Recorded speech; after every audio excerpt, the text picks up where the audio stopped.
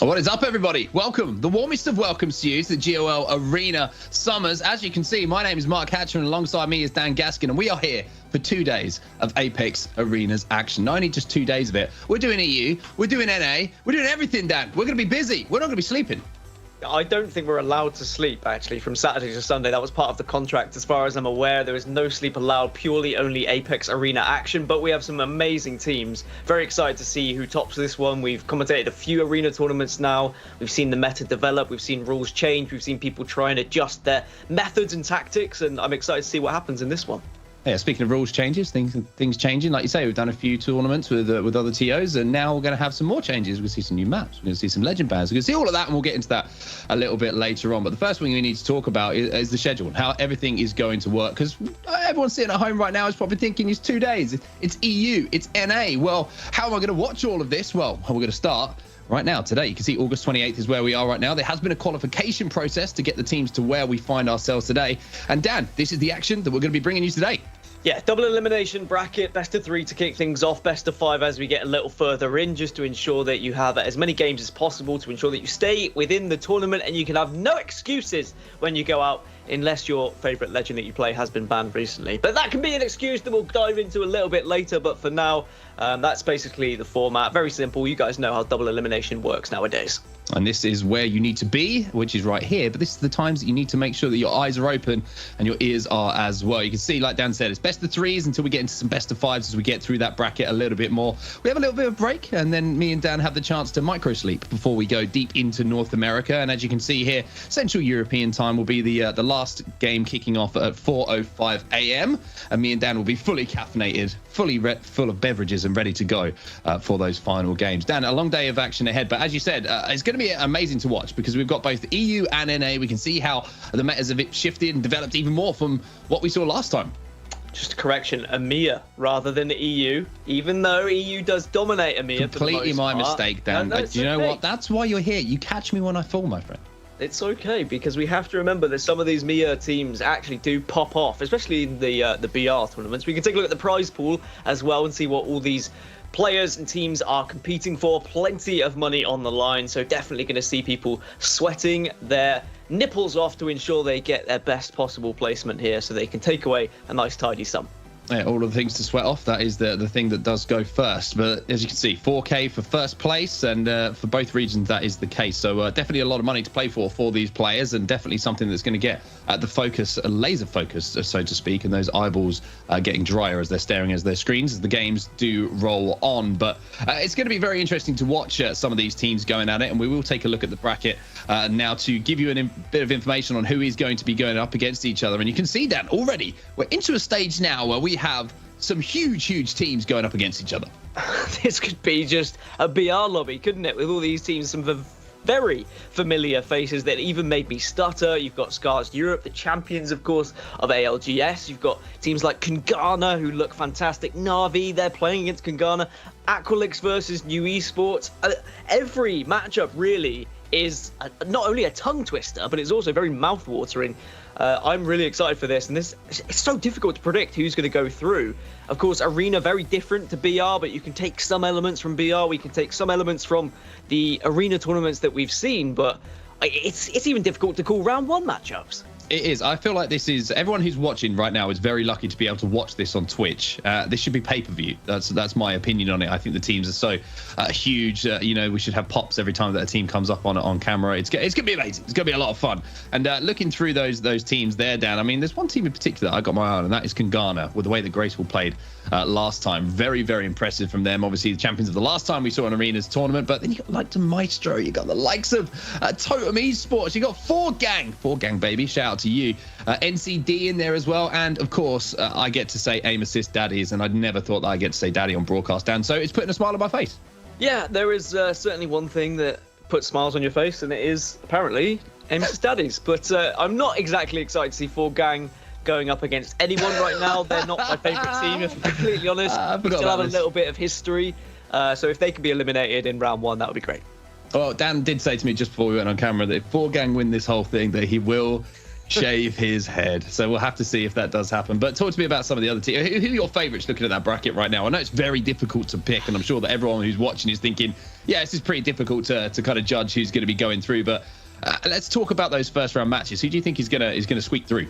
So I'm just looking at like how easy a bracket could be for a team, and I think Scars have one of the best runs. No disrespect to Amos's Daddy's NCT or what is it, there are some amazing players on that. I'm looking forward to Dolphin in particular, seeing what he can do in that matchup number 2, but they seem to have a nice little path into potentially round 3 when they would then face, in my opinion, one of the big hitters in either Kangana or Na'Vi. Maybe the likes of Full Gang or Major Pushers could push through as well, but I think we're looking at Scars having a nice run. But for me personally, I'm looking at Kangana. As you say, what we saw Graceful do in a previous arena tournament, his ability to flank, his ability to play on his own, but then also rejoin his team very quickly and engage in those fights and then disengage at the right times, it's a pleasure to watch. And then, of course, we've got Aqualix in the bracket as well. Not sure what the lineup is. I need to see if Yuki is part of that lineup. I would imagine he would be because they qualified or they might be invited through. But obviously, they've made a team change recently. Badoli's come in to join them with Yuki leaving the team, looking for some other opportunities, which is it's always fascinating to watch this little period of time before we get into ALGS Season 2 and we see these teams making these little shifts, making these little moves away and players swapping places on rosters. I'm excited. Can you tell everybody, not just for the next 2 days action, but with everything we've got to come in Apex as well. We've got Pro League, we've got hopefully LANs happening. I'm just constantly smiling. You can see. I mean, you look like you were about to do that TikTok trend there for a second. The one where I go, yeah, that one. So I just remember, probably not a good one. Badoli. Badoli, yes, that works better. Yeah, we go there.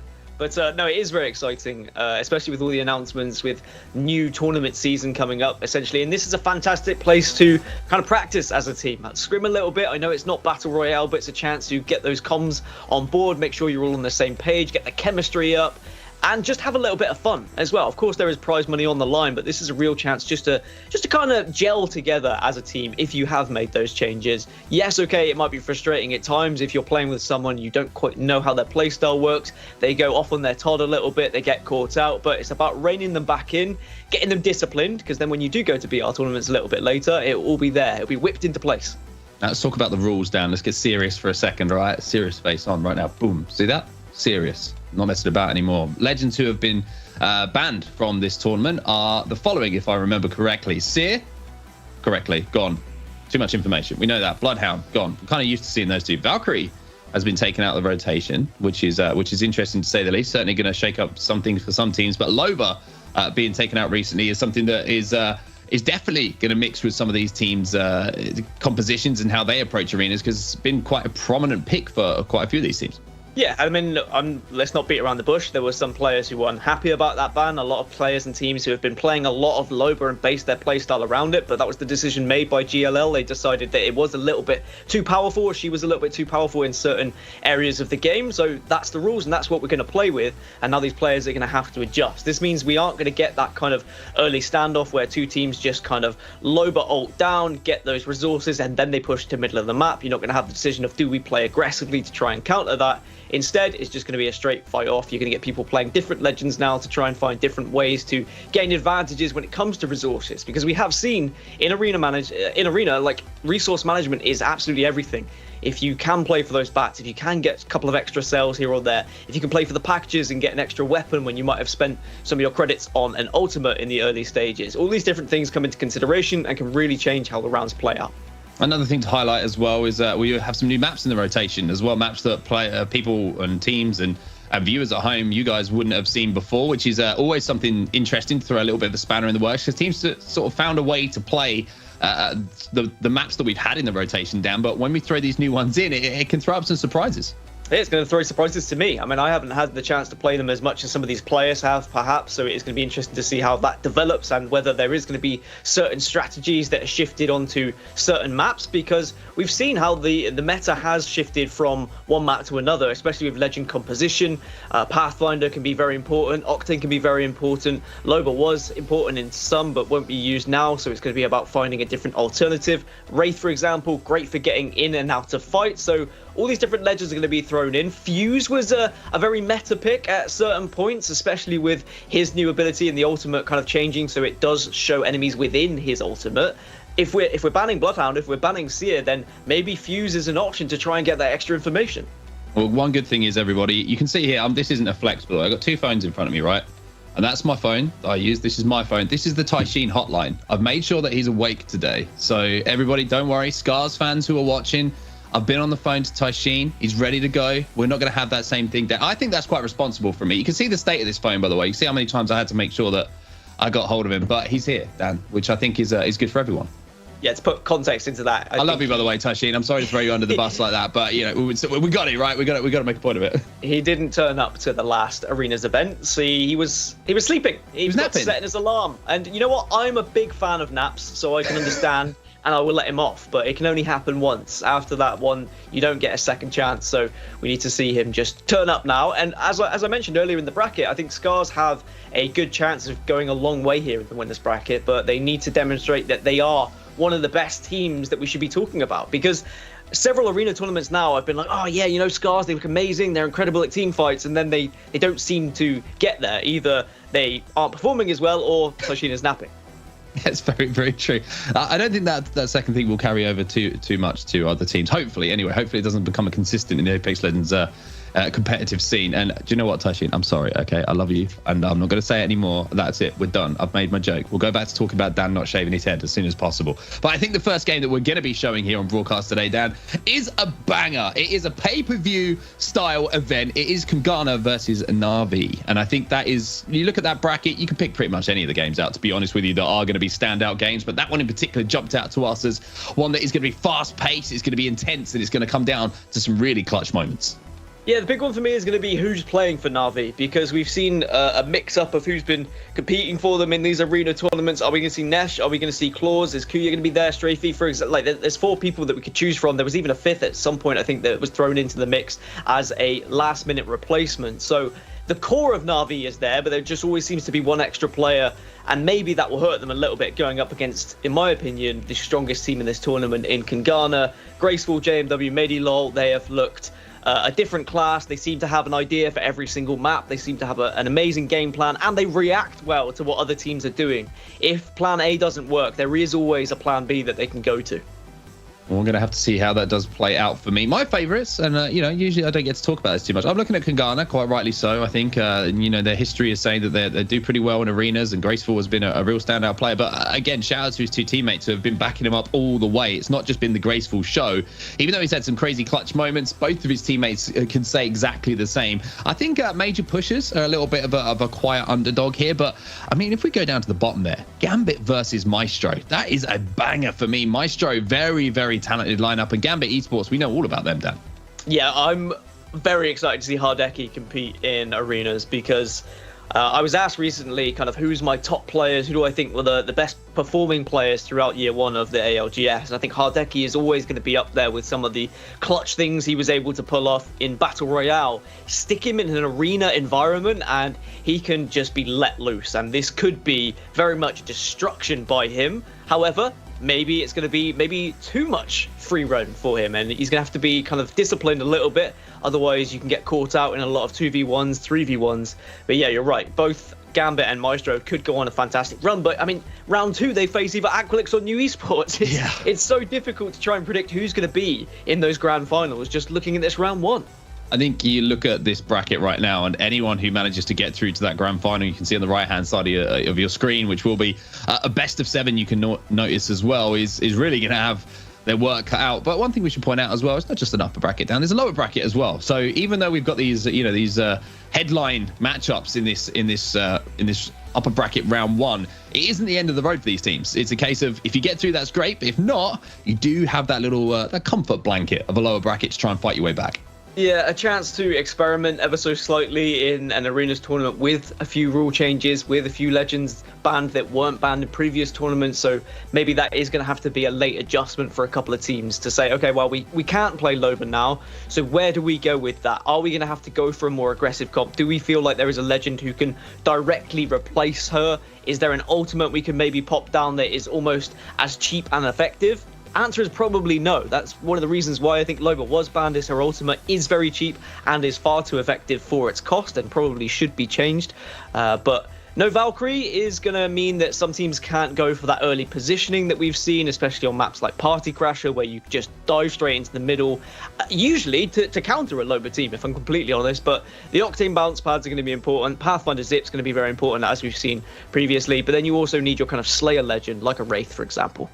Well, one thing that we can take a look at as well is North America's bracket, because we're talking all about EMEA. But as I said, this is going to be a long, long day. And as we move over to North America a little bit later on, these are some of the teams that we're going to see involved as well. You have Alpine Esports. You have the new team of Benchwarmers, which is Madness & Co. You have Complexity in the bracket as well. You have Star, Premier GG, Space Station, Mojo Jojo, which I'm very happy that I had to say as a huge Powerpuff Girls fan. My Little Phony, AIM Religion, Dude's Night Out in there, Mona's, Sentinels. Mona's back in there. That was the team that we saw recently that came in one of the top-ranked Predator team, or the first team to hit Predator in ranked Apex arenas. That was a mouthful to get out there. Going up against Sentinels, and again, a new Sentinels lineup as well, with Retzi recently announcing yesterday that he retired, and Lou will be coming in to fill that slot, I believe. Ghost Gaming, G2, Noble, Arena Demons 2. Very, very interesting to watch, Dan. And now I'm pretty sure, and correct me if I'm wrong, production, that Arena Demon 2 is an imposter of Arena Demons. I think Arena Demons are known as Monas. And that is, I think they're throwing shade already from the 8th slot in our bracket towards slot 6. And they can match up, Dan. Look, upper bracket round 3, best of 3. We could see Arena Demons versus Arena Demons 2. We'll find out who the real imposter is. And they were amazing, Arena Demons, or now Monas, as you say. In the previous Arena tournament that we did commentate, they got like way further than any of us expected them to. They were very much the dark horses, and now seem to have picked up an organization because of that. So very delighted for those three.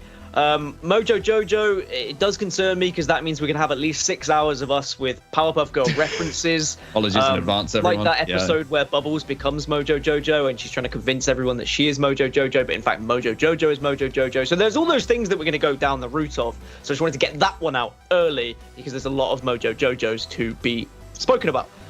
It's an interesting bracket. I feel like the EMEA bracket is slightly more stacked when it comes to top teams from Battle Royale, but there are definitely some surprises here that could turn those teams in North America who are usually good at BRs, maybe turn them around and say, hey, well, actually, we're arena teams. We're good at this. You might be good at BR, but let's see how you match up against us. I kind of said it tongue-in-cheek, by the way, to everyone watching at home, that I was a huge Powerpuff Girls fan. I just knew that Mojo Jojo was a character out of it. But Dan, I think you've run with it. I think you've actually shown now that you are one of the biggest, if not the biggest, Powerpuff Girl fans that I know, because you've actually gone back and, you can remember episodes. I can't.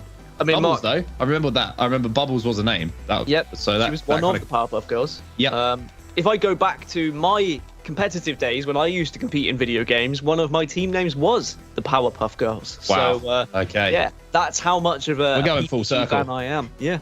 That's very impressive. Well, one thing I do love to see as well, and I saw Monsoon tweet out from Complexity, I think it was a couple of days ago now. He was saying that Complexity, they're back with a renewed energy ahead of ALGS Season 2, and they're just going to be playing in every single scrim, every competition that is available, which is a little bit of a shift in the mentality that we saw from them last year. I love that, Dan. Sometimes, you need that little step away, almost to be humbled a little bit. I think when they didn't make ALGS Championship Finals would have been a huge, huge disappointment to that lineup and the amount of talent that was on it, especially with their previous tournament wins and the caliber of player that is on it, like I mentioned.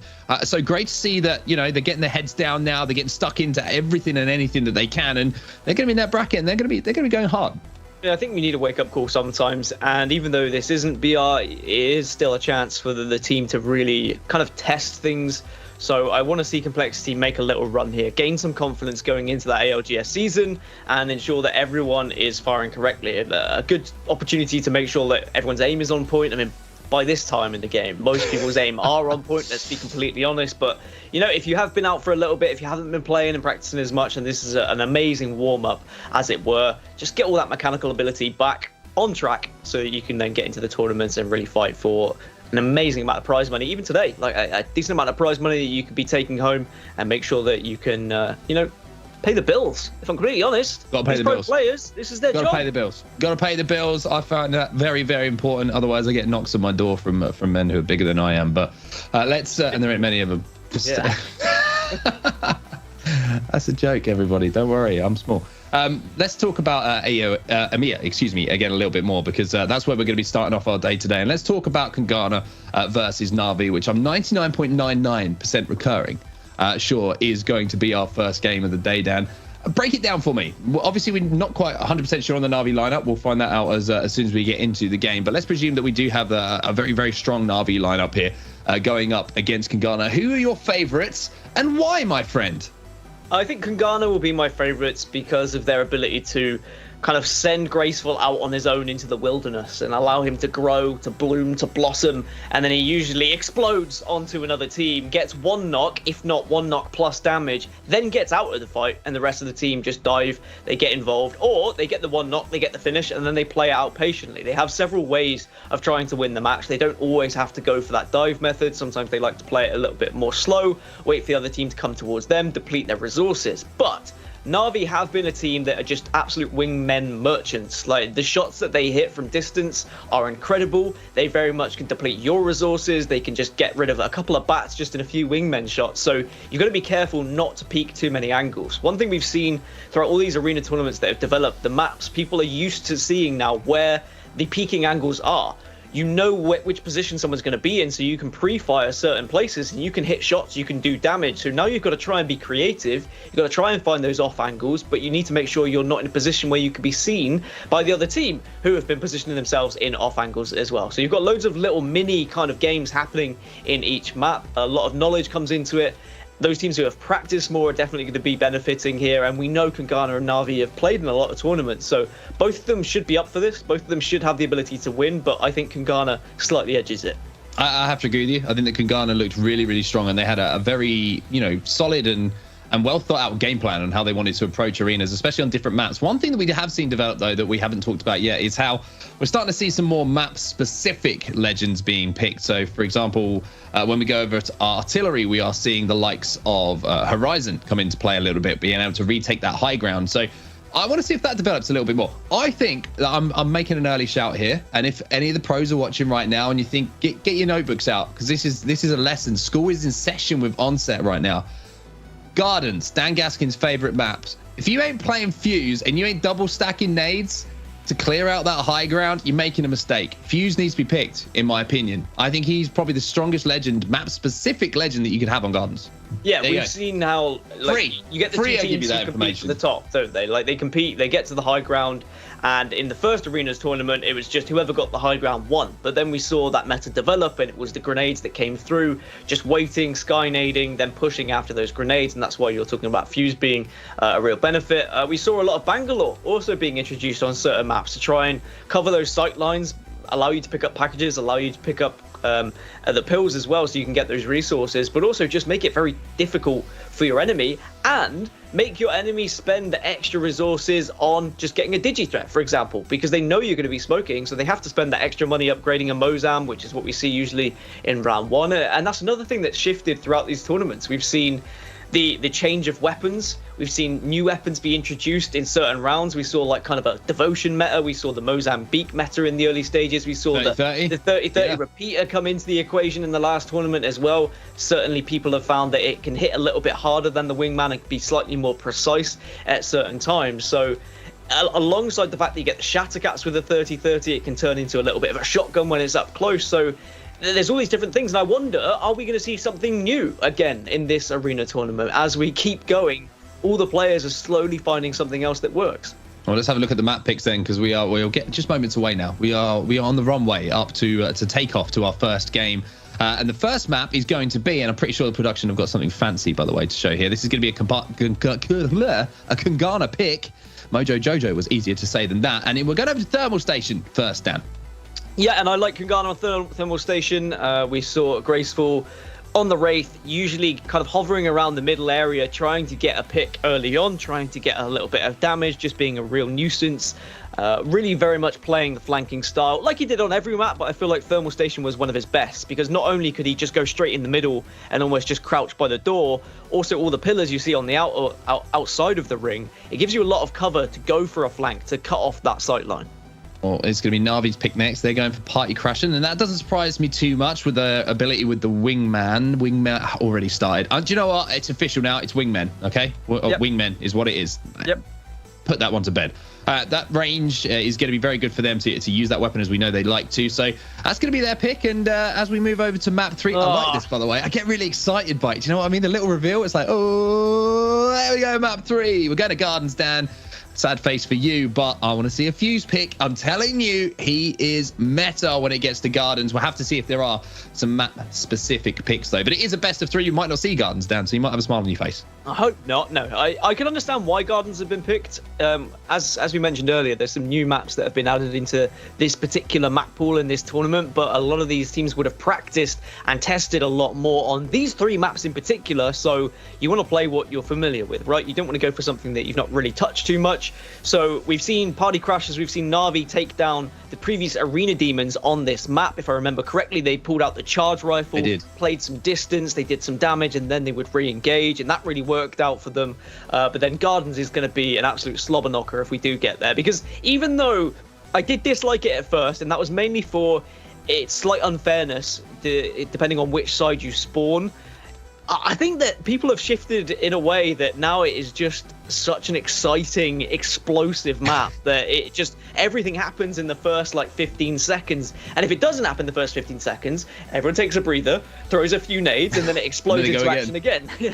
Yeah, it kind of feels like, to me, it's like, you know, the last 5 minutes of a football match, when one team's 1-0 down, it's throwing everyone forward. But both teams are 1-0 down, if that makes any sense whatsoever. So both teams are just flying at each other. I should not bring up football, by the way, just to get this out of the way very quickly. Me and Dan, both Arsenal Football Club fans, very much looking forward to the show getting started today so we could move our attention away from everything that is happening over there. But look at me. I still managed to talk about it just to remind myself of how terrible we are. But that's hopefully not the feeling these teams are going to have right now. I can't wait to get into this first game. I want to get into it. I want to get into it. Roll it if we can. We can't. We're not ready yet. But this is pretty much good as of an opening engagement that we could have between two teams that we could ask for, Dan. Absolute banger. And do you know what?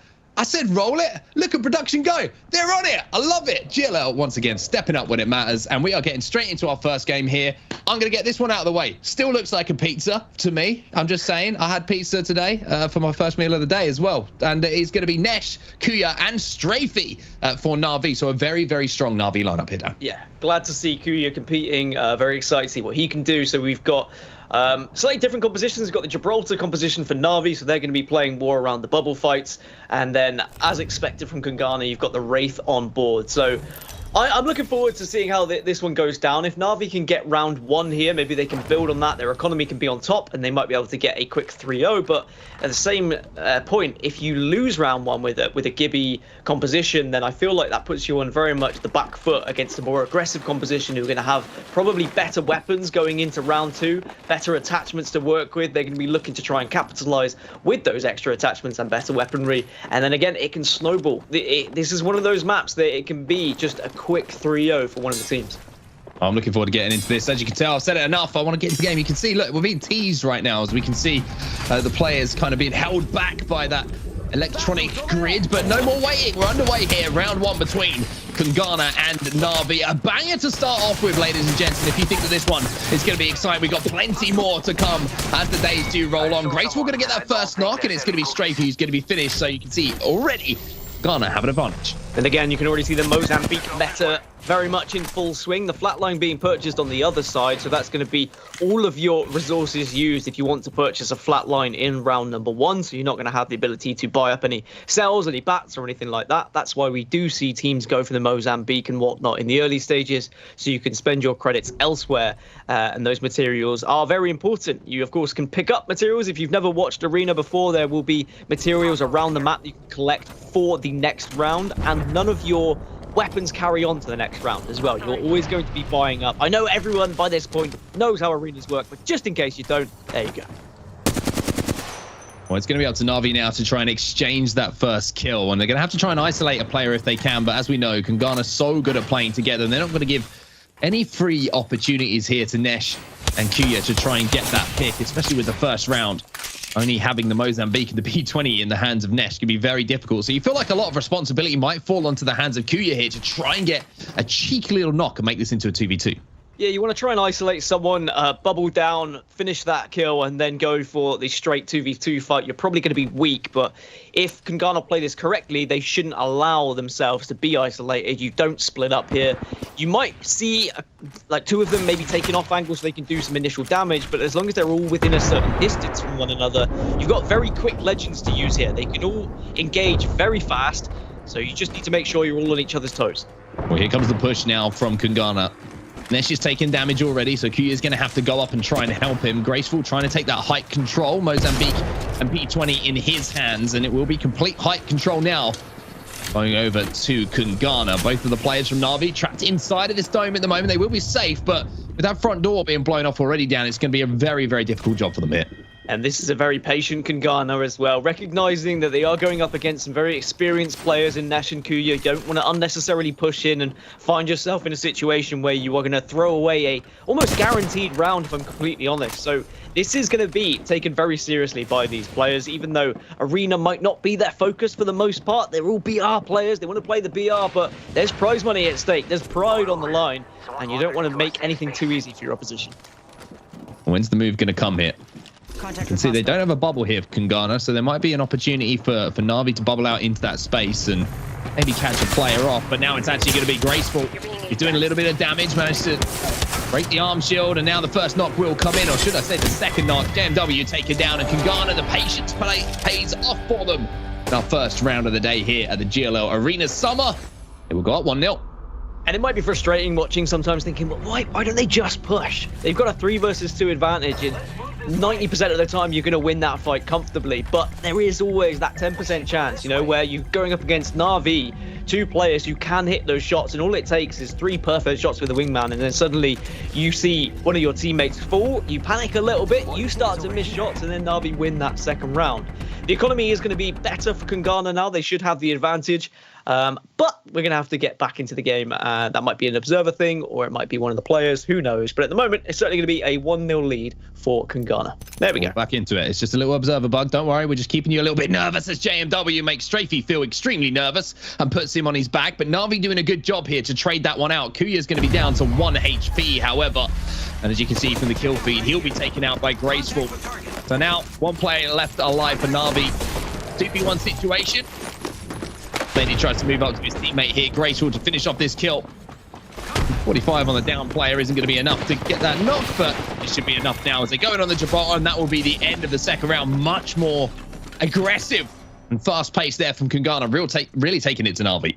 Yeah, Kangana just had to push in and ensure that they really demonstrated what they were made of to go 2-0 up here and put themselves on map point. Very difficult for Na'Vi when you've got 3 players on 3 aggressive legends just running at you like that. So difficult for Na'Vi, but at least now going into this third round, they should have a little bit more materials to work with, and the weapons should be able to match that of Kangana slightly better.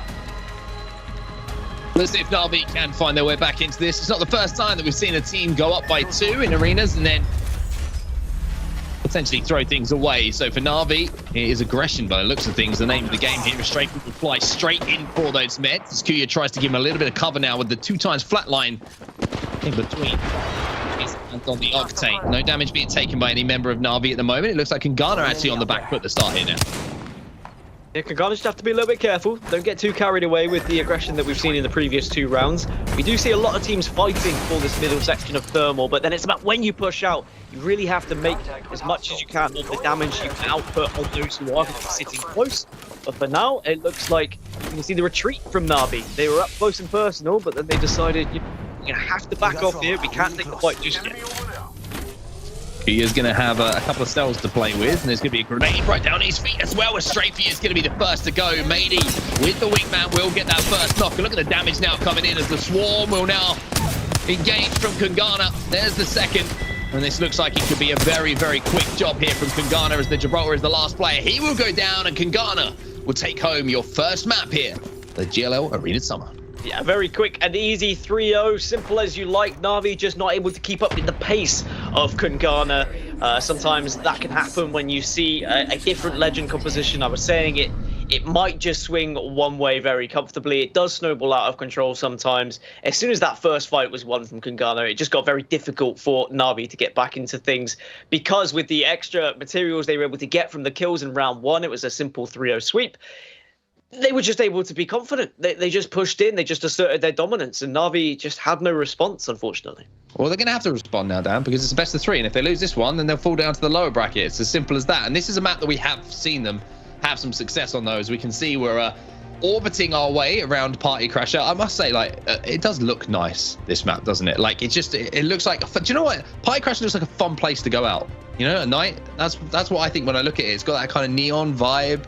Go down to the Riviera restaurant there, just in the, you know, overlook Mirage Voyage. It's just crashed into the background.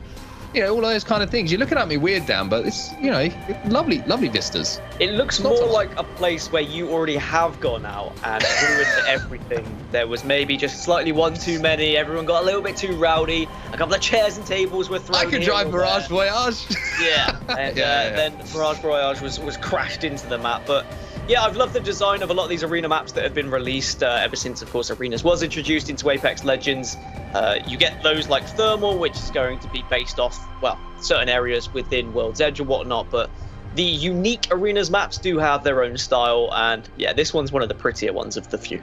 Yeah, certainly, this is one of my favorite Arenas maps as well. I think that it's a good combination of range fights that you see. Sometimes it's the up close and personal ones where you see the times where teams are trying to collapse onto the space and close the space after getting a little bit of damage down. But then you see the poke fights, the likes of the 30-30 repeater we've seen being very effective on this map. You've seen the wingman being very, very effective as well. So it's very interesting to see how different teams approach this. And like you mentioned earlier, you know, Na'Vi aren't adverse to bringing the charge rifle out either, which is something which is always going to microwave players. By the way, I call it the microwave gun now, just so you know. I know you haven't played ranked with me for a while, but it's officially now known as the microwave gun.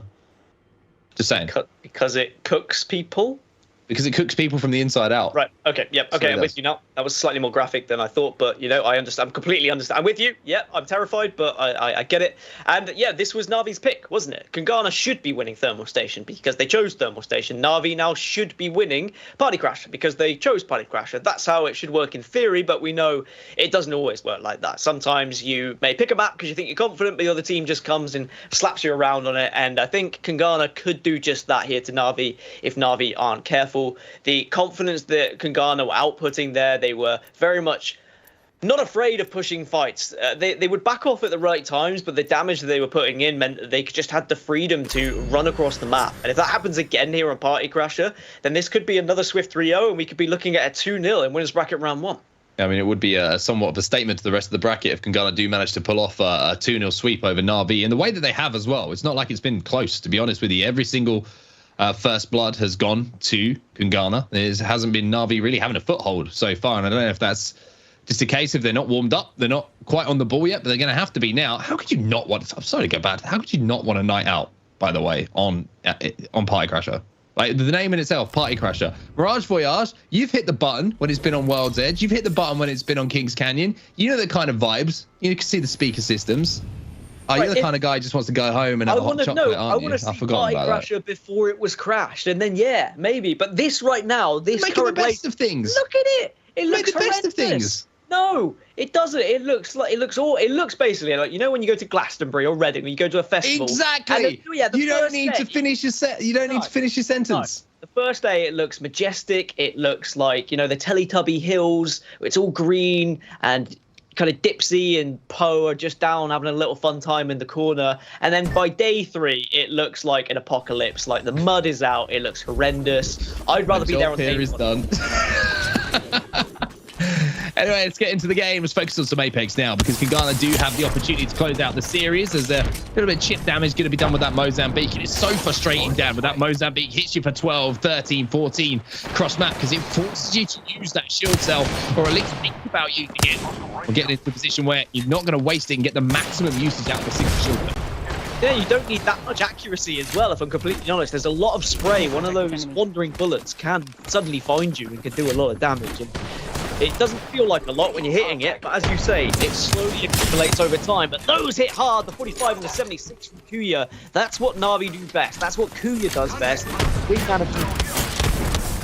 By taking down to no shields, does manage to get the battery off just in time before Mozambique shells will do the damage to get that knock, but a real standoff here. You can see that Na'Vi just trying to chip away with those Mozambique shots from distance, and Kagana trying to do the same on the other side, but it looks like there might be a little bit of a HP advantage going actually to Na'Vi at the start here. And Graceful looks like he might be trying to make his move. 50 flesh damage is going to give them the opportunity to maybe push here, but I love this angle once again from Graceful, just catching players off guard. Yeah, trying to do his damage, but not telling the team to push just yet, because you don't want to be rushing unnecessarily and putting yourself into a scenario where you're going to be absolutely obliterated when you try and cross the map. So instead, there's patience from both teams. Resources now are slowly getting depleted as well. You're going to see those shield cells really start to dissipate, probably on the last few, if not the last single shield cell for a couple of these players. So the next engagement, you'd imagine, will result in a fight, unless you go to the other side of the map and pick up even more resources. Have moved over to the other side of the map here, and it will be Na'Vi who have to make the move. So after an initial engagement between the two, where we were just moments away and a few HP away from getting that first blood and the first knock in the game, both teams now standing off from each other a little bit. Graceful will have the 301 in his hands, as well as a devotion, so care package has certainly got into the hands here of Kagana. Shots from the R301. Have to try and capitalize on these shots though, because you can't just go for too much poke damage now in the late stages of this round, because as I mentioned, those resources are not really going to be there. That's a nice flank throw, and there's going to be the shot from the Mozam, but Medilol is also taking a considerable amount of damage elsewhere. Yeah, this is going to come down to the final few moments here, you would feel, between these two teams, but there is that first knock as Kuya will take down Medilol. And now Kagana on the back foot. Gibby get a poke round the corner. JNW do a decent amount of damage there, although a lot of it was absorbed by the gun shield. Graceful now down to very low HP as well. Strafey going to try and make the play to get that knock, but no! Graceful responds with the 301. And now it's a 2v2. Flesh damage on the Gibby as well, but Graceful down to 0 HP. But somehow, Kagana will manage to clutch up in a round that looked like it was Na'Vi's to take. Even though Na'Vi got the first knock, they just didn't have the resources to re-heal once they got it. Even though it was a 2 versus 3, they were all down to health. They had no shield cells left, whereas Kagana, they had shields to work with. So a 2 versus 3, yes, but in terms of actual shield and health, it was pretty much an even playing field. And it was Kagana actually coming out with big shots. The R301 doing a lot of damage with the jump peak onto the bridge there. And Kagana take the lead once again. Na'Vi will be kicking themselves a little bit. They didn't capitalize on the extra player, but Kagana are just demonstrating what terrifying players they are to go up against. So Na'Vi probably had the stuffing knocked out of them a little bit in that particular round, being in a position where they could have got their first round on the board. I have to remember that Na'Vi are yet to actually get a round on the board so far against Kagana, and now they're just 2 away from falling down to that lower bracket. Kuya's got the 2 times on the wingman, something that always puts a smile on my face, as the man just seems to be able to use it better than anyone that I know. As Graceful now looking to line up a little bit of a GB nade here. Is that going to hit? 82, that's who it's going to hit. That is big damage, and that is a little bit of research going into that grenade there from Graceful. Big damage, but I think Kagana did enough just to keep Na'Vi at bay there. That's what's important in Arena. If one of your teammates does go low, you need to be positioning yourself where you can cover him so that he can heal back up, him or her, should I say. Otherwise, you're just going to see the other team absolutely fly at you, and you're really going to struggle to get anything done if you're going to have a teammate just not able to heal up at all times. So Kagana have got back up to a full set of health here, and again Kuya hitting those big headshots with the wingman, making it very difficult for Kagana to reposition. I love what I'm seeing from Graceful with these grenades. The nerd nades really are something that are being practiced and certainly have had some time invested into them. There's a first knock once again, Graceful being the catalyst for his team, and now Na'Vi really do find themselves on the back foot. Kuya's going to have to retreat to the cover of Nesh, and once again it's going to be a momentary 3v2, but Kuya's managed to get a knock now onto Graceful, so back to 2v2 on the map. Yeah, 2 versus 2, Nesh is low, and this might be the call to push in now. The Gibby, the biggest target on the map, is going to be healing. Now they can take the chance to reposition and get into a spot, maybe with a little bit of high ground. But Kuya on the back foot, having to ensure that he covers every angle to try and support Nesh, but at the same time was getting railed from the side. Well, Kagana have managed to get their player back up. However, Strafey has gone down again, so it's going to be another res coming in, and Na'Vi now will have a 3v3. As we're back to every single player on the map being back on their feet. Two resis do come in, one for either side. Strafey's taking a little bit of damage, going to have to back up. Graceful trying to play this low ground, and once again trying to get a little bit aggressive and get that knocker. Once again, it's Graceful, the initiator here. Another player going to be around the corner, 75, and a wiggle and a one will be these teammates becoming close that gap.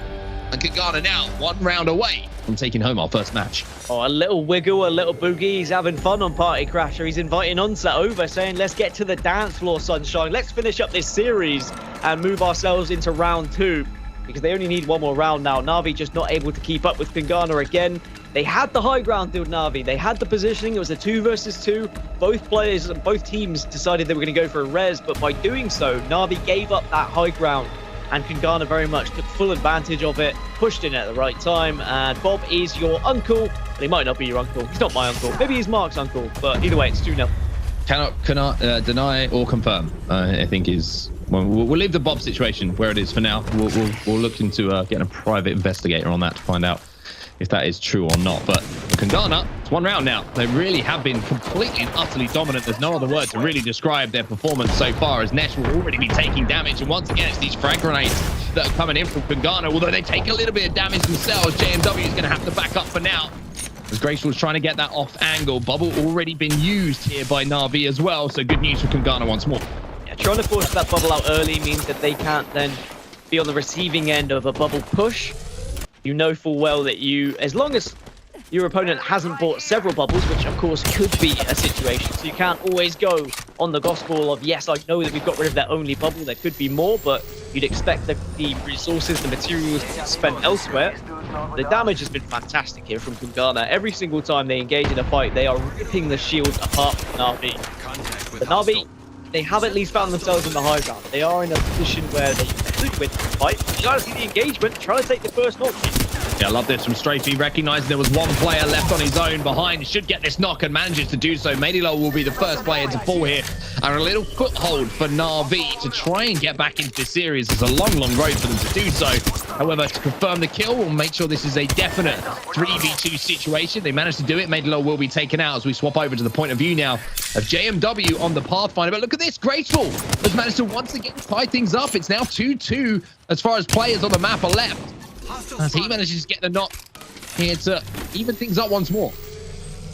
Both Octanes going down. That's what you can sometimes suffer being the Octane player. You do try and play a little bit on the flank because you are one of the quickest legends to re-engage in the fight. If you do get caught out, if you do get isolated, sometimes you can just be obliterated and taken out of the game. Care package is going to be picked up. Maybe there's going to be something juicy in there as Nesh tries to get an angle to stop the care package from being taken, but it's not going to happen today.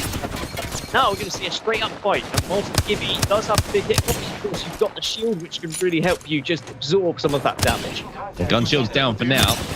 We'll pop it back up in a few seconds. Oh, 45, 45, 71. Add them all up. It's going to counter. Graceful being forced to pop a battery. Will he be able to get this off in time? No, Na'Vi swoop in and manage to get the knock on to Graceful as Nesh will be doing that damage. And now the last player alive is going to be engaged in a fight down low. Nesh is trying to move in to finish this one off, but the Pathfinder can reposition. However, JMW will not have enough HP to get away from the follow-up player.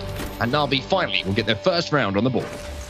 Really important that they just got 1 here. I think even if they don't go on to get back into this series, at least that can give them some confidence going into the lower bracket if that's where they find themselves residing. But we have seen plenty of comebacks throughout the arena tournaments.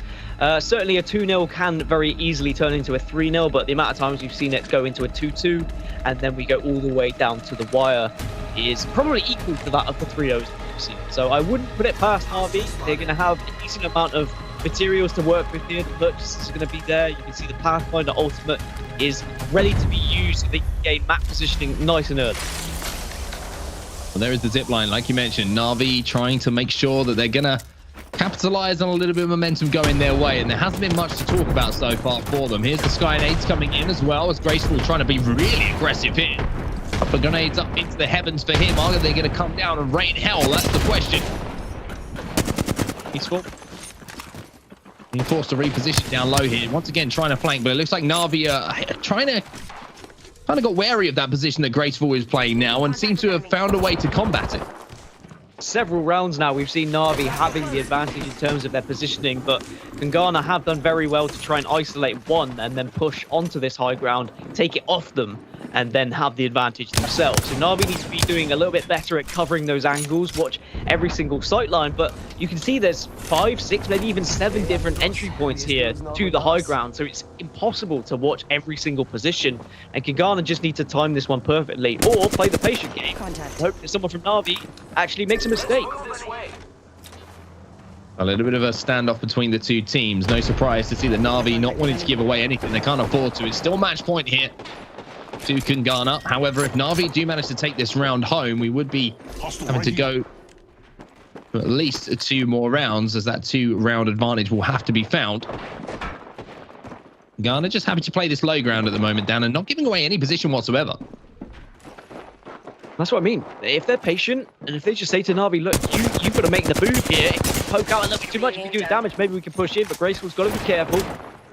Isn't going to be able to queue out of that one, so has to now get support from the team. They almost want to bait Na'Vi into pushing this. Like, it's actually a good idea to take some damage and say, look, let's try and get them off that high ground, try and get them out of their comfort zone and force the fight here in the low ground. We might have the health disadvantage if we do that, but at least we're going to be on the same playing field. We're not going to be fighting from down low here. But they can at least wait for the circle. Ring 2 is going to be closing in 12 seconds so that they can then get a better idea of where this is going to be moving. Maybe the circle will naturally just move Na'Vi on this high ground anyway. Here comes the zone movement. Everyone will be pretty settled for now. As you can see, the Na'Vi will still have this high ground advantage. Let's go here. And they really are spread out well. As you can see, the pings are going to be coming in as where they want to try and find themselves repositioning for where that next move does come. Graceful's going to make that move down, and now Graceful's going to be in all sorts of problems. They had to move out from that low ground, otherwise they would have been funneled through. Graceful gets taken down. Ness will move in to get the second as well. And Na'Vi, who was staring down the barrel of defeat just a few moments ago, Dan, have managed to put themselves into a 2v1 situation to tie up our second map. Yeah, 2v1, which they shouldn't lose here, but maybe Log, you never know. If he hits his shots, he could win this, and it would be a massive 1v2 if he does so. Na'Vi are going to be reluctant to push in, mainly because in 12 seconds, you see that ring is closing, so Log has to move here. He's literally stuck between a rock and a hard place. That hard place is going to be the ring. Not going to be able to go for a res. Needs to take advantage and try and hit these big shots onto the Gibby, which he cannot do. And Na'Vi just about hold on. Log almost got the job done, but 2-2. And we're going to go into tiebreaker rounds now. Yeah, Mady did a huge amount of damage output with that 2 times wingman. However, the gun shield, you have to say, was a real advantage for the Gibraltar, that 1v1 fight towards the end, even though he probably had the HP advantage anyway. Shows how effective the 1v1 fighting ability of Gibraltar is. We all know it. We all know what he can bring to the table when you do get into those straight eyeball on eyeball kind of gunfights with both players just staring into each other's souls. And Na'Vi, you have to give them a huge amount of credit here, Dan, because they looked down and out after that first round, even the second round, but they've managed to claw things back here. Yeah, after losing 3-0 and then going 2-0 down, you'd probably be chalking it off. There's probably going to be a disturbed mood in the camp, as it were, probably all just kind of discussing what's going wrong, what should we be doing instead. Maybe a few arguments started to creep in, but it seems like they've managed to keep their mentals on point. They focused up, and they got back into this, and now we go to the tiebreaker rounds, where you have to win by 2, or if it gets to 4-4, of course, it is first going to be 2-5, and that 9th round is always an exciting one. It's really down to 1. Ghana now maybe on a more comfortable side of the map. The other side of the map has definitely benefited Na'Vi, but let's see whether Kangana can take advantage of this. Our company, and they're not here to sell me chickens. Graceful, you can see trying to push up a little bit. 45, and another one from Mady is going to get the crack onto the shields. The player who was up high, and Graceful going to take that invitation to push over, and so is JNW as well, moving up to join his teammate. However, they might have got a little bit early here, as Nesh is going to pop out with the Eva 8 and get that first knock. It will be traded out, however, by the Nate. Maybe now will be the last player alive, and it's not enough. As it will be Na'Vi who take home another round here and put themselves on match point. So from staring down the barrel of the gun, so to speak, down in the barrel of the losers bracket, Na'Vi now have a chance to tie up the series at 1-1. Yeah, and they should be performing a little bit better on this map. This was their selection. We have seen them beat some of the best arena teams in the region on this map previously. It was just a slow start, it would seem, but once they realized that if they play the map positioning, if they get that high ground first, and stop Kungana from being able to willingly push wherever they want, then they can win rounds. So Kungana now, they're the team who need to adjust. They're the team who need to look at things and say, look, we've lost 3 on the bounce after winning the first 2. What are we doing wrong? Are we engaging too quickly? Are we not engaging fast enough? Are we giving up priority spots? Are we not hitting our shots? As I say that, the wingman does damage, but it's not going to be enough to engage in a pop. A couple of nades in response here to force Na'Vi down off that high ground. Now the push is coming in. Look how quickly Kungana have moved up onto this. Mozambique 301, the choice of weapon here for JMW. However, he's going to be forced to back up here. A nice little slide out to get a position to get that bat off. However, he's been sniffed out here by Kuya. 2v2 on the map though as Graceful takes down Strafey. You can see Graceful still has that high ground position, mainly trying to do what he can to get in position to make this a situation where he can get damage down and Graceful might be able to move in to finish things off. Contact with hostile. As we find ourselves in a 1v1 now. Graceful versus Kuya. Na'Vi on match point. Kuya has been able to bat up. On the other side, does Graceful also have the resources? It looks like he does, and important to eliminate the other players at times. Not only does it guarantee you resources next round if this does go to a next round, but also it stops the visibility, it stops the pings coming out from those players who are on the floor. So much information can be had by those who are just crawling around. You really have to relay that information to your teammate. But a little bit of a standoff either side. Kuya now has the height advantage. Battery being popped, which means that those players will be full HP. The red's going to be baited here by Graceful once again. It's Wingman versus Flatline here in this battle. Big shots coming out from Kuya with the Wingman. The knockdown shields proving so vital here for the survivability of Graceful, who's managed to do so well to get into position to get his shields back, and now he charges back out with that Flatline up close and overly personal. If you're a Na'Vi fan, as now Kungana will tie this up at 3-3. Very well played though by Graceful, just recognizing that he's going up against a wingman, even though he got obliterated by the first 3 shots, utilizing those knockdown shields, knowing full well that as a wingman player, it is a slight risk to push a member of the other team who has an automatic rifle, like Flatline for example. Even if they're on low shields, if you miss one of those wingman shots, then you may just get absolutely melted. So instead, it was the decision to just kind of bide your time, allow the opposition to heal up. But by allowing him to bat up, he then decided he was going to bat himself and just gave the opposition the chance to push up on him. So a couple of questionable decisions, very difficult, tricky, minute decisions that really changed the round. But ultimately, Kungana will be delighted to tie this back up 3-3. Very sticky situation. Graceful clutching up, which is been his mantra, to be honest with you. A few times that we saw the tournament they won recently where Graceful would pull off a huge 2v1 or 1v1 play to either keep them alive or win them a round or win them a match. And this time it's keeping them alive. As Kungana now Contact with target. getting quite far back here. Interesting to see how they're actually approaching this one, Dan. Well, I think they've realized that if they play too close to Na'Vi when Na'Vi have the side of the map with high ground, then the poke damage from these wingman shots are just so influential for the later stages of the round. So they need to be at a distance where the wingman shots are not going to be comfortable, but also they need to be watching every single push and playing circle a little bit better, because it's very clear that Na'Vi are playing circle. They are playing the late game. As we are going to see the care package picked up, and a couple of gold weapons in there, a couple of juicy bits and bobs. Yeah, it's going to be an alternator, and that could be game-changing here. The alternator, not only is it one of the most fun guns to use, it is one of the most devastating guns to use in the care package. That thing will rip through your shields quicker than I will rip through a freshly made pizza. It really is a sight to behold. And Strafey now going to be backing up with that Vault in his hand. So for me, Na'Vi actually don't have ring advantage, but certainly do have weaponry advantage now. Just to confirm, Mark does go through a fresh pizza quicker than a Tesla goes from 0 to 60. Honestly, it is a scary feat. It's impressive, but also terrifying at the same time. I do worry about his digestive system, but, you know, big man. He has to consume food and ensure that he is fed correctly. A little bit of a standoff here between the two. As I mentioned previously, Kungana have map positioning. But it's only going to take one line of sight with that alternator in hand for Na'Vi to really rip through his shields and maybe create that first blood opportunity. Graceful once again just playing away from his team a little bit. He'll be forced into the void to retreat. And Strafey's going to send that one skywards now and hope that he can get some big numbers pop his way. Has an Arc Star to work with as well, but he'll be forced to shield up for a moment. Now Na'Vi in a little bit of a sticky spot, Dan. And they might have to play under this bridge, or they may try and make a 3-man push over this bridge towards where JMW is holding.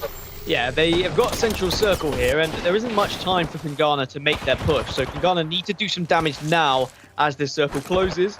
The position going to be made by Graceful to try and get some grenades off, try and hit some shot. There is going to be a lot of damage done, but gets caught out. Isn't going to be able to jump into the void, and now that's going to be a huge knock up. Nesh with that first knock onto Graceful.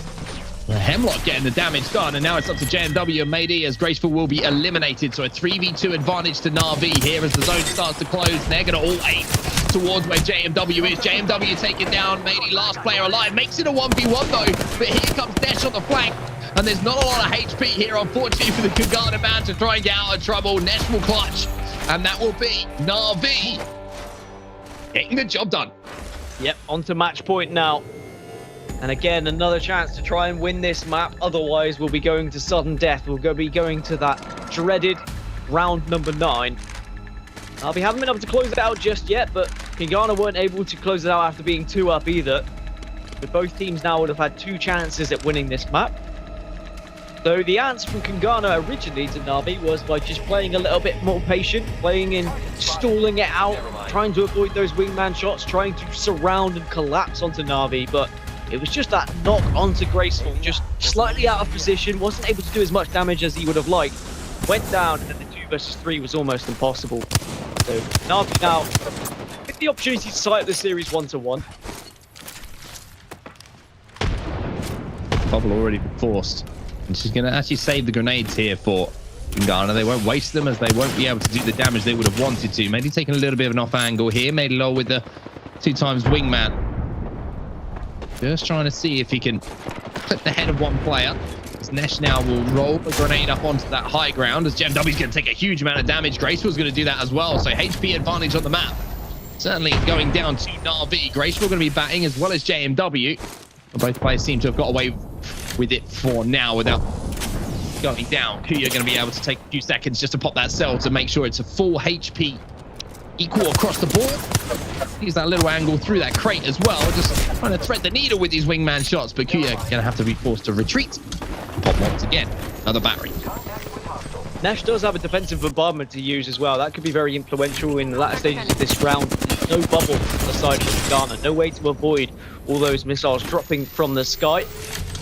And the bubble has been really important, I'm going to be honest. Na'Vi very much playing around that giddy, getting central circle, and ensuring that they can just force the red against their opposition. And there is going to be defensive bombardment coming in, and Kangana are now to just That'll be the first knock going down. JMW trying to hold, but doesn't have a lot of shields to do work with. Mainly looks like he's being aimed to the moment as well, so he's going to have to hold off 2 players. Graceful eliminated here, and Na'Vi have a 3v2 advantage on the map. Not going to be able to quite hit those shots, Nesh, as the gun shield will once again be broken, but Mady Lol, unfortunately, the only view he's going to have is of his teammates falling, and then 2 Na'Vi members finding their way towards him to take him down. Na'Vi, from staring down the barrel of defeat and falling down to the losers bracket in a very unfashionable way, now tie up the series at 1-1. Yeah, really impressed with how Na'Vi responded. I thought that there was going to be another 3-0 sweep. Kangana were looking very confident, but Na'Vi adjusted so quickly in that 3rd round to ensure that it wasn't going to be an easy one whatsoever for Kangana. They said, look, let's not go down without a fight. Let's start putting some rounds on the board. Let's start hitting our shots. But most importantly, let's take advantage of the positions that we found ourselves in on this map. We've had map advantage 2 or 3 times that we've given up for silly reasons, whether that be going for a res, whether that be getting overly aggressive on to trying to finish it down or try and go for another knock. And eventually they just seemed to crack the code a little bit. They found that right formula and they executed perfectly. It was frustrating at times, I think, for Kangana once the bubble came into play, because Kangana didn't have that option to kind of fall back, bubble, heal, and then re-engage in a fight. Instead, they had to go for the more aggressive composition, and it didn't work out for them in the latter stages of those rounds. Well, now we move over to Gardens, which is the fastest paced map that we do have in arenas, in my opinion, anyway, from what we've seen over the last couple of months. And this is going to be a very interesting one, because Na'Vi, all of a sudden, their confidence is going to be sky high, and it's a best of 3. So whoever takes this one home is going to take the series and continue to move forward in our upper bracket. And I mean, what are your feelings on this one, Dan? Because I think Kangana are going to be pretty down on themselves, having given away, the opportunities to tie this one up very quickly against such a talented Na'Vi lineup. Yeah, there's two ways to look at it, isn't it? Kungana will be saying, well, we were 1 round away from winning this series comfortably, but at the same time, it was Na'Vi's pick. We have seen Na'Vi perform well on Party Crasher before, so we just have to accept that at least we came close to beating them on their map, whereas they didn't come anywhere near close beating us on our map pick off Thermal Station. Now, this third map pick technically was Kungana's as well. We have seen them absolutely obliterate teams on Gardens. We know how fast-paced it can be, but at the same time, Na'Vi had a lot of strategy in that round number 2. Some of those Sky Nades were perfect, and we know how influential Sky Nades can be on Gardens. Well, Dan's licking his lips right now because he has got some statistics on his screen which make him smile every single time. You can see them. There he is. Look, he's a big smile. They're gone. It's just a little tease. Just we'll like bring that. you those back towards the end of the series. But as we move our way through Gardens and we get the players into the game and ready to get into this, Dan, I mean, just taking a look at from what you've seen so far, I think one player who's been really influential in this game has actually been Nesh. He seems to be in a position to get a lot of damage with the Eva 8, and I think that when you're seeing the Eva 8 come into play, especially here on Gardens, those close range battles, he could be a player to watch it. Yeah, the Eva 8, very important. You have to have a team who is prepared to help you in those positions, right? Help you get into those close range engagements, because otherwise, if you've got a team that isn't quite as coordinated and everyone's kind of scattered across the map, if you get pushed by 2 or 3 players and you've got an Eva 8 from a medium range distance, then yes, you might do a little bit of damage, but you're probably not going to be able to get it down, and you're probably not going to be able to stay alive. So the thing that Na'Vi have been doing well is forcing their opposition into those close range engagements, right? By going circle, by going central zone, playing that bubble, waiting for the red to come in, and then saying, okay, well, now you have to push us, and if you don't do the damage whilst you're pushing, the red is going to tickle your backside. We're going to wait comfortably with a little bit of cover, and then we engage with the shotgun. Then we engage with these close range weapons. And they've already done enough damage with the wingman from distance that they've been able to chip away a lot of those resources. Well, you can see we're just waiting to get into this final map, and it's going to be it is going to be I keep trying to think of the better analogies to use than 2 people just running at each other and headbutting. Is that the ice cream man? Sorry, just cut you off. Is that the ice cream man at yours? Yeah, there is an ice cream man. I'll have a 99, please. That would be great. Yeah, Cheers. I'll all right, everyone. See, anyone else in the chat want anything, by the way, while I'm going down, or would you rather? Actually, I'm not going to ask if you'd rather me stay, because you don't really have an option, to be honest with you, and I'm sure that a few people would be. I'd rather the ice cream, but unfortunately we can't. I can't. My arms aren't long enough. Well, I do have long arms, but I have really weirdly long arms. But I can't reach the ice cream man. Is my point here. I'm going off on a tangent once again. Sorry, everyone. Sorry. I'm sorry. Okay, Dan, that's your fault. You're not getting ice cream. All right. You're getting Gardens. You're getting Na'Vi versus Kungana. I was just trying to distract myself from the fact that we have to play Gardens.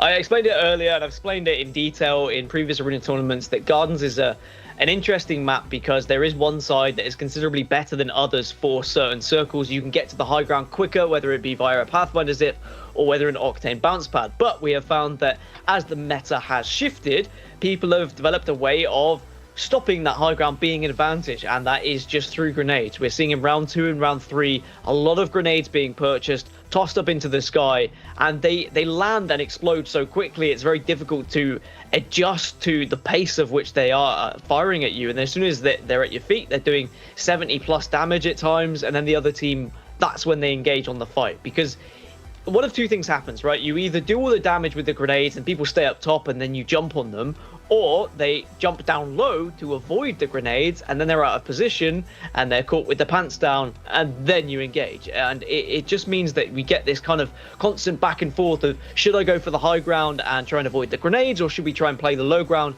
and go for grenades ourselves? And it became just this situation where both teams would then play the low ground and no one would go for the high ground because you didn't want to be grenaded.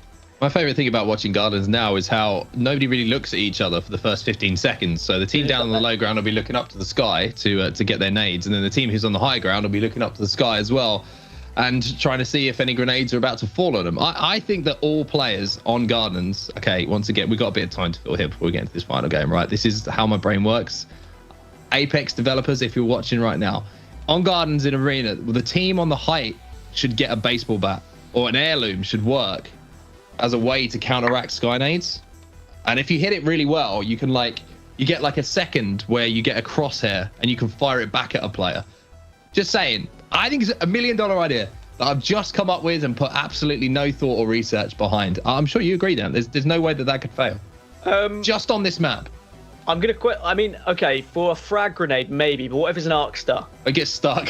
Yeah. You just explode anyway. It doesn't matter, does it? The baseball bat just slowly explodes and electrocutes you. That would be interesting. But we don't really see arc stars necessarily the main choice. It is very much frag grenades, as we can stop with our ideas to try and combat the frag grenade meta that is here on Gardens and instead focus on who's going to actually win this series. In winners bracket round 1, by the way, Kangana versus Na'Vi. This is definitely not a matchup that I thought I'd be seeing in the early stages, but alas, here we are. One of them has to fall to the lower bracket on set.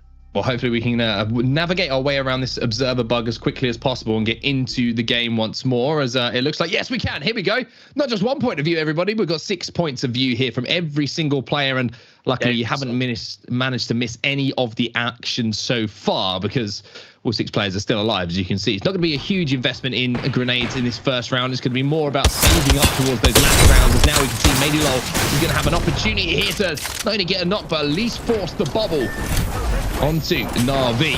So Kangana have the high ground. Na'Vi really struggling, and JMW not going to have to be asked twice to move in to get that first knock. Yeah, I wonder whether we're going to see now the super aggro, very much we're going to push everything Kangana that we've seen in previous tournaments and at stages here in today's tournament as well in GLL. There's going to be round number 1 going to Kangana. Easy as you like. Na'Vi, as soon as that first down was had, they were just very much stuck underneath a lot of Kangana members, firing Mozambique shots left, right, and center. And now Kangana are going to have the material advantage going into this round 2. Arguably could go for the zip and take the high ground off of Na'Vi, but it's whether Na'Vi try and invest in some grenades here. Contact with target.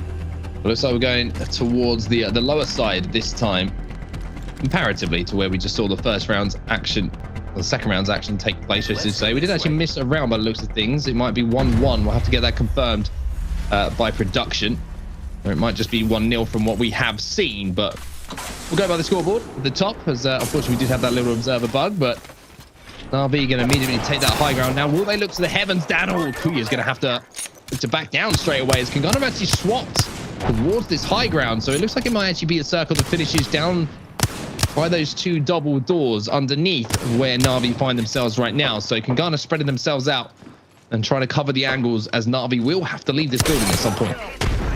Judging by the weapons, I still think this is probably round 2, but again, we'll be just focusing on the graphics until we are corrected. But all we need to know at the moment is that Na'Vi very much on the back foot when it comes to the health that's available for them. As I say, that Graceful gets ripped apart by Sleepy.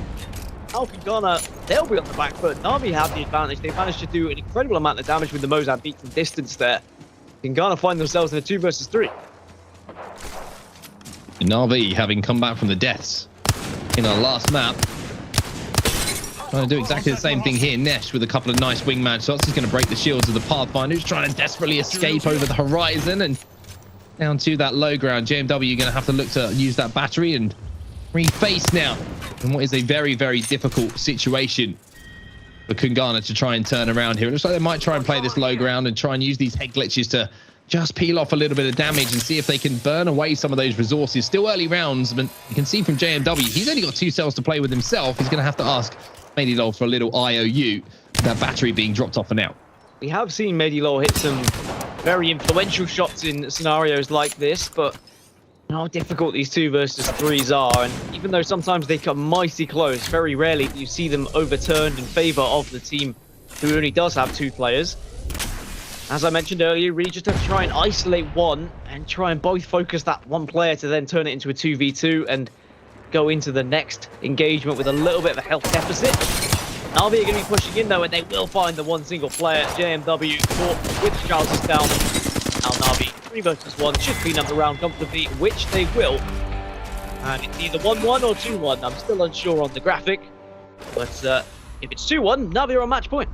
And seriously. Well, I'm pretty sure it's 1-1.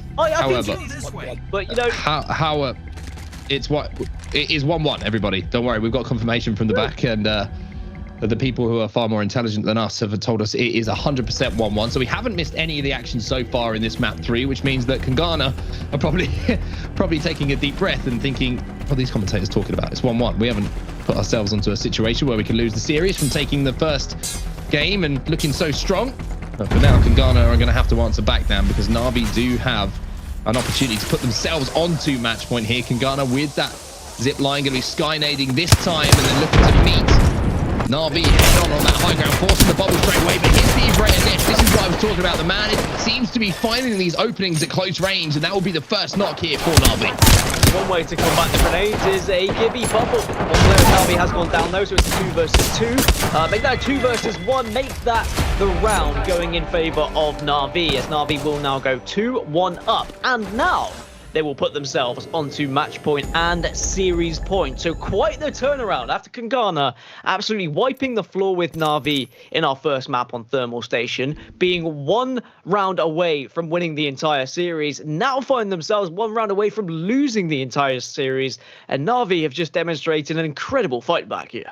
Really, really good here from Na'Vi. It's all about momentum sometimes, Arenas. It's about just hitting those shots, seeing that opening, and Kangana have really fallen off from what was a very, very strong start. But as we know, and as we've already seen in our first game of the day here, it isn't over until it's over in Arenas. And Kangana have a real opportunity to extend this series, or extend this game, I should say. The series is stay the same, but no, you don't want to let them do that, as Nish won't be the one getting the E-break damage this time. It will be Strafey who's flying in, gets the knock onto Mady Low, and that is really bad news here for Kangana. Yeah, this could be lights out for Ghana now. Window will be finished. The grenades will come through. The zip comes in. The aggression is there, and Na'Vi make this a 3 versus 1. And it looks like Ghana are going to be heading to the lower bracket because Na'Vi have demonstrated something very different in these second 2 maps. An amazing display of confidence. They've really turned things around, and they say, "Hey, you think Ghana are the favourites, huh? Well, how about that?" Really, really impressive there from Na'Vi, and the EVA 8 having to say, I've got to say, it's so great to see Strafey back on Pathfinder. I love watching him on Pathfinder. He was one of my favorite Pathfinders from the EMEA region back when Pathfinder was, viable in Battle Royale, and unfortunately, buff Pathfinder, by the way, everyone who's watching, hasn't been able to play Pathfinder as much. He still tried to dabble in it, still thinks that, he can bring something to the table with it in Battle Royale, but when it is a meta pick character in somewhere like Arenas, you really do get to see how the good Pathfinder players kind of come back to the fore, and Strafey is one of those. And not speaking about coming back to the fore, speaking about comebacks, what a comeback that was from Na'Vi. I mean, they were dead. Like, they were dead in the water. They looked like they had no hope. It looked like it was going to be lower bracket. I was hoping they were just going to get 1 round on the board so they could get some confidence. But that 1 round turned into an amazing shift of momentum where their play style completely changed. They were far more confident in their shots. They weren't scared of the Kangana pushes, because I think in the early stages of Thermal Station, they were overwhelmed by Kangana's aggression. They weren't ready for it. They were caught off guard at times. They were almost backing away from fights, not taking those engagements because they didn't want to give up the first knock. But they soon realized, actually, we can go toe-to-toe with these guys. We are hitting our shots. These wingman shots we are outputting are doing an incredible amount of damage. And then they were getting the first knock round after round, and it was always Kangana on the back foot ever since that change on Party Crasher. And now Na'Vi go through into Winners Bracket round 2, and Kangana, who we just saw win an arena tournament recently, they're going to have to battle all the way through the lower bracket. They certainly do, but it's good news at the same time, even though it's not the ideal start here for Kangana. The fact that they aren't out of the tournament is good for Kangana fans who are watching, and certainly for the 3 players as well, who, like you said, just won the most recent tournament that we did see. But for Na'Vi, massive confidence boost for them, not only being able to show the resilience, like you mentioned, but taking down a team who I probably would have picked as a favorite, arguably, to win this tournament. It has got to be absolutely huge for them, Dan. Yeah, I think this is going to be now a real kind of message being sent to the rest of the lobby, the rest of the teams that are in this tournament, that Kangana were just shut down in a position where they were comfortably winning as well. They won 5 rounds on the bounce. They needed 1 more, and that would have been one of the quickest sweeps that we've seen in Arena. But instead, Na'Vi, great resilience and a great demonstration of why we should be considering them as one of the favourites for this tournament. Would it have been different in a best of 5? Would we have then seen Kangana come back into things again? We know how momentum really can be a massive factor here in Arenas, especially with the snowballing effect, with how the materials work and how you can build up, you can get the better weapons. But the strategy was all there for Na'Vi. The Gibraltar played a huge part in that, not just in the early rounds, but also in every single map. We saw how the benefit there, where the Skynades would protect the Gibby Bubble, would protect the team from the Skynades. So I'm very impressed with what Na'Vi did. Maybe Kangana just weren't able to combat that Gibby after the first few rounds. It was very interesting to see how this game kind of progressed. And I feel like Navi did a really good job of actually calling out where Graceful was. One thing that's always vital for teams is when there is an impactful player who's being the entry fragger, it's keeping your eyes on it, keeping tabs. Because one thing Graceful's so good at on Kungana is if he doesn't get that initial knock, it's getting out and staying alive and playing his life for long enough that, you know, he becomes a little bit of a hindrance. But they kept tabs on him. It was very often that you would see Graceful actually being the first knock for Na'Vi, which meant that not only were they managing to hold off the initial damage that was being done, when he was trying to escape, they did a good enough job to just slow things down and actually get that knock onto Graceful, chase it down and put them in that advantaged position where they had the 3v2 on their side.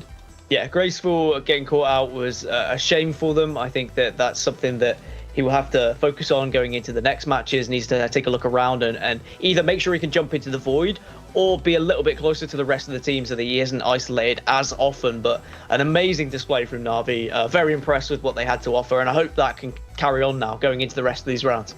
And what needs to adjust for Kungana, because that was a little bit of a kind of difficult situation for them to find themselves in, for better or worse. You know, what has to change for them, because they kind of fell apart a little bit, especially there on Gardens.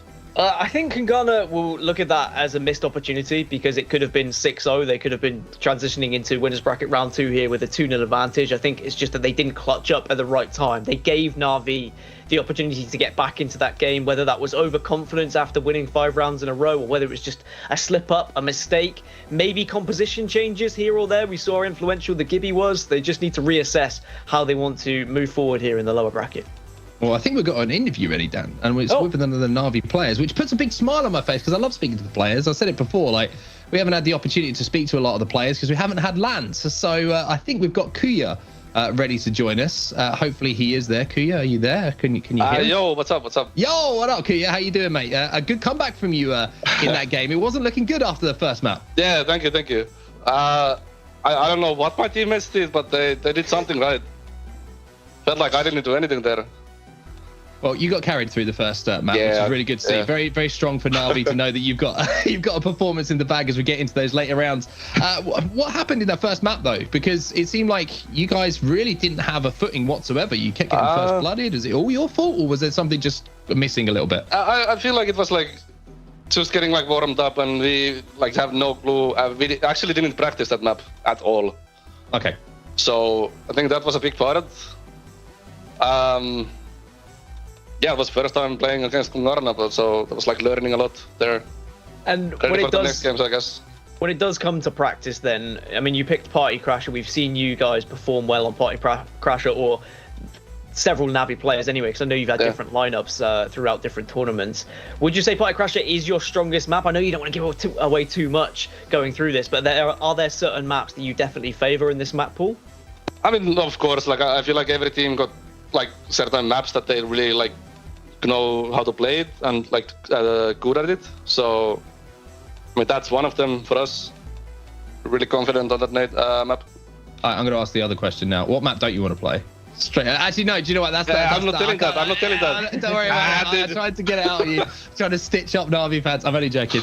Let's talk about the rest of the bracket, though. Who do you fear in the rest of the bracket? Because Kungana were, arguably, in my opinion, probably the favourites with the win that they had in a recent tournament. But who else in the bracket do you think we'd rather avoid them until some later rounds? To be honest with you, I don't think we like scared of anyone else, actually. Like me personally, I was a little bit scared with Kungana, but we like actually beat them, so dude, there's nothing else to fear anymore.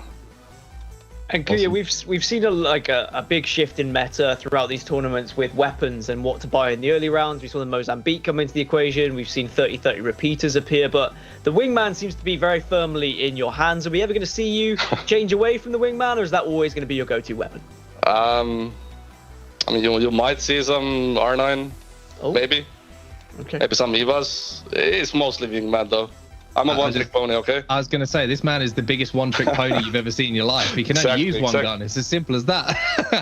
Well, Kuya, congratulations on the win. Thank you. We'll let you go and get ready for your next game. And once again, say congratulations to your teammates from us as well. Yeah, thank you. See ya. Awesome stuff. Kuya, what a man. What a human. The one-trick pony, Mr. Wingman. If you're going to be a one-trick on anything then, Dad, it might as well be the wingman, right? I just might check. Whoop.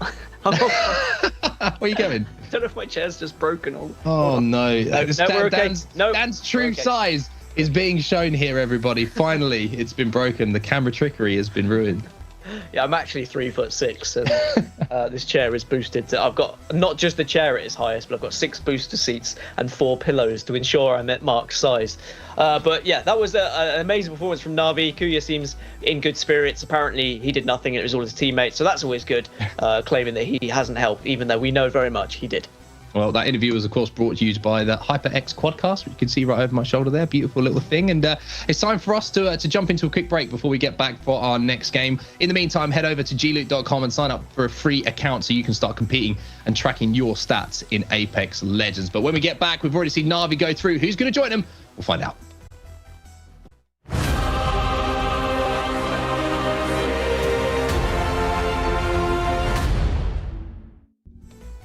Welcome back, everybody, to the GLL Arena Summer. Dan ran back. He thought he wasn't going to make it. He had to nip to the little boy's room, but you can see why his cheeks are a little bit flushed, but he's made it back. Don't worry.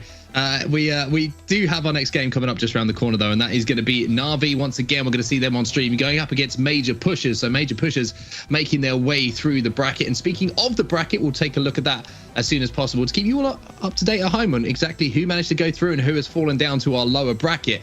Looking at the top there, you can see the NCD have gone through. Scars Europe have fallen down to that lower bracket. Taishin was awake. So that is just a good performance from Aim Assist Daddies. And then you can see Major Pushers took down 4 gang down at the bottom there. You can see Underrated actually falling to Future Perfect, and VSA taking out Reply Totem, as I remember how to read things. There's New Esports also taking down Aqualix, so some surprises here. It almost seems like the majority of favourites did fall after seeing Kangana go down to Na'Vi. Aim Assist Daddy's beating Scars. I was saying how Scars, they have a nice, path into potentially the upper bracket round 3 here, and the Aim Assist Daddies came along and said, not today, sunshine. We want to make Onset smile some more with our team name. NCD going through. Good to see Dolphins team progress. I always enjoy watching Dolphins, so hopefully get to see some of their gameplay on our screens a little bit later. Still waiting to find out the result from Gambit and Maestro, but New Esports, Aqualix, they are one of the favourite teams. We've seen them perform very well in arena tournaments, but we know what New Esports are capable of. We know that they have that ability to just really push in and destroy anyone in a team fight. Look at that lower bracket. That is stacked, and unfortunately we are going to have some teams falling out now that we would expect to go a little bit further than maybe they will in this particular tournament. But focusing now onto our upcoming match, which is going to be Na'Vi once again taking on Major Pushers. And we heard from Kuya saying, Na'Vi don't fear anyone, but Major Pushers, a scary team to go up against here, Dan. Yeah, they are. They are one of these teams that are there or thereabouts in the majority of BR tournaments. We haven't seen loads of them throughout arenas, so that's why I'm particularly interested in seeing how they progress and transition from BR into arena. But yeah, this isn't going to be an easy game for Na'Vi whatsoever. Even though Na'Vi were able to have an amazing comeback there against Kangana, suddenly they're going to go up against a Major Pushers team who are going to be equally as fearless as Kangana, and if not playing even more aggressive. We know what Major Pushers are like. They're called Major Pushers for a reason. Well, let's take a look at the maps that teams are going to be playing on them, because that has been very influential, as we first know. And we get to play our mini game here. First one's going to be Party Crashers. I don't know what it is. I'm so entertained by simple things like pictures being revealed. Down Party Crasher is where we are going to first, and that's a big pick there for Na'Vi.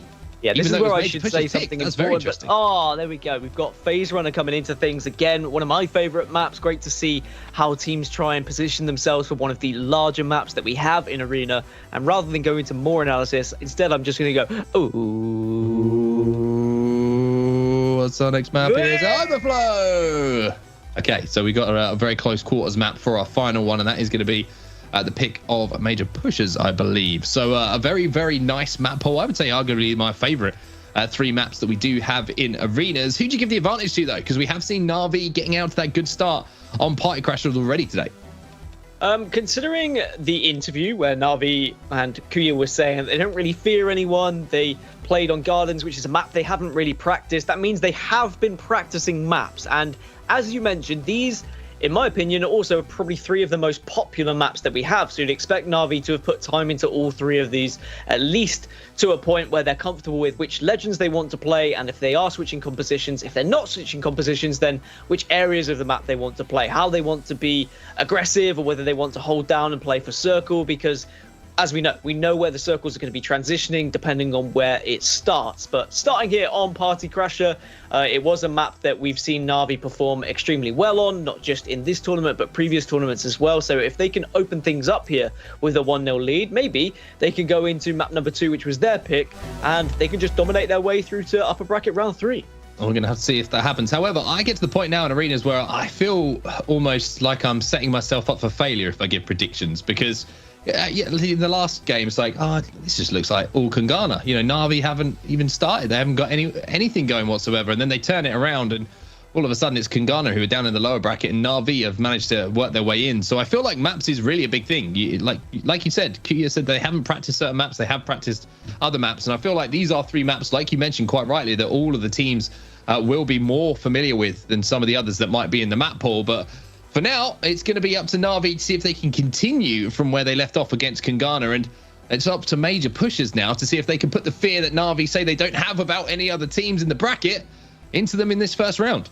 I think the difficulty with predictions with these arena tournaments is that it doesn't necessarily correlate from Battle Royale to arena, even though there is a transition there which you can compare, right? You've got your just gun skill in general. We know which players are amazing. We know which players can perform well. We know which teams are good in team fights, but it's not just one single team fight round. It's a team fight that's also based around economy. It's based around map positioning. It's based around trying to take advantage of certain scenarios where you might not find yourself in BRs. But we're going to get this one underway, and we will see whether we can see our favourites for this series being Na'Vi actually close things out, or whether we're going to see today go the same way as Winners Bracket Round 1 did, where the team who wasn't the favourite just managed to turn up on a day.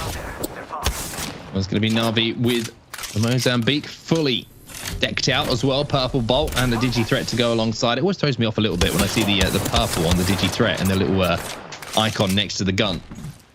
But for now, it's going to be a little bit of a standoff between the two after that initial damage was done by Cleve with that grenade that just rolled towards.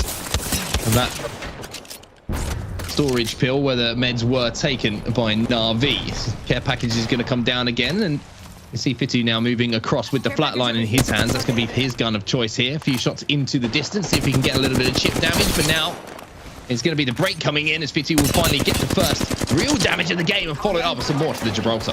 Yeah, it's very important that you are comfortable with the guns, especially the iron sights in these opening rounds if you aren't spending the extra money, as well, it's going to be another wingman that's found in the care package, which is great news if you're Kuya, and being a one-trick pony, maybe Strafey will hand off another wingman and just hand off some of those bullets, or he'll just hit the bullets himself. He's got 776 bullets, which is the most bullets I've ever seen in a gun on Apex Legends. We are breaking records here today, ladies and gents. It is impressive to see, but yeah, you're quite right. Kuya could be not just a one-trick pony, but a two-trick pony if he manages to pick up 2 wingmen, but it will be Strafey here who has both of those guns in his possession. Making a little bit of damage once again from that Mozambique, and you can see from his point of view how frustrating it is to take that chip damage. You're barely showing anything but a little bit of shoulder to your opponent, and already being forced to use meds, which is such a premium in these early rounds. A little bit of shoulder, a little bit of leg. You've got to be careful with what you're showing to your opposition, because otherwise they'll suddenly dive when you do the damage, and then you'll be knocked, and the rest of the team has to try and recover. But Na'Vi down to a little bit of health there on Strafey, and he will fall. So now, even though the positioning wasn't bad from Nesh and Kuya, they find themselves in a 2 vs 3. Make that a 2 vs 2 now, sorry. Make that a 2 vs 1 as Kuya with the wingman has managed to absolutely destroy 2 members of Major Pushers. Yeah, it looks like Na'Vi were kind of forced into a position where they had to fight as their meds were slowly taken away from them and used and burned, and it will be them who finally burn Major Pushers down to the ground as they will get the first round on the board. And let's say that Major Pushers, there wasn't much of a push from them whatsoever in that they were looking for that initial tap damage, and it was actually the zone that kind of forced them out down from that high ground and inside and just into the crosshairs of Na'Vi, who are waiting quite happily just to do that damage.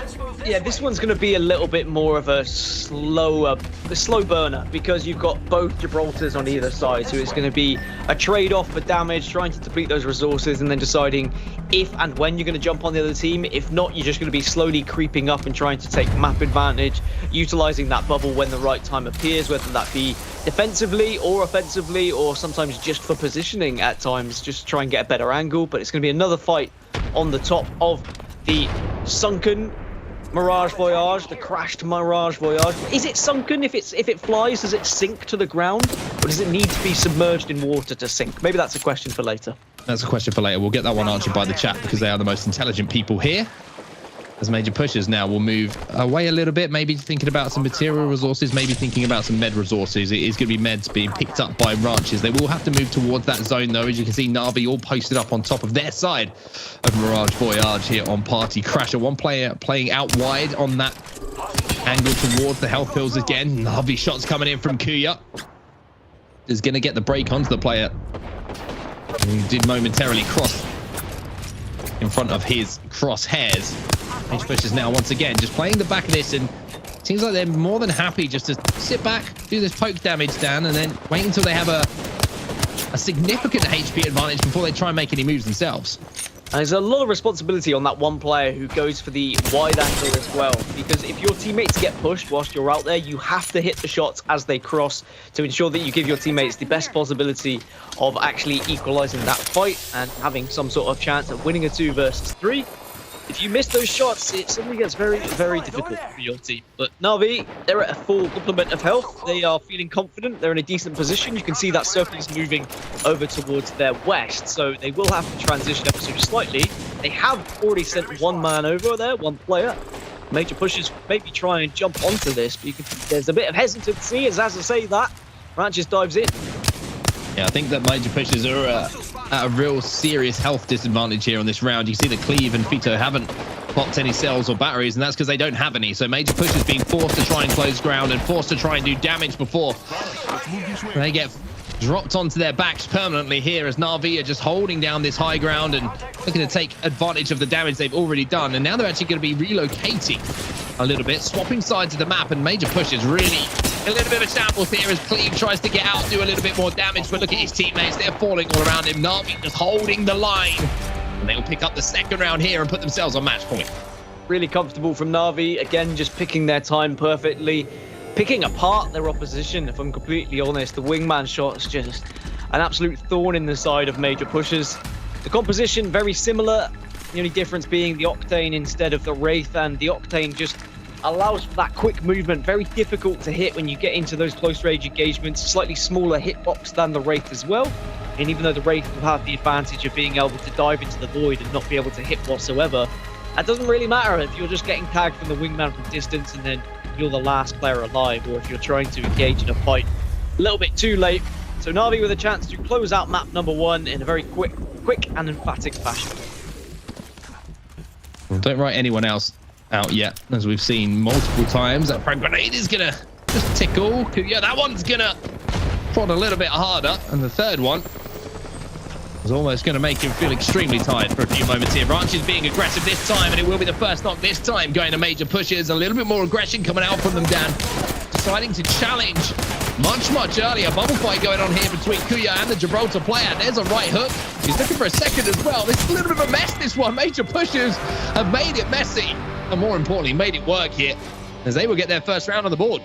As a terrible football team once said, to dare is to do, and that was very much the decision there by Major Pushers. They had to go for a little bit of a risk. They had to get aggressive. They pushed it on Na'Vi. They did not give Na'Vi the chance to deliberate and decide on what they wanted to do. Very difficult when a team just really suffocates you in that way, and Na'Vi just didn't have the response on that occasion. But now they'll be a little bit more wise to it. They'll be prepared, and they won't allow Major Pushers to have as quick a way of jumping in their face. Well, here's the point of view of all 6 players as we head into what could be map point here for Na'Vi. and a chance to go up by 1 in the series, and they have looked very, very impressive. But Major Pushes found something that works, something that sometimes that aggression is all you really need just to catch a team off guard who do like to post up like Na'Vi have been in those first couple of rounds where they had that success. You have to change the pace a little bit, and there's some more grenades. And so every time on board with Julia at the moment, he's feeling the wrath of those grenades as Ranches now moves up. And once again, we're seeing Major Pushes try and repeat the dosage and find the success that they had. The same recipe. The defensive bombardment now is going to come in and force Na'Vi down off the tie. Yeah, Strofey just needs to get this Phoenix kit off, which looks like he's going to be able to. Kuya takes a little bit of damage, now needs to back off, and this is where the defensive bubble has to come in and they have to fight together. But Major Pushers have taken the high ground off them now, and if they push in at the right time here, they can make this very difficult for Na'Vi in a 3v3 engagement where they're very much on the back foot purely because of map positioning. Na'Vi playing inside of this building. Strafey's going to be taken down. He tries to make the play, and now it's a 3v2. And Major Pushers, like I said, never predict anything in arenas because it can turn around so quickly. It was map point. But now we're moving into our tiebreaker. 2 clear rounds needed by one of these teams to take home Party Crasher. And this is what I was talking about earlier, the economy management and how snowbally the game can be. Just that 1 extra round by having that 3-kill advantage going into the next, giving you those extra materials over your opponent can be the difference in an extra grenade, an extra bat or something that can really change the round for you. And the aggression from Major Pushers really was basically because of the ultimate. The defensive bombardment forced Na'Vi down low. They then got on top of them, and as soon as Na'Vi were on that low side, it was extremely difficult for them to watch all of the angles, and Major Pushers surrounded them, pushed at the correct time, majorly, may I say. And now we're tied up for 2-2, and Na'Vi miss out on their chance to take map number 1, and it means we are going first to 4 here in map number 1. Got an enemy out there. Let's go here. Na'Vi holding down this high ground. I think the secret for them is just avoiding that early frag grenade damage that's coming in, and you can see that they've decided to match aggression with aggression. Kuya moving up with the R99. That was his trump card. The wingman doesn't work. He's got the R9 to work with, and you can see Strafey has managed to get the first knockdown. Skynade coming in once more. Pathfinder inviting himself into the bubble, but the party is only for Kuya here as he's playing doorman hit with the R99. You don't really want to play a doorman against Major Pushers though, because they will show you their ID and they'll force their way in, but it doesn't matter because the rest of the squad were there to back him up. And now Na'Vi again put themselves onto match point. A slight hesitation in rounds 3 and 4, but no hesitation in round number 5. Back to their winning ways. A chance for Na'Vi to tie this one up again. Major Pushers already held off 2 map points and will have to do so once more if they want to take home Party Crasher here in our first map of this winners bracket round 2 match. But for Na'Vi, I like how they mix things up a little bit there, Dan. And then one thing we've always said in arenas is the speed at which you can adapt to how a team is playing is so vital for your success over a series. It's all about adaptation. It's all about learning the patterns of your opposition, whether that be the positions they're taking, whether it be the utility they're buying, where they're throwing grenades, angles they're taking. It can all be read, and you've got to try and be unpredictable. That's why we see rounds change so quickly, where it goes from 2-0 to 2-2, suddenly then to 4-2. It's all teams adjusting to how their oppositions are playing and ensuring that they're being as unpredictable as possible. Looks like the grenades have been avoided here. Kuya with the R99 in hand is going to be forced to use another battery, and that'll be 2 of the 4 that he did have at the start of this round already. Maybe put into the trash can. Close. Not any more charge in there, but Na'Vi now trying to get some more shots with that wingman. You can see the Cleaver's in a little bit of bother here on the Gibraltar. Going to have to move back as Nesh was trying to hold some angles. Strafey trying to move up onto the Pathfinder. A little bit of Pathfinder on Pathfinder action going on that far side. Fitzy's going to jump into the void as well, and there's a lot of action going on here, Dan. A lot of damage being exchanged. Nobody getting that first knock as Ranches will get that first one, combining with Fitzy, who will get the final damage onto Kuya.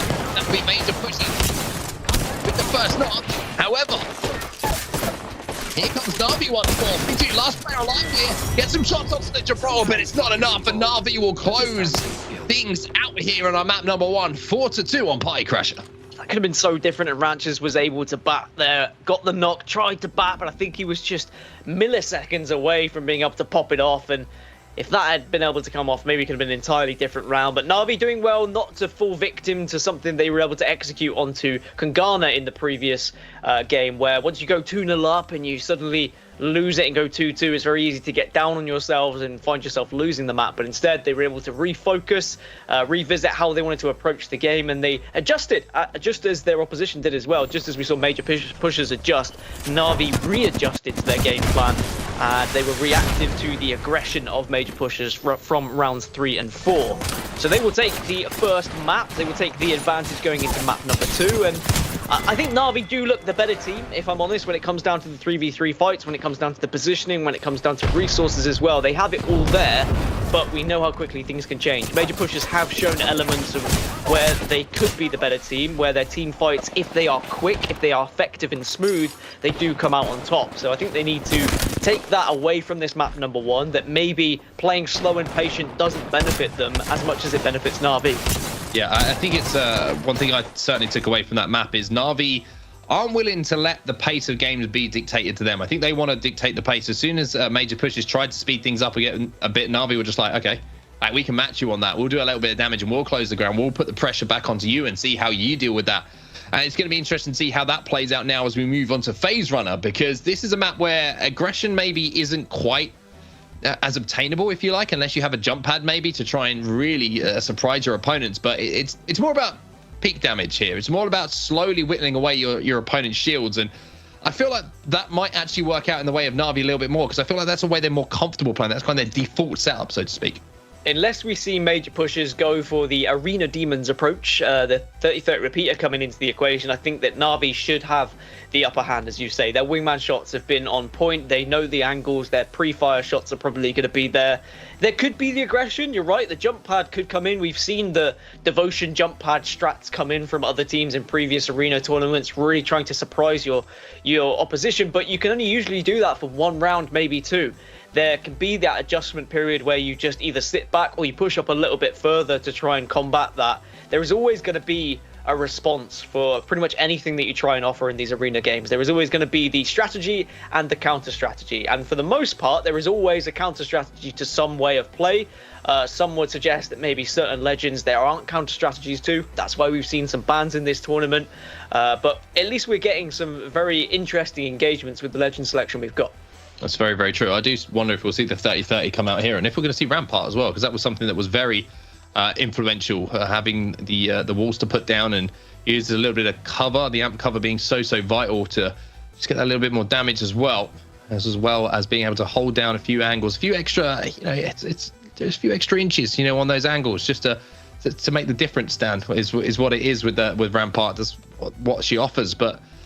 For now, we're going to have to see if that is the case. I don't think we're going to see much of a composition change, though. I think they're so comfortable playing these compositions, not only from arenas, but BR as well. I think that something like Rampart is something you have to put a lot of time into, especially in arenas. And I feel like you have to kind of specialize, so to speak, in arenas to know those little nuances that she can bring to the table here. Yeah, we saw that. I think the teams who are Battle Royale teams like to stick with their traditional composition, what they're comfortable on, whereas we saw teams in previous arena tournaments who weren't necessarily teams we're used to seeing in BRs, but they suddenly exploded onto the scene in arenas, and that is because of their knowledge of which legends to play, their experimentation on certain maps to ensure they get the best possible advantage, whether that be through a Rampart, whether that be through Bangalore, through Horizon, because these legends can make the difference. They really can offer that little bit of extra something that you need against some teams who arguably might have better aim than you. So you need to find legends who can give you those abilities to give you a little bit of an advantage, because it isn't just a straight 3v3 gunfight. Legend abilities come into the equation as they do in Battle Royale, but even more so here in arenas, because there is no other teams that are going to be third party and you don't have to worry about who else is going to be pushing you. It's just that straight gunfight with those abilities making the difference, and the abilities cost money as well. So you need to be thinking about which legends are better spent in terms of the materials that you're able to pick up, who has the ultimate abilities that are a little bit cheaper than others, who has the kind of Q abilities that are cheaper than others. Gibraltar, for example, very good legend to play. The fact that you've got the bubble, you can buy several bubbles, really influential. We saw how influential the likes of Loba was with how just cheap her ultimate ability was. Banned in this tournament, mainly that's the reason why her ultimate was far too cheap.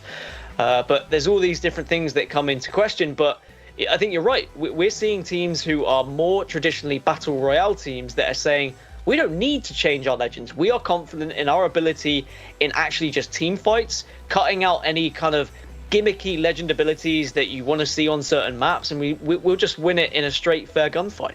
I think it's something that's certainly going to help Na'Vi out as well, because I feel like the wingman plays that they can make, all three of those players, are some of the best aims that you have in the business, and it's showing already. So the less variables, if you like, is certainly going to play into the hands of Na'Vi. And I've got to be honest, I wish I would have got an ice cream from that ice cream van, because it is boiling in here.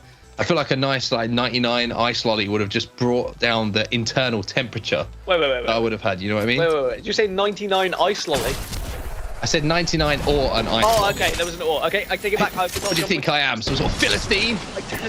You scared for a second. Scared, but less about ice creams. We can touch on that again later, because I have some in the freezer, and I'm going to look forward to them in my break. But Na'Vi are getting very aggressive already. The Bob major pushes here, and major pushes opposite. They are major retreaters, right? A little bit of damage being done here by Cleve. He's going to have a bit done to him as well. A couple of sky nades though, and there are the 30-30 repeaters like you mentioned. It's going to be Nesh who's picking this one up, and it looks like nobody's quite sure what's going on at the moment, Dan, because there's desperation bubbles going down. There's pathfinders with slow grapples, but one thing we can confirm is the first knock will be going down to Na'Vi, the second one as well. And Na'Vi will come in to clean up business. They will take a 1-0 lead here on our second map of the series. I love how we were like, yeah, you know, this map, you don't see the aggression. You don't see teams just running at one another because there's so much open areas. It's going to be slow. It's going to be standoff. They both went, screw that. Let's just run at one another and let's shut this game down instantly. Na'Vi with more aggression, and I love it. They've done exactly what Major Pushers did to them in some rounds in the previous map. They said, let's catch them by surprise. They did so. They forced the bubble out of them. They were able to surround them. The damage was there. The 30-30 repeater wasn't hitting that hard, if I'm honest, but in the close range, it still can hit shots even without the shattered caps. But now we'll see Na'Vi take the 1-0 advantage and be 2 rounds away from winning this entire series. That's how close things can get here in these arenas matches, that you're only just a slither away from winning the entire thing. You're not being able to connect until that final bullet, which is just going to hit the gun shield, so it's not going to do any shield or HP damage. But look at this, Na'Vi, aggression. The name of the game. They do not have to be asked twice as they try and move in. 76, and on my word, the hip fire with the wingman was about as good as you can get. Strafey and Nesh try and finish this thing off. But I mean, Kuya once again making the difference with those wingman shots, and Na'Vi, they look like they're on a mission here, Dan. Most importantly, they've won 2 rounds here with all 3 knocks and all 3 finishes without going down themselves, so those extra materials aren't going to be added to their opponents here in round 3. There's going to be a massive economic advantage for Na'Vi, and they very much are in a great position to close this one out 3-0 and win the entire series 2-0 in our best of 3 here in winners bracket round 2. It does go to a best of 5 once we get to winners bracket round 3, but for now Na'Vi will try and take advantage of just this best of 3 and a shorter series to work with. But remember, Kungana were up in this exact same position against Na'Vi, but they had 2 match points and they threw it away, and Na'Vi turned the series around. So let's not count Major Pushers out just yet, but Na'Vi very much look like they do have the upper hand. Well, Major Push is going to be happy that there is a bit of a change of scenery for them here. They're moving over to the other side of phase runner, moving towards the construction side of things, away from the phase portal. Maybe that could be a little bit of a change of momentum for them. Sometimes that's all it takes, Dan. Just a little change of scenery. Just get away from things. As Cleve is doing some good damage there with the hemlock and almost managing to get that first knock going in their favor. Just like real life, things are getting you down, just go out for a breather, change the scenery a little bit, try and find where the negative is in your life, and then you remove that negativity. In this instance, it's Major Push saying we want to get away from that side of the map.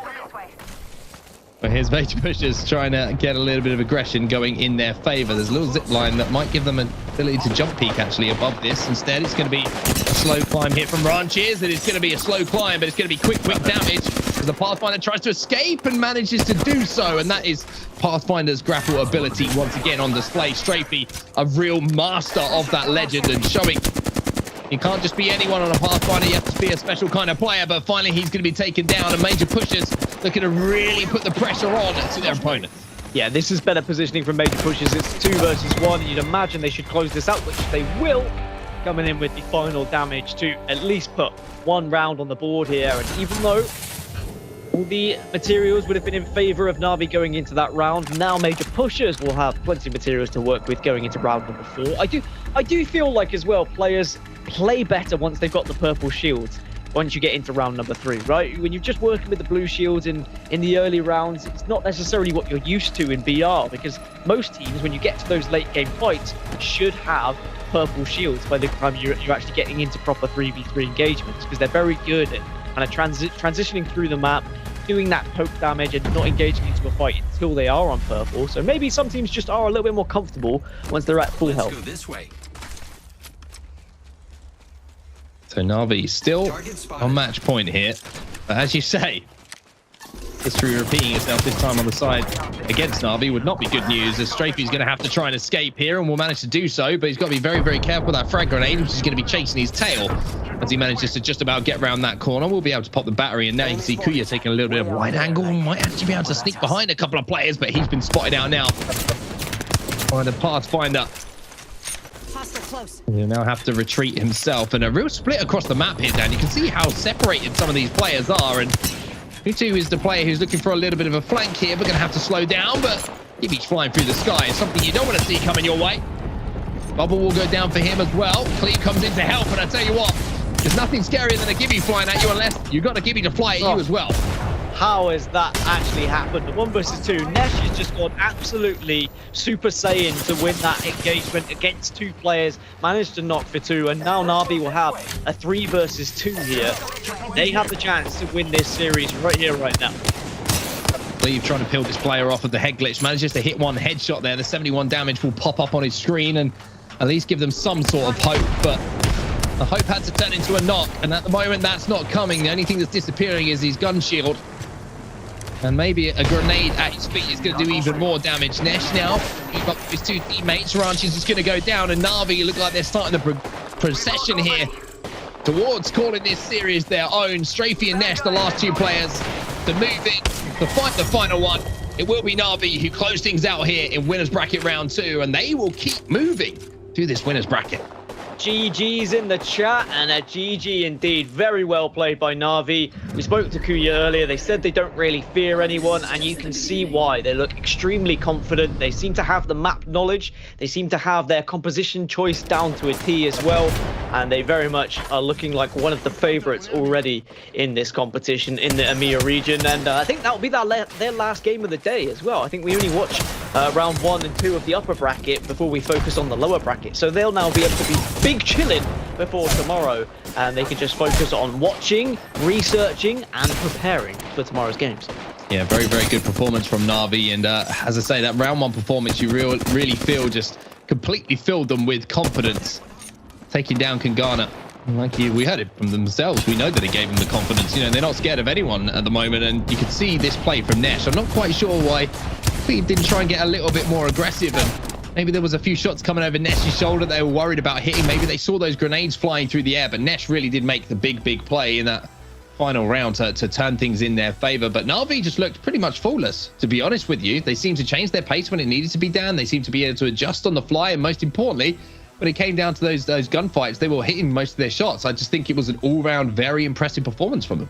Yeah, they may have been a little bit worried when Major Pushers were able to pick apart 2 rounds in a very aggressive manner, but it's about being able to react to what your opposition does, right? You need to have an answer for everything, and Na'Vi just seemed to have the playbook right there. They dove into it and they said, hey, okay, well, they're being a little bit more aggressive. How do we counter that?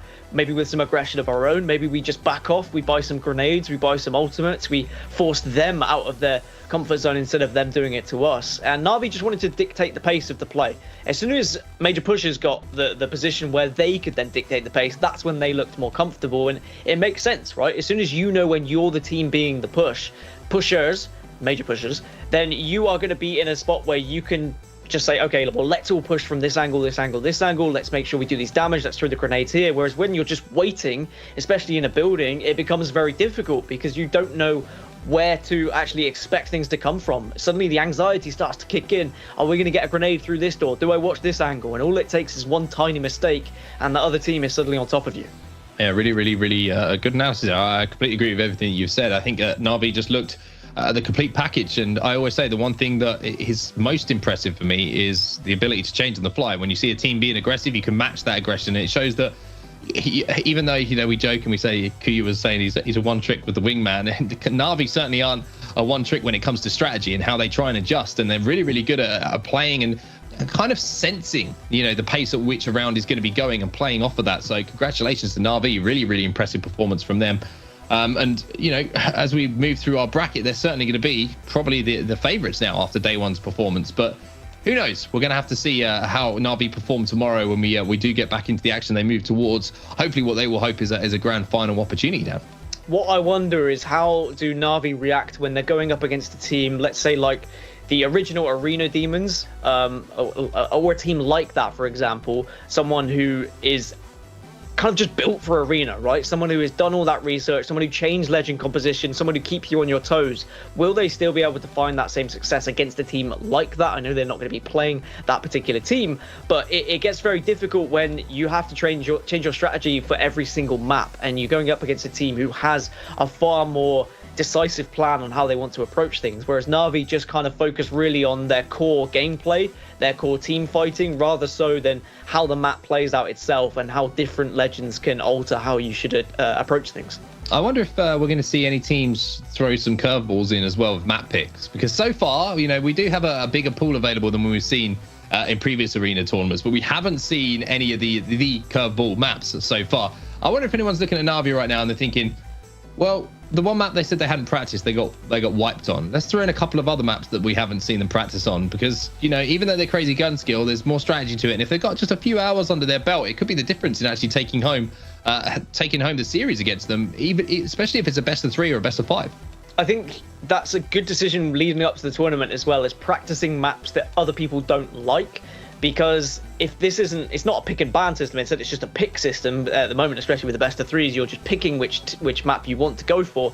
It means that you can then pick those maps that your opposition doesn't like. So if, for example, like you say, Gardens isn't practiced, if you want to go for one of the newer maps, the only scary thing about that is if you suddenly start thinking about your opponent's picks rather than your own, and you focus on their weaknesses rather than your strengths, you may put them in a position where actually they're just a better team at team fighting, and then your practice doesn't really come into the equation. They're just going to be comfortable on any map. Na'Vi just seem like a good squad in general. They're a core 3. They know how each other play. They're very good at covering each other's angles, very good at peeking when the other people are shielding, for example. So I think you can put them on any map and they'll still be able to be comfortable. So it's very hard to find their weaknesses, especially when Kuya's not giving us anything in interviews to suggest what maps they have been practicing on. I tried, by the way. I did try everybody, but then I thought this is an awful question to ask, and I'm not going to put it on him to give us those decisions, because everyone's going to be watching, everyone's going to know, and that could affect their tournament. But Na'Vi, very, very impressive so far. We're going to take a break, but in the meantime, while you're waiting, go and sign up over at gloot.com and check out today's challenges, because there's some awesome stuff over there for you to get involved with. When we get back, plenty more Apex Legends Arenas action coming your way. Welcome back, everybody, to the GLL Arenas Summer. And Dan, it's not just you who's joining me. We're starting off with a bang here, because Na'Vi have done exactly the same today. And we've already heard from one of their players, Kuya. Well, we've got someone else on right now. We've got Strafey joining us. I said I'd introduce him as Big Boy Strafey. So, Strafey, it's great to have you joining us, friend. Congratulations. You guys have looked amazing today. Thank you, guys. I really appreciate that you invite me. I'm really apologize that I'm without camera right now. I'm really sick. And I was sick for the whole week. I don't know where I found the energy and forced myself to play this tourney, but somehow I'm doing good right now. That's what so I just hear. Like my team. Yeah, I was going to say, maybe you need to get sick more often, because you guys are playing unbelievably at the moment. Especially you. You seem to be very comfortable back on Pathfinder. I know you love Pathfinder yourself. It was kind of the legend that you played originally and had a lot of success with. How good is it to be back on Pathfinder and consistently playing arenas? Because we all know that Pathfinder's kind of fallen out of meta a little bit in Battle Royale, even though you try and bring him back from time to time. How good does it feel, though? Does it feel like natural just to be back on Path and having some fun?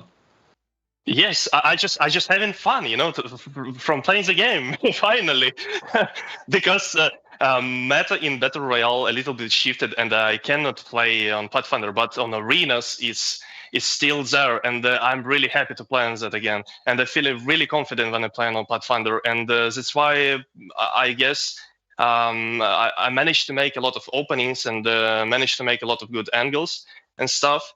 So yeah, I'm really happy that meta looking like that for us, and it's working well for us. So yeah. It is working well, but in other tournaments, we've seen teams kind of go for different legend compositions depending on the map. But you guys seem to be sticking with a pretty core 3 throughout the majority. Is there the chance you guys will change over for certain maps, or is this just going to be the legends you focus on?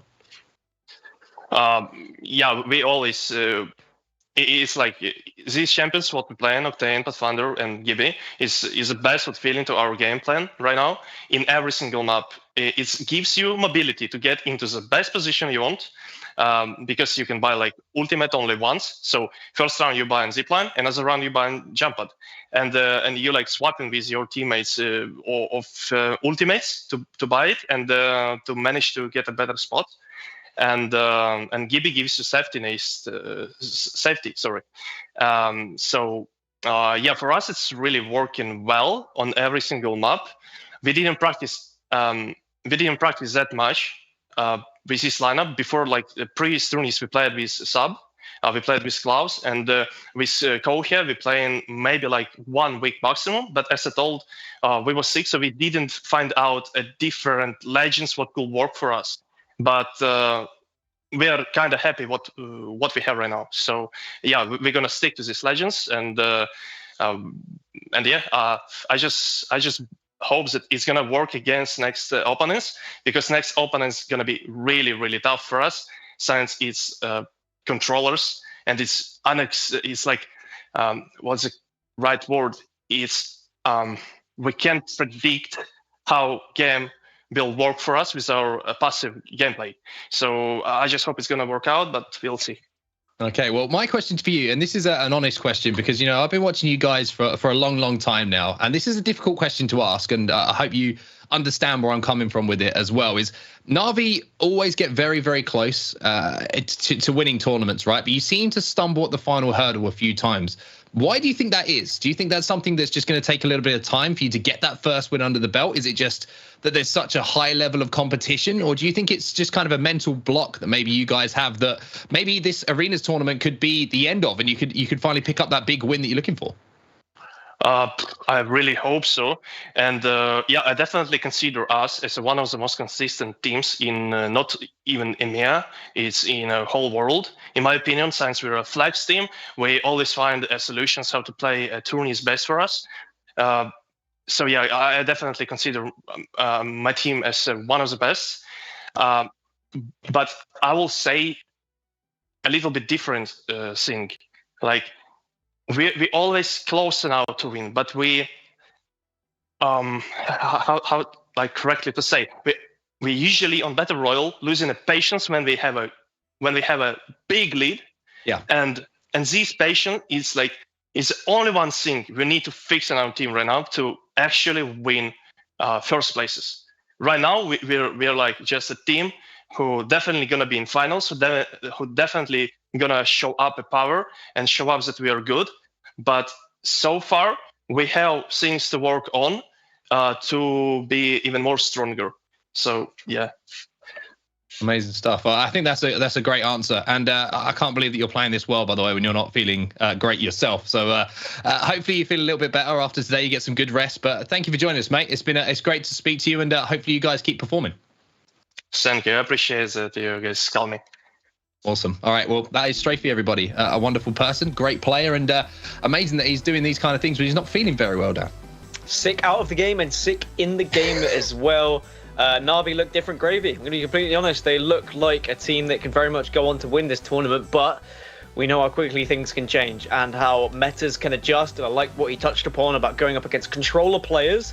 We know how heavily impacted games can be by controller players being involved, because there is a lot of up close and personal battles. Na'Vi do like to keep their distance with wingman shots though, so perhaps that's something they can take advantage of against controller players, but maybe they will struggle as they get to the later stages, because we have seen controller players dominate these tournaments, and for good reason. I mean, the Emesis is a little bit stronger, they are going to be a little bit better in these up close and personal fights, but as with any other game, you have to find a way to kind of take advantage of what you have as a mouse and keyboard player. You've got the movement capabilities, you've got the distance, you can kind of aim a little bit better from afar with those wingman shots and whatnot. So we'll see how things pan out as we get further into this tournament.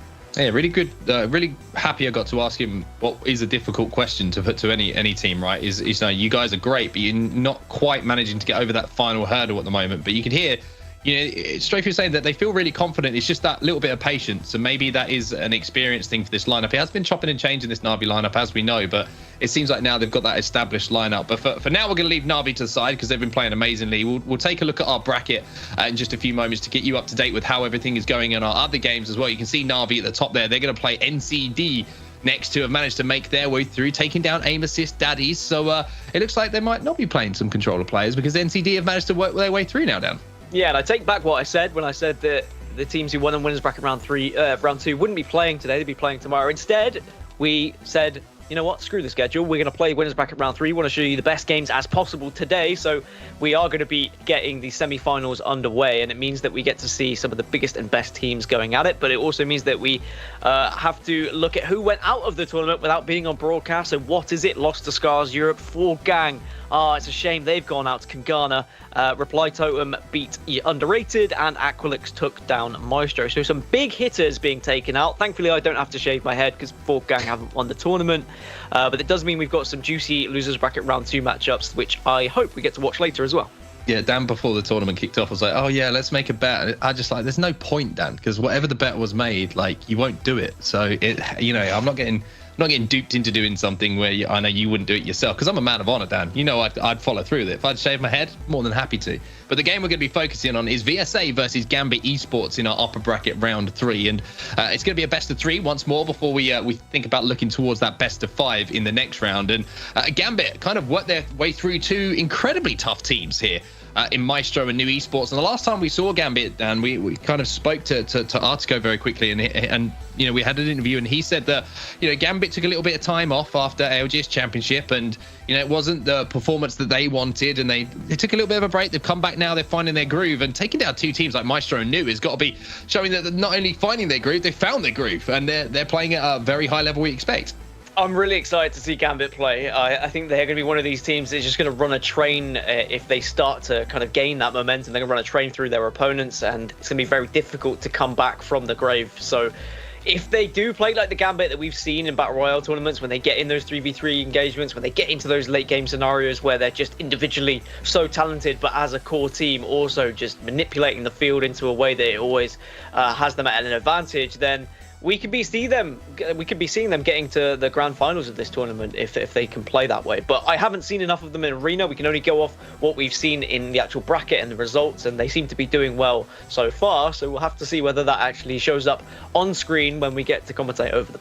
It's going to be interesting to see how they go and how their opponents also go. It's going to be interesting to see how this match actually turns out, because as I say, best of 3 seem to fly by at the moment, and you don't have any room for mistakes. We're going to see what map picks are going to be coming in as well, see if there's any hiccups which might throw Gambit off a little bit. I know they're going to be very comfortable fighting on some of the more established maps that we see on the likes of World's Edge and King's Canyon, because, you know, this team's been together for so long now that it seems like every single position and situation they would have found themselves in. But for Gambit, I think it's a really big season coming up in ALGS Season 2, because we always talk about Gambit, right? We're always like, Gambit one of the best teams, Gambit one of the best teams, and quite rightly so. They've had a lot of historical performance, but I really feel like the LGS Championship performance just kind of, it was a little bit, I don't want to say a letdown. Letdown's a little bit harsh, because we expect such high things of them, but I just expected a little bit more from them, and I want to see them start to pick up a bit of momentum towards ALGS Season 2 here, with maybe, you know, getting into that final here in this arenas, finding and just dominating and showing everybody that after their break, they're back and they're really sort of hungry for what's around the corner.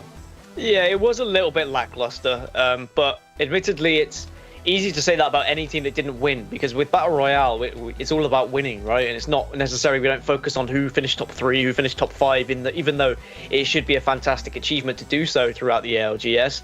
Whereas here in Arenas, it's about who is the winner, right? It's about just being the best fighting team, and I think Gambit are going to be one of those 3v3 teams who should be able to wipe the floor. We can have a look at the map picks as well and see who's going to be playing where, and of course it's going to be a chance now for both of these teams to really push themselves on and get to those finals, those winners bracket finals. Well, let's see what map 1 is then. Reveal yourself. It's Thermal Station, so both teams going to be very happy with that. That's going to be the map pick here for VSA. Gambit's map pick will be map number 2, and there's the anticipation is building. We will find out what that is in just a few moments. We're going to Hillside Outpost, so a bit of Kings Canyon love coming in. That's something that we haven't seen too much of, and interesting to see that's actually a pick for Gambit. And our final map of the series will be Phase Runner. So we do have that wild card in the middle now, Dan.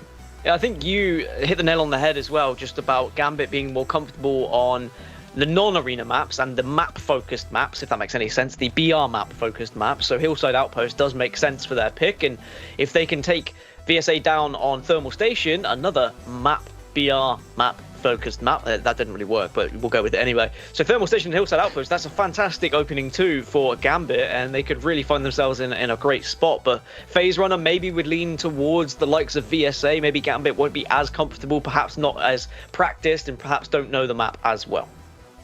Say it to me, Dan. I want you to tell me, and anyone in the chat as well, that this looks like a pizza. Come on, you get what I mean by now, right? Like, you got the cheese and the sauce, like, going around the edge. How does it not look like that? Doesn't look like a pizza. That looks like a drill.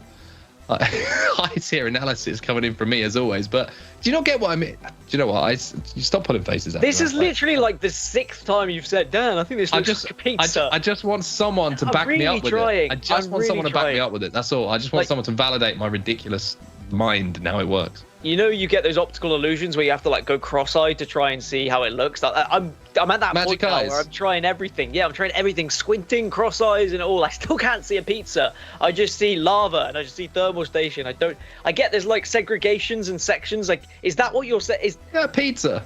I mean, it's a pizza. If it's like a 3-slice pizza and someone who's really lazy at your pizza company has cut it, I'm struggling to see it. You're looking at it. I can see it. I could hear it in your voice there. You were about to say, yeah, I can kind of get where you're coming from. Like, you know, I could hear it in your voice. Now you're on board, Dan. Now it's in your head. It is officially, this is now renamed as pizza, this map, but I'm looking forward to getting into it. We know what this is all about. It's all about getting control of that dome if we're pulling over the dome side, and if we're going to the other side, that platform is the power position to play from. But we do also see teams playing from that central structure and playing around it. Always feels a bit risky though, because if you get caught inside of that central structure, especially multiple players, you leave yourself so vulnerable to grenades, and there's only 2 ways to exit. So it really does become a case of the other team can kind of focus in on those 2 doors and do a lot of damage before you cross. So it's going to be an interesting one for sure. And this was a map which I felt wasn't one of my favorites early on when we saw arenas coming in. But the more that we see it, I feel like there is actually quite a lot to it. There's more than meets the eye initially.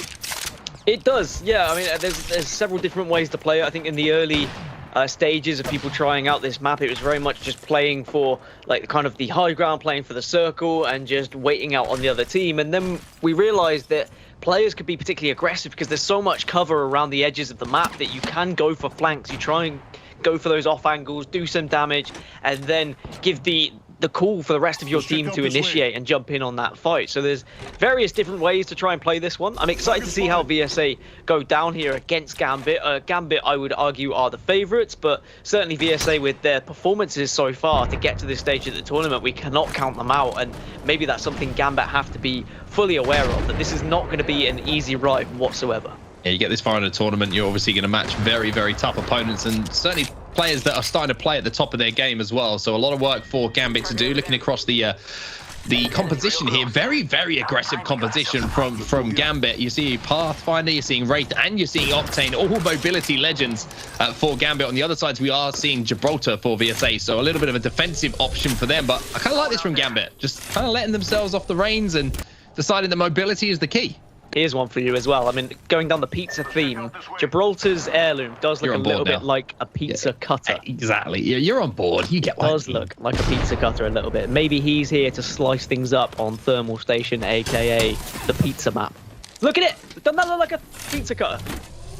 Doesn't look like a pizza is what you're trying to say. Slayer's now just trying to show his shoulder, but he's got to be very careful. That grenade's actually going to give away that player's position. 2 Skynades going up, but giving away the position is one thing. However, that Mozambique is hitting extremely hard onto Hardeki. Is going to be forced to jump back into the void and keep himself alive for now. Manages to do so, but that's going to create an opening here, you would imagine, for VSA to move up, as both Artico, Leogri and Hardeki are having to shield, but they're not taking that opportunity to do so. And now Artico is going to try and retreat. Can't quite hit the shots he needs to. First knock will go into VSA, as VJX will get that knock. traded out. And now, Hardeki and Gambit trying to do something magical, playing around this knockdown shield as he almost manages to get the job done. And it will be VSA who actually take home the first round here now. Very impressive from them. 30-30 repeater just doing the damage at the end, even though it was a 2 versus 1 in the later stages of that fight. Gambit just so low on health. One thing you've got to say about arenas in general, and in comparison to battle royales, is the Mozambique is not something you use in a battle royale very often. Let's be completely honest. People don't really pick that gun up. It doesn't do the damage that you want to be doing in all the engagements you get in. There are far more better weapons to be using. However, in arena, we have seen how influential the Mozambique can be in the opening rounds, and it is not an easy weapon to use if you haven't used it very often. Certainly with the fire rate and the positioning of your reticule, you need to be familiar with it. And I do think those teams who practice more arenas are going to have the advantage in the early stages with this Mozambique. Well, VSA is certainly going to have a positional advantage here. As you see, they're using the jump pad to immediately take control of Dome. And now it's going to be up to Gambit to make a slow, methodical move up and try and pick away at the players who have taken that high ground. Speaking of high ground, you can see Artico's trying to use that P2020 to just chip away and rearrange the haircut maybe of the player up on the high ground on that column. That will be the Pathfinder who is up there. And Gambit got a very difficult retake here, Dan. Just with the low ground, having to try and assess how they want to approach this one. Of course, you have got legends like Pathfinder who can zip up and get in the face of your opponents, but Hardecki's been naded down. And now we're going to see Liogri try and dive in, but you've got to be careful. You can't push it on your own, otherwise this might happen. You just get isolated, and that's going to be the first pick going towards VSA. And Gambit, they're down bad. It's down to just 2. Make that 1, and it's going to be a 2-0 lead if that Hardecki pops off. But he has done in the past, but he's not going to do so just yet. VSA, 2-0 up. Unfortunately there for Hardecki, it was VSA who just said, "You're not that guy, pal. You're not that guy. You're not going to 3v1 us today," even though he has done it multiple times in the past. Today is not that day. As VSA put themselves on match point here, Dan, and it's been really, really impressive from them as well. You have to give them a lot of props for the way that they've approached this, and Gambit really haven't had a foothold so far. First blood in both of these rounds has gone to VSA, and Gambit have been on the back foot almost immediately, and it was from the first moment there. That jump pad was the difference maker. They got to Dome so quickly that they were able to isolate and take all those lines of sight away from Gambit, and really did have an advantage. And here this time is the Pathfinder zipline to give them that accessibility to Dome. A little bit of high ground, try and get a couple of shots off, only tagged once, but this is something we saw in Na'Vi versus Kungana, by the way. Kungana, who weren't running the Gibby, really dominated Thermal Station, but then they weren't able to close out the series. As Gambit goes down again, they lose 1, but here comes the response from Hardecki. But VSA, they have more health, they have more shields, and they might be able to close this one out. Ooh, grenade goes down, a shield crack going to come in as well, as Slayers and Atrocity combine, and now once again it's Hardecki left in a very difficult situation. 2 grenades at the feet of these 2 players. Hardecki manages to get out of dodge and manages to get the finish, so at least there won't be an opportunity here for a res to come in for VSA. It's a 1v2 for Gambit. Hardecki, you want that guy in the last round. This guy this time has to jump down. It's 1 HP, he's got the wall to play with, he's got 2 players flying at him, and it's going to be VSA who close things out, and it's 3-0, and it's in dominant fashion, Dan. Yeah, so it's the other way around, excuse me, from what we saw in Na'Vi versus Kungana earlier, where the Gibraltar composition really has dominated and not allowed the aggressive composition to get as much freedom as you might want when you're playing 3 legends like that. And, well, that is quite the statement from VSA, especially in a best of 3 as well here in the semi-finals. I'll excuse myself from what I said earlier. I thought it was a best of 5, but it will still be best of 3 between these 2 teams. Gambit just not able to get that first knock.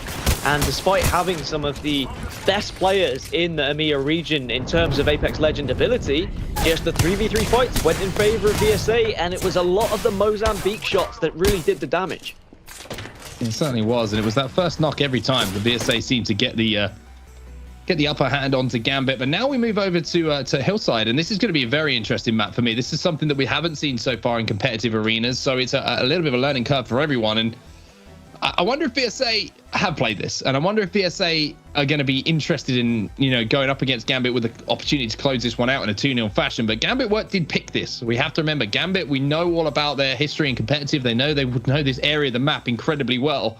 And watching this here, it takes me back to when Na'Vi actually won a last chance qualifying. We saw an end circle which finished right in this exact space, and it was one of the craziest end zones we've ever seen. A crazy comeback from Na'Vi, but It's good to roll ourselves the memories back a little bit and find ourselves here on Kings Canyon. And as I say, it's going to be a little bit of change of pace here, a little bit of a change of map, and a little bit of a change of opportunity for us to call some different action.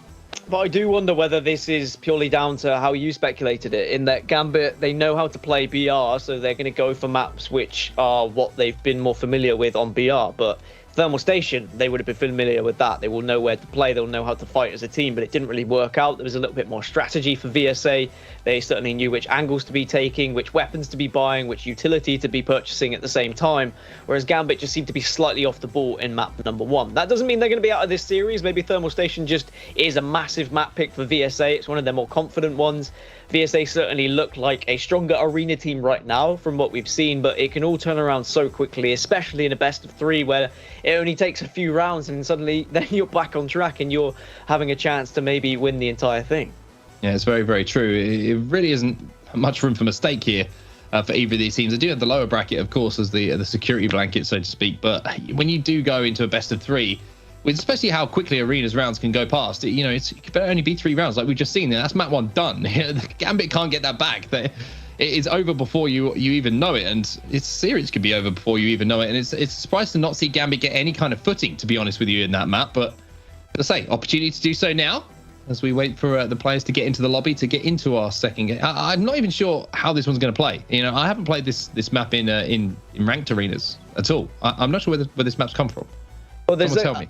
There's a couple of secret ones, areas for close engagements, and obviously just trying to isolate people that are hiding in buildings. You can go for some cheeky positions here or there. There is ultimate high ground with certain circles as well. So all these factors are going to play a part, as they do in any arenas map. But Gambit should be a little bit more comfortable. But at the same time, you have to imagine that in BRs, when you are fighting in these areas, it's either in one of the 2 situations. It's either where there are no restrictions whatsoever because you're either fighting out of circle within a large circle, or it's final circle. And the final circles are not going to be the same here as they were in BR. They're going to be more strict. They're going to be absolutely predictable. They're going to be the same each round. You know what's going to come as soon as you see that first circle. So people can plan and they can strategize very differently to what you do in BR, where a lot of your BR decision making is by percentage judgment, about just knowing how to play certain circles or familiar circles and being able to adapt on the fly to where other teams were. Whereas in a straight 3v3 fight, you know the power position, you know the god spot, so you're going for that god spot. A lot of it is about speed. That's why we see a lot of the legends like Octane, like Pathfinder being used, their ultimates, to get you to those high ground positions. So it's about who's played the map more, who's put more practice in, who knows those god positions. Yes, okay, the fighting ability and the aim is going to come into it as well, but the first point of contact is going to be just getting to those best points in the map. Well, we are going to see the care package potentially have that impact as well, and I just wonder what weapons might actually pop out of that as well. We have seen some crazy package weapons as well. We've already seen an alternator today, which, if anyone's used it so far in this season, it is the most fun weapon in the game, unless you're on the receiving end of it. But we've seen Cravers come down in those later rounds as well, but it seems to be in the opening rounds, if you can pick up something like an R9 or even a Hemlock, when you see that kind of pop up early on, it really can do a lot of damage at range. And in comparison to what some other players might have in their hands, you have that extra scope, you have a little bit of extra bullets, I should say, with the mag alongside it as well. So care package weapons in those first couple of rounds certainly can impact things. But I'm just interested to see what side we start off here. If there's going to be any advantage for any team, if it's going to be a height advantage for one team, if it's going to be a race to height again, if the towers is going to be the tower to the left of where we're currently looking is going to be involved. It's certainly. I'm just looking forward to watching this one, to be honest with you, and seeing how teams approach it. Yeah, we were both excited when we saw the map pool, when we saw there was going to be a few extra maps different from what we saw in the previous Arenas tournament that we commentated, because we want to keep it fresh. We want to keep it exciting. That's the point of Arenas. It's fast-paced action for the most part. I know sometimes we see teams that play a little bit slower, and then it does get a little bit frustrating as a viewing experience at times, but the circle does pull in quick enough that it at least closes teams in, especially on smaller maps. This is a small-ish map, especially when you compare it to likes of maybe Phase Runner, which is a lot larger. But the packages is something you touched upon. I think that's going to be very important in the early rounds. with the economy that I've spoken about a few times, you're going to be using your materials to sometimes purchase abilities rather than weapons. So you find a couple of your players, or maybe one or two of your players, on just P2020 and Mozam. So if you can turn that P2020 into, I don't know, an R301 or a flatline or anything that comes out of that package that is an automatic weapon instead, that can really set you up for a snowball effect where you win round 2 and 3 afterwards because you've got the economic advantage. And we've seen so many 3-0s, but at the same time, all it takes is winning that one round after the 2, and then it gets back to a 2-2, and these games, they can elongate. You can get a really quick 3-0, or you can get a really standoffy 4-4, and it all comes down sometimes to just one wingman shot or just one clip of the flatline. Well, here we go then. We're into our second map of the day after VSA went up by 1. So Gambit have to answer back here, and they will get some early meds in the hands here of Artico, but without taking a little bit of damage themselves. Gambit already on the back foot. However, you can say the same about VSA, as a few grenades are going to be hitting, and there's another one for Slayers, as he's going to be forced to drop yet another battery from the inventory into the shield slots to get himself back up to full HP. You can see Horizon on the map here as well for VSA, so a little bit of change up for them. Atrocity's going to be taking some damage. He's going to be forced to try and escape for now, as Hardeki and Artico now taking that high ground. This can where things can be very, very dangerous for VSA. Gambit up on that high ground, going to have lots of angles to work with, and Artico is going to do a lot of damage with that Mozam. Not pushing in too aggressively though, just giving that information to the rest of the team that the damage is done, force those resources out, and now you can reposition as the bow check is found for Hardeki, and if anyone can go full Katniss Everdeen, I'm sure Hardeki is the person who can do so. Misses that shot. Maybe he's going to ping him. Misses the second as well. This is Robin Hood, but after a heavy night out by the looks of things from Hardeki. Not going to be able to get damage done. His teammate's going to be taken down to low shields as well, and now the push is going to be coming in from VSA, and that is a quick squad wipe as you could want. A couple of missed shots with that bow check cost Gambit. VSA, 1 up already. And is this just, again, arena knowledge going against Gambit? Is picking up the Bojack the right decision there? If he hits those shots, we're probably praising and saying, oh, well, you know what, fantastic from Gambit. Hardeki's done the right thing. He's picking up the Bojack. He's getting the damage done. But the missed shots allowed VSA to press on what was a disadvantage where they were actually quite down on their shields. And Gambit maybe could have pushed up on things, but instead VSA turned things around. The Horizon really making the difference, being able to transition from low ground to high ground as well. And this is something I touched upon earlier, is just knowing arenas a little bit better, being an arena team, I say with air quotes. Like, I think VSA are more of an arena team than Gambit are. I'm going to benefit from changing those legends depending on the map, just the comfort picks, knowing which is good, knowing when you need different abilities. Gambit really don't have too much of an answer to the moment for what VSA have brought. It seems like VSA are quite happy to push as soon as they get any kind of advantage, and there it is. They've singled out one player. Liogri is going to fall. VSA once again with an advantage. There's a couple of grenades for Atrocity to try and navigate. He goes up into the sides on the grab lift to pop the battery. Will he be able to get it off before he lands? No, Artico will tie things up here in the numbers department at 1-1 now. Really important that you got that final kill, and he actually gets the knock again, so now Gambit will find themselves in an advantage. Artico's starting to pop up. Hardeki just has to sneeze onto Slayers and he will go down, but it looks like Slayers going to get away and get a bat off here, so maybe still a chance for VSA. 1v1, Hardeki versus Slayers. Slayers going to have to pop a syringe here. We'll have that passive of Octane, of course, with that HP slowly healing, but he's managed to get into a position here where he does have the high ground. The only question is, can Hardeki get into a position where he can actually do something, maybe get a res? But for now, Slayers has turned the situation on its head, and Hardeki is struggling now. The Mozam is going to hit, and that will be a clutch from Slayers as he takes down Hardeki, and that will be match point now for VSA.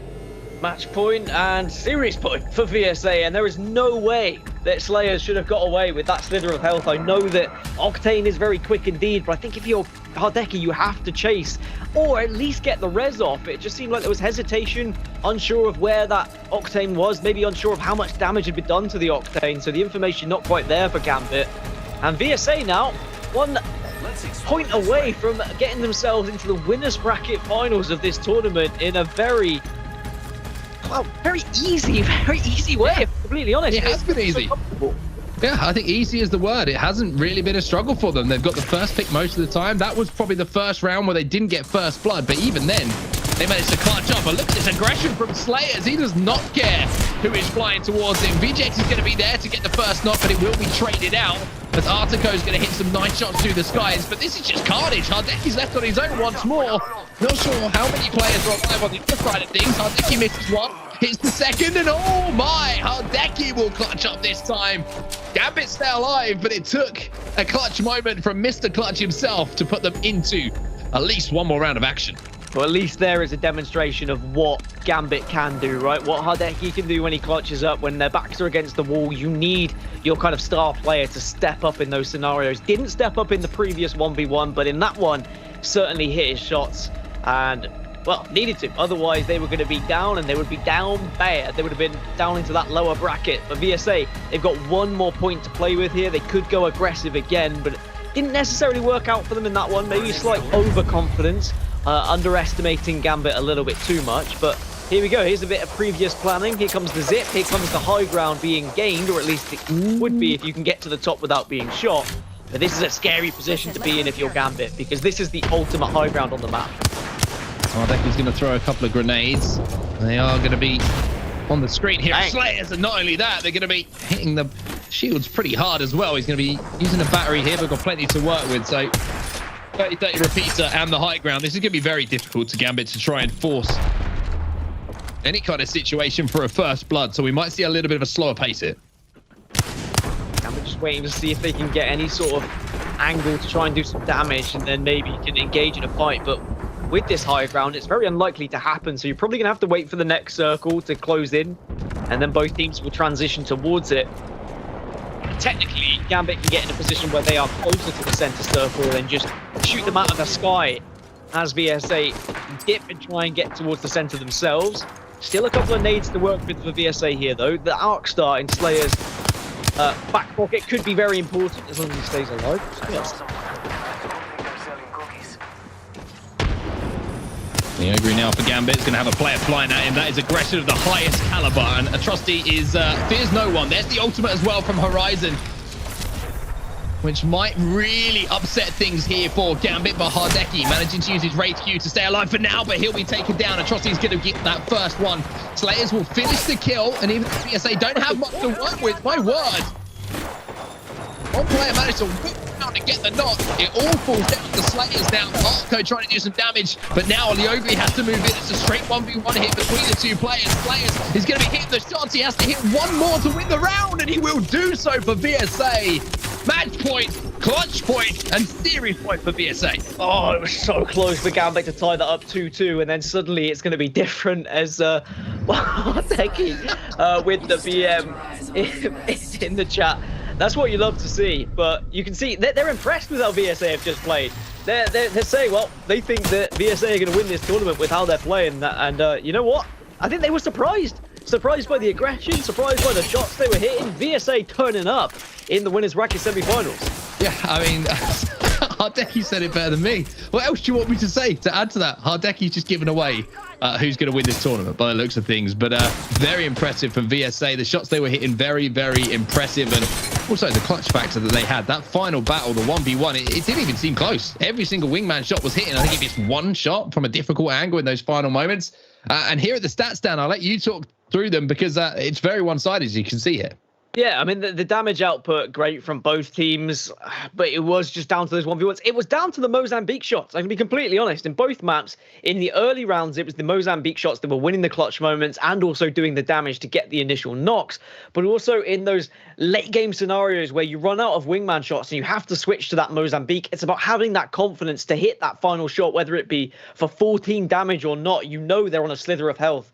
And if you try and go for the constant wingman shots or you try and dive in for a melee, then maybe it's not going to work out. But knowing that you have the ability to hit Mozambique shots is going to be very important in arenas, as we have seen demonstrated just there. VSA wiping the floor with Gambit, and I was not expecting that. I mean, we knew that Gambit were going to be a bit hit or miss, considering they wouldn't have played necessarily as many arenas as other teams, but not that much of a disparity between two teams. That was crazy. Yeah, I love that, by the way, from Hardeki at the end. He's like, this team's won the tournament. This team's won the tournament, by the way. Nobody else try. Doesn't matter. They've won it. So, I mean, that is praise indeed from Hardeki, although I feel like maybe the tongue was in the cheek a little bit because we know Hardeki doesn't like to lose. Nobody likes to lose if they're playing at the top level of Apex Legends. But as I say, very, very impressive from them. I mean, there's not much more to say, to be honest with you. When you go up against a team like Gambit and you take them down in that format, it doesn't matter what we say about it. It doesn't matter what the players say about it. The score speaks for itself. It was dominant. There's not much more to say, Dan. Hardeki said it best, as I said. Confidence is going to be flowing through VSA. They'll move into the winners bracket finals, so they're guaranteed top 3 at this point, and they'll play the winner of Na'Vi or or NCD, excuse me. Dolphins team are there in that winners bracket semi-final. Excited to see who has progressed from that position, but certainly some surprises already in this tournament. Ever since winners bracket round 1, when we saw some of the favourites drop down to the lower bracket right from the get-go, we knew there would be some teams here just shaking things up a little bit. And it seems like VSA might just be the team to really shake things up and say, you know what, we're going to see something a little bit different. Well, we'll have to see if VSA are here to stay, Dan. But before we do that, we're going to head to a break while everybody can cringe their way through the next few minutes after what I've just said. But in the meantime, don't forget to head over to gloot.com. You can sign up for a free account. You can start competing and tracking all your stats in Apex Legends. It's really, really cool. So just head over to gloot.com in this break. But when we get back, we'll have to see if VSA can continue their dominant form. Welcome back, everybody, to GLL Arenas Summers. And Dan, we've got another special guest joining us, and I'm very pleased that we get a special guest joining us because this man just dominated in our previous game. His name is Slayers. You can see him. It's not Max Strafey from Na'Vi. Don't worry about that. The lower third is wrong. It's Slayers from VSA. Welcome to the show. Congratulations on what was a dominant performance over Gambit. The floor is yours because I'm going to be honest, I don't know too much about you guys. What can you tell us about your team and your specialist in arena, BR? Tell us about your team. We just got together for this tournament, really. We played a few times in arena ranks and then just started practicing a lot. And we're all controller, so we've got that advantage in arenas and 3v3 fights. So certainly, that's pretty much it. I mean, you guys just tore apart the likes of Gambit, who we've seen dominate Battle Royale tournaments, and individually, like Hardeki for me is one of the best players in Apex Legends. Like, do you follow the kind of Apex Battle Royale scene a lot? Do you know the kind of players you just tore apart? And if you do, like, what does it feel like to be kind of dumping on the likes of Hardeki? I felt great, especially with the wingman. He's a wingman god. Now, I'm gonna use Hardeki's words against him here because you saw in the in-game chat at the end of things, he said, "GG, this team's won it." About you guys. I mean, what's your reaction to that response from Hardeki? It's great. I think the same as well. I think we are going to win it. So just gives us more confidence. Yeah, I mean, the confidence is there not only, I mean, in your interview right now, but in your gameplay. Like, you guys were just running at them. You knew exactly how you wanted to proceed in every single round. Yeah. Is there an element of practice where you will be changing kind of legends depending on the map? Like, do you have a game plan for the majority of maps here? Yeah, we've got a game plan for all the maps. Been keeping it on the low, so not many people know about it. That was going to be my question. I was like, what's the game plan? But then I realized again, what I'm doing is giving away some strategies. I mean, what's your favorite map to play as a team? I mean, that's one thing that you obviously isn't giving too much away. Thermal station. Thermal stations. That's just because of the close quarters on the controller, so that you can get those 1v1s.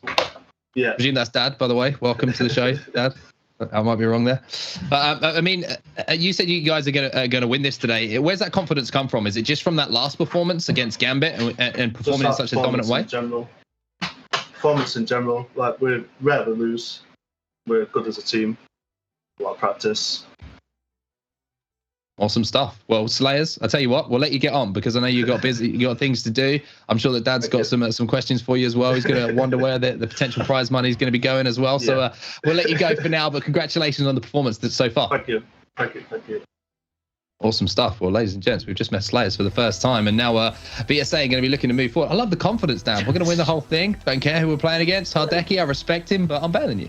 Yeah, just easy. I might have put those words in his mouth a little bit, by the way. He didn't say exactly that, but you know. He may as well have just said, I don't care what achievements anyone's got in the ALGS and Battle Royale. Arenas is our stomping ground.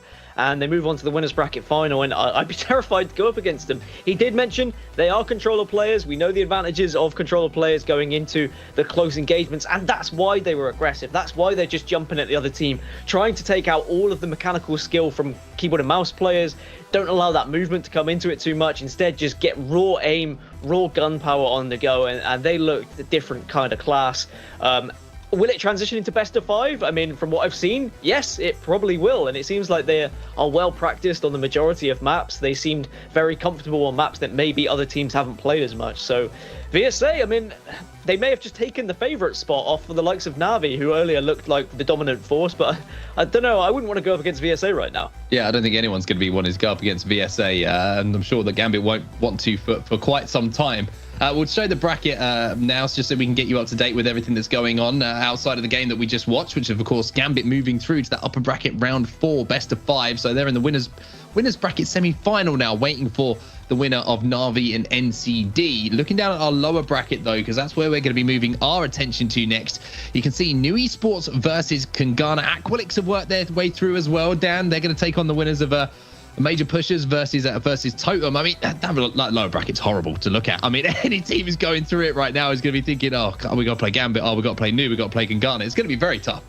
It's horrible to look at when you think of BR teams, but I'm starting to think that, you know, some of these teams just aren't that good at Arena. Well, they are. They'd probably destroy me and a couple of buddies, right? But they're not as good as they have been in Battle Royale tournaments. I mean, Scars, for example, European champions, EMEA champions, knocked out in losers bracket round 2. It doesn't matter if Taishin is awake or not. It just seems like that Arenas isn't their playing ground. Instead, New Esports were able to take them down, and they go up against Kungana. Now, Kungana, we know, are champions of Arena. They have won an Arena tournament, but they're going to have to beat Na'Vi again if they get that far. They're going to have to beat the likes of VSA if they get that far. Like, it just seems like every tournament we find out something new. We find another team who has pushed that meta a little bit further, that have got a little bit more improvement with their skills and their tactics when it comes to arenas, whether that be a lot of strategy on poke damage or whether it just be raw aggression like we just saw from VSA. But it's about knowing your opponents as well, knowing what you can get away with. VSA maybe felt the lack of confidence from Gambit in certain areas of the map and said, you know what, let's just run at them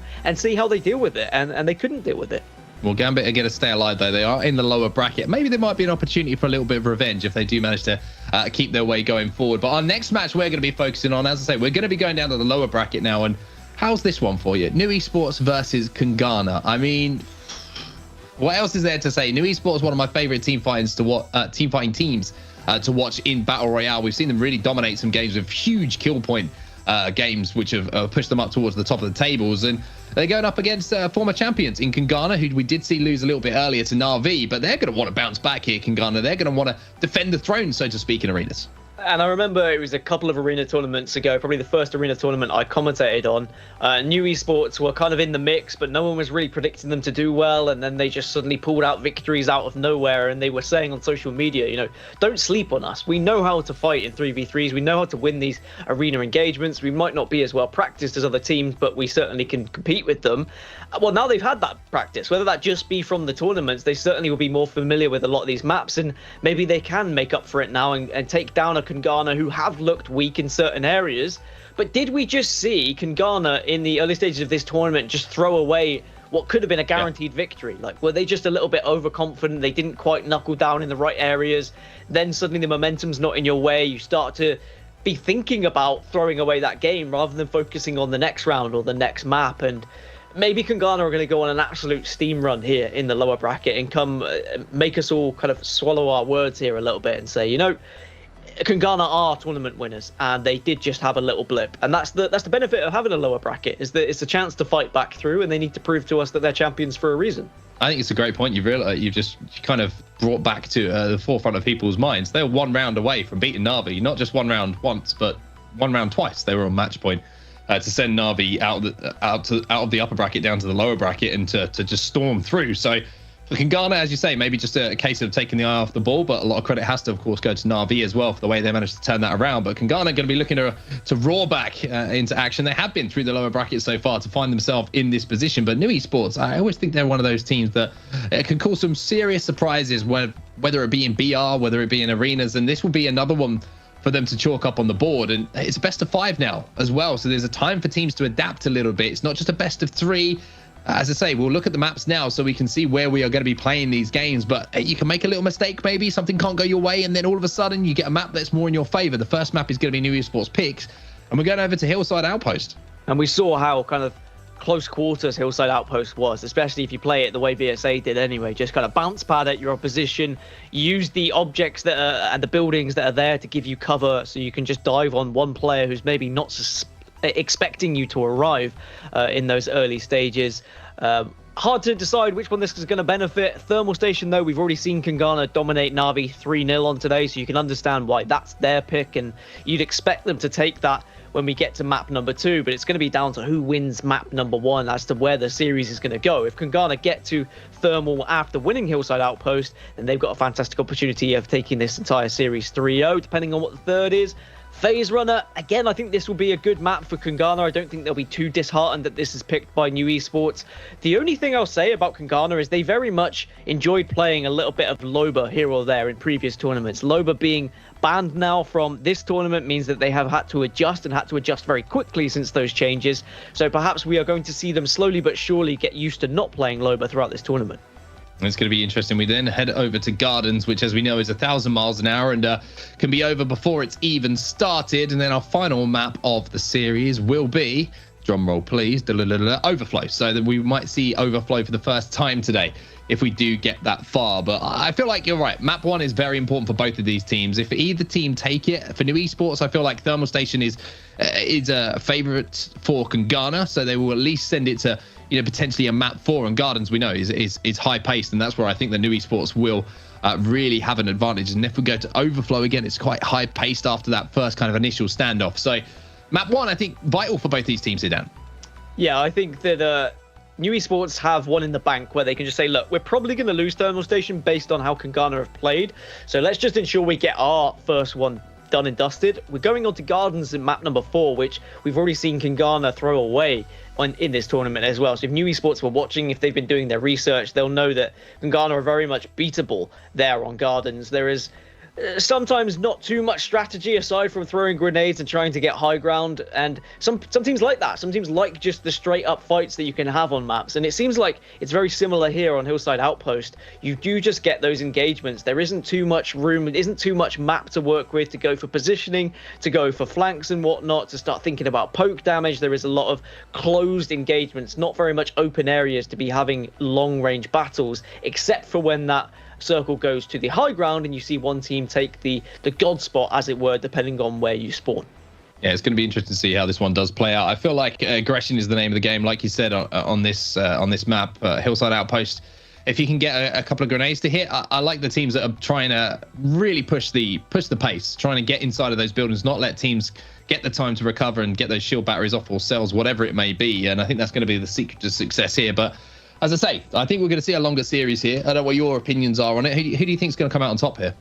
I think Kangana will come out on top, but I also thought that Kangana would still be in the winners bracket at this point. So I'm prepared to be wrong here, and I'm prepared for New Esports to come out on top. I've already shaved my head. We've already been through this. That it happened. It grew back.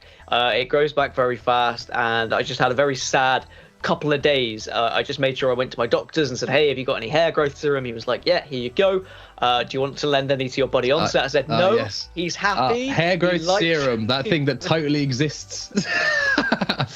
Yeah, so what I did is I went to Hogwarts, and nonsense, Dan, absolute nonsense. But I think, do you know what? I'm going to throw a little bit of spanner in the works here. I'm actually going to go with New Esports. I think they're slept on as a team, not only in BR but also in arenas and as a 3v3 fighting team. I think they're very, very talented, and I want to see them come out on top here. Kangana are crazy good, don't get me wrong, and it wouldn't surprise me. And I do feel like, even though you probably would say that New Esports are the underdogs historically in this game, I just think they've got something about them, and I think they might take this one home. even though I like to kind of talk about strategy and tactics and everything in Arena, let's be completely honest. Sometimes aggression is the name of the game, and just winning a 3v3 fight outright and being better than your opponents at shooting is also very important. We have to look at how many controller players are in the mix when it comes to things as well, because those close range battles, the same in Battle Royale, can very much favor those who do have the controller in their hands. For Kungana, they do like to play with a little bit of strategy at times, but they're also not scared of pushing their opponents and being aggressive. And it comes down to who's been playing what, who knows where the materials are, who knows where the resources are, who knows where the loot bins are, for example, where those pills are to pick things up, where the care package is going to be dropping. Yes, okay, it's all indicated on your map, but just a second or two advantage of knowing where things are going to be could be the difference maker, as New Esports will get the care package. They pick themselves up a 30-30 repeater. Yeah, not only that, but also a Peacekeeper as well. So that you can have your Mozambique, and I'm going to hit you with a Peacekeeper if we get nice and close enough to cuddle. And the Peacekeeper is something that certainly something that you don't want to be on the receiving end of, as New Esports just trying to do a bit more poke damage with that Mozambique. Post skill taking a little bit of damage, can be forced to back down. Now it becomes a little bit of a med battle, as you can see. New Esports already having to disperse some meds between the team, and that's usually an indication that Kungana do have the HP advantage and the inventory advantage with meds. So these Mozambique shots are going to be absolutely crucial. Really have to hit them. Also have to make your jumps if you're medieval as well. Try and get into a position where you can at least do some damage with the Mozambique. There's a nice 34. That is going to put a lot of pressure onto New Esports. Kungana doing the damage from the distance, deplete those resources, and then as the circle comes in, naturally both teams will have to close in together, and we will get the engagement that we are so desperately wanting to see. Until then, we have to wait, just have a little bit of a poke off here in round one, which is indicate don't have the ultimates and the abilities to get you into the close range engagement. And Low going to have to be batting here. However, he's getting chased down, and that's going to be the first knock actually going to New Esports, who did have the advantage of being in that zone a little bit longer than their opponents. Now they'll be playing on that truck, and this is where the 30-30 could really be important. It's a 2v3 on the map, as post-kill will finish off down of Bailey Low to make sure that he can't get back up on his feet, but he has to scarp her back, and he'll have to use his Phoenix kit. The question is now, can Kashira land a few of these 30-30 shots and really deplete those resources now? That's the shame about a 2 versus 3, right? Is they got one player down to just a slither of health, but you can't push up on him because you don't have that extra player. They're also at the low ground now. New Esports are very much centre circle, and this ring 3 is closing. So Ghana have to move, and they have to move now. You've only got 2020 and a Mozam to work with. Graceful is probably going to fall. There he goes. Kashira comes in to clean things up, and New Esports are in a decent position to close out this round, albeit down to something special. Nothing special just yet. New Esports 1-0 up here in map number 1 in this best of 5, and it was just a case of that poke damage was a little bit too much in the early stages. Map positioning slightly favoured New Esports right from the get-go, and Kungana just couldn't get any sort of advantage. Yeah, I think Kungana just really, it was the positioning. They had to move a little bit earlier, left themselves open, and that was the difficulty for them, and I'm sure they'll try and adjust as we get into our round 2 now. But it was a very, very close round. It was just unfortunate that Mady was kind of caught off guard, and again, credit to New Esports for pushing that advantage when they did see they had the damage done and they could kind of commit to get that first knock and turn it into a 2v3. So a good job from them, but now we're seeing a little bit of a buy coming in from both sides, and you look across, you can see some flat lines with the 2 times on it. You can see New Esports with some upgraded wingman as well, and that kind of stuff really does start to hurt if you aren't the team who does have that advantage as far as materials in the round and in that buy phase is concerned. So you can see that Kungana having to favor those materials now, looking to see if they can pick some up to at least manage to get on an even kill, even if they do manage to unfortunately find themselves down by 2 in this round. Well, neither team going for the VSA strategy of just dropping the Octane pad and diving on their opposition, but that's because we only see the Octane on one of our teams, and it's not going to be New Esports who are leading, who will have the economic advantage. It's a slightly off-meta pick going for the Bangalore, but the smokes certainly could be very influential as we get to the later rounds, cutting off those sight lines, allowing you to pick up the loot pills and also the care packages as one drops to the ground. As I mentioned it, there comes the bubble. That's also another reason why you play the Gibraltar. It allows you to get free access to these weapons. It's something that New Esports has certainly been prioritizing in these first 2 rounds. Both times they've been getting that bubble down, and now there's going to be Graceful being pushed by one player, manages to get the crack onto the Gibraltar. The Gibraltar will fall down. However, Graceful does have the ability to jump into the void, so he'll escape for now. Postkill and Denze in position to get bats off, but Kashira is going to be taken down, and here is the flank coming in from JMW as well. They've got to be careful here. As Denze will fly through the skies and land a right boot, turns it into a 1v1, and Denze will manage to win things as well. A 1v1 now, excuse me. I thought that was the last player alive.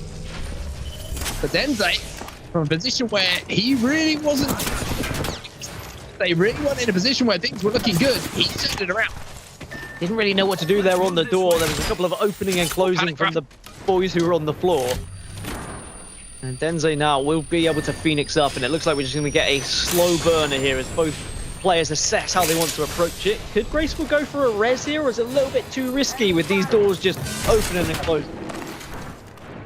Well, Denze, 10 seconds till he has that grapple back. Not sure he's going to engage too much until he has an escape route. However, he's going to be re-challenged here. Denze has to hit every bullet, but he can't hit every bullet, and the Mozam will get the final say as Kangana will tie things up. Graceful with the clutch, and vital for his team. They didn't throw that round away. Yeah, I mean, Denze almost was the ultimate clutch after the karate kick to the face and almost 1v3ing the entirety of Kangana. But it was Graceful who initiated things right from the get-go by doing a little bit of damage and then being able to queue out into the void. So important. If he wasn't able to do that, that probably would have been the round going in favor of New Esports anyway. That's really where the benefit of Wraith comes in. Do the damage, get out, get to a position where you can heal up, get the support from your teammates, then re-engage. Know when to re-engage as well. Sometimes you don't even need to heal up. As long as you can have some presence, you can do some damage alongside your team. You can be such a massive advantage by going into the void first. And I think New Esports will be a little bit upset they weren't able to clutch that one out 1v1 after being in a somewhat advantageous position with the high ground, but Kangana will be delighted to clutch this up. You just have to hope that Kangana aren't going to rely on clutches. That's the one thing that can get a little bit stressful if you're a player who's constantly left in a position where you're having a clutch a 1v1 to tie up a series and can't get that initial advantage. But Kangana find themselves at 1-1. Graceful kind of quite out of position here. It looks like Kangana aren't quite sure how they want to approach this map at the moment. It looks like it's a little bit all over the place as Denze has to hop over that fence using the grapple and pop the Phoenix kit. But you can kind of see that the comparative comfortability for these teams and these players on these different maps as JMW now finds himself in a little bit of bother and has to retreat. Oh, we're definitely seeing how practice really pays off when it comes to working out where to play on the map, where are the priority positions, where are the high ground, where does the circle move to and whatnot. It's not quite as easy as the Battle Royale scenarios where you just kind of have to adjust the things on the fly and adjust to how the circle can randomly move. It's all very fixed when it comes to arenas. Fixed positions, fixed rotations, fixed circles. There's going to be another drop location. In favor of Kashira, gets a Peacekeeper in his back pocket and he's going to try and look to take advantage of it. Graceful's gone down, so has JMW. Last player alive is up on the height. 99 with a Peacekeeper is going to be huge, and that will be New Esports going up 2-1 now. Once again, the first blood being everything. Graceful was the first player to go down. As we know, Graceful is such an impactful player, but sometimes he can swing both ways here for Kangana. If he goes down first, trying to get that alpha angle, trying to get that first blood, and it can sometimes leave them in those 2v3s. But that's been a care package every single round for New Esports so far, and it has made a difference. Yeah, Kangana just don't have the freedom to play around that care package because they don't have the defensive abilities to protect it. They are very much playing a composition full of 3 aggressive legends, whereas New Esports have got both Bangalore and Gibraltar who can both play around the packages and the pills to give them all the loot that they so desperately desire. And now New Esports are in the best position, you would say, for this side of the map where they can take the high ground off of their opponents. And now Kangana are going to have to play from the low ground to try and utilize some grenades here to at least get some positioning. See whether it works out. One player maybe just a little bit away from the rest of the team, but it doesn't matter too much because he's scarpers away.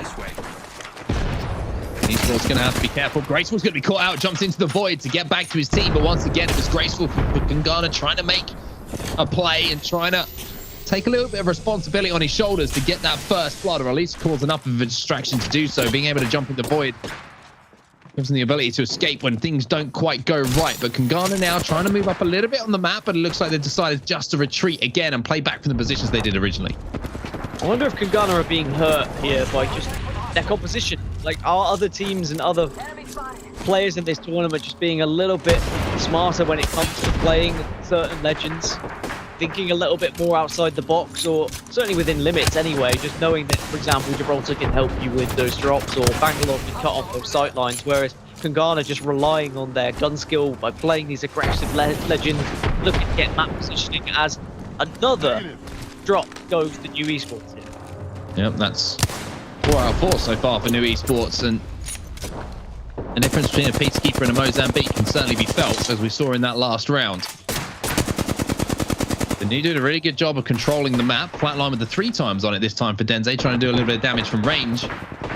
Isn't going to find the target for now, but you will see that New Esports kind of in a difficult position here, where they will have to move possibly under where New Esports find themselves at the moment. So the smoke going out is going to block those lines of sight for just a moment, which might give New Esports that time that they need to make a play and move across the map. Yeah, Kangana in a slightly better position in terms of where the circle is right now. Material still being grabbed, so even though New Esports are on match point, they're still thinking about the potential next round. Certainly very intelligent, as the defensive bombardment now will come down, and sorry, not the defensive bombardment, excuse me, that's Bangalore's ultimate coming down, and Kangana just having to hold out for this one, trying to do the damage, but the bubble is there, and now New Esports, they're pushing in. 99 with the Peacekeeper is going to be forcing that player back though, and when you get into that bubble and you get in position to survive, you can reset, and that looks like what New Esports have managed to do here. Kangana trying to get that first knock, and they actually managed to, if you keep your eyes on that kill feed. JMW took down post-kill. Denze now in a difficult position, and it will be Graceful on the hunt, trying to turn this into a 1v3 for New Esports. Manages to get around that corner, just blind firing into the smoke, but not connecting as yet, as Kashira with the Digi threat is going to give them a little bit of a chance. 45, but a 71 as well. Digi threat having an impact here. Damn, this is not looking as easy for Kangana as it might. Yeah, but it should be a comfortable cleanup, which it will be. New Esports just tried to scarper away, tried to play the circle there at the end, but got caught in their mini rotation. And things are tied up 2-2. Kangana not going down without a fight here, not allowing New Esports to steal that match point away from them. And it means now we'll go down to the wire, and it will be first to 4 instead of first to 3, and potentially first to 5 if teams tie up here in the next couple of rounds. But now Kangana are going to have a lot more materials to work with, but New Esports were still thinking about materials in that round as well, so there's going to be plenty to be on either side at this point. You'd imagine the guns that you are comfortable with are going to be purchased, as well as enough grenades and enough utility to ensure that you can elongate these fights to a point where then you push in and get aggressive when you need to. This is the kind of series I wanted to see between these two. Really tight. Players clutching. Players trying to make plays. JMW going to get a couple of shots down himself, but without receiving an RSVP through the post from the opponent that he was trying to locate those bullets onto. Denze will get a few extra materials to work with towards those later rounds, which could be the difference like we've seen so far. Now, the question for me is, where's that care package going to be dropping, and who can get control this time? Yeah, we'll see whether maybe Kangana can finally get a care package. And I mean, have we seen New Esports get unlucky with their care package drops? Could we have seen something different that really could have influenced the round, considering how much they've dominated the possession of it? They've been rewarded with Peacekeepers for the majority, but perhaps an automatic weapon could have really changed things up. Maybe an alternator in this next one could be a difference maker. But now, New Esports just holding off a little bit, going for some ranged battles, trying to get some poke damage here with the flat lines. Graceful once again trying to get that off angle. Denze was kind of holding him behind that materials. Now Denze's going to take some damage himself and be forced to back up and grapple out of danger. JMW doing a good job to hit those wingman shots to force him back. He's going to have to use some meds though, which is going to take him out of the battle for just a few moments here, as the teams will be forced to move in around 30 seconds or so to get a little bit closer. And hey, look at this, Denze straight in once again. That is every single care package going to New Esports again, and this time it's a rampage, and this thing looks juiced. Yeah, this is what I mean. Is it going to be different now? You've got an automatic weapon to work with. The rampage certainly can hit hard. Only the 24, but there's a 73. There's the crack as well, and that crack might just be an indication to take map control here, get height advantage. That's exactly what Denze's doing. You need to communicate with the rest of the team that he has to be joined, can't do it alone, almost gets knocked, but manages to just dive away. Very important to bat up. Yeah, defensively, you have to say Kangana did a really good job there. Although the zone coming in is going to force them forward. JMW going to try and take that height to cover his teammate. Graceful is taking a 1v1, and he's going to actually trade out a fight. So JMW now looking for this final shot onto the player behind the truck. But look at these shots up close. They're not quite good enough. But it will leave Postkill with a chance to clutch. However, he will go down. I'm not sure if that was his own defensive bombardment, if it was his opponent's defensive bombardment, or if it was a combination of the ring closing. But all that matters is New Esports will fall behind. Or was that New Esports actually taking that one home? No, Kangana took that round. Yeah, New Esports just falling right at the end. But I mean, I don't know if it was his own defensive bombardment that killed him off in the end, but certainly was a tough one. A very messy fight to close things out in that round, but it does put Kangana up 3-2, and they now have the chance to close out map number 1, which at one point was looking very firmly in the hands of New Esports. Even with all the domination of the care packages, Kangana still find themselves ahead here. The match point here for Kangana. We talked about how this could be a really, really important map in the context of the series and the maps that we have to play next. Denze going to throw that nade up to the skies. No big numbers dropping for him, though. As we're back to a situation we saw a little bit earlier on. It was actually New Esports who had this same position. Kangana who were trying to hold back and just force them into positions where they could bide their time for a little bit. However, Postkill trying to take a little bit of an off angle here, try and play things a little bit different, as CG threat on the wingman might be the difference maker for Kashira as we get towards those later moments, and that smoke from Bangalore becomes more influential in those close quarter battles. So we're going to have to see how this one rolls out. This is what I was talking about a little bit earlier about, though, you force your opposition to actually have to play and go for those edgy threats. But now we're going to see a different approach from Kangana. They're trying to be a bit more aggressive on this package, but still the package was grabbed, but not the ultimator though. That's the hands of Graceful. Absolutely. They arguably the best care package weapon so far falls to Kangana. They finally managed to get hold of one, and it's a beautiful little red drop for them. So the first time you would say weapon advantage. Kangana on a match point, that's exactly what you need. However, sometimes you don't need something special, you just need a headshot to crack the skull of a player, and Postkill doing exactly that. 71 damage for him.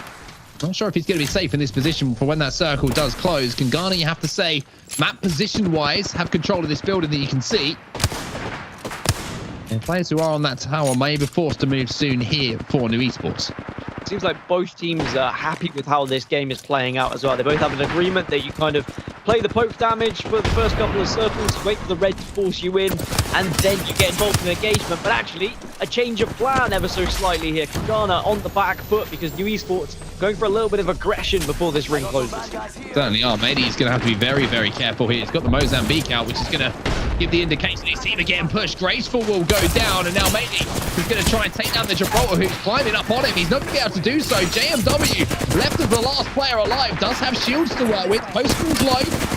And Denze is as well. Denze flies in and will finally get that kill. So New Esports tie things up. And now we're going to be going all the way down, all the way to that final round. Yep, we're going to have to see one of these teams really step things up as we move to more tiebreakers, 3-3. So instead we go first to 5 here, and well, New Esports, they had the opportunity. They threw it away. Kangana, they had the opportunity. They've thrown it away. We need to see one of these teams just show a little bit more solid approach when it comes to these rounds, have a little bit more strategy about it. But as I was saying, I just think that there's almost a gentleman's agreement of how this game's going to go out. Neither team wanting to throw this first map away with any silly ideas or any overly aggressive pushes. So instead, they're just waiting for the game to kind of play out itself and relying on their shots to be hit when they do get to those final circles. But at 3-3 in round number 1, this is the series that you wanted on set, and I think that we knew both of these teams would put on a show. And if you are just joining us, this is a lower bracket matchup as well. This is not the winner's bracket. This could be a winner's bracket semi. It could be a final. Teams that you're looking at, it could be a grand final. You're right. It's in fact losers bracket round 3. It's a best of 5 as well, so a long way to go for both of these teams. And if it's going to be this tight, it's going to be very, very exciting to watch. Maybe he's going to line up a grenade and see if he can get some damage, and it's going to be an exchange of positions to what we saw last time in the previous round. New Esports will be playing this slightly lower ground, where Kangana will have the advantage on the height. That snap coming in from Denze, though. And there's an alternator this time for New Esports. So it was in the hands of Kangana for the first time, and look at the aggression. Denze fancies things now because he has that alternator. Look how quickly it shreds, but not as quick as JMW does. Kashira will get the trade, however. Kashira now the last round, but all by one, it's not looking good for them. I like the idea of the aggression, but Kangana were ready for it.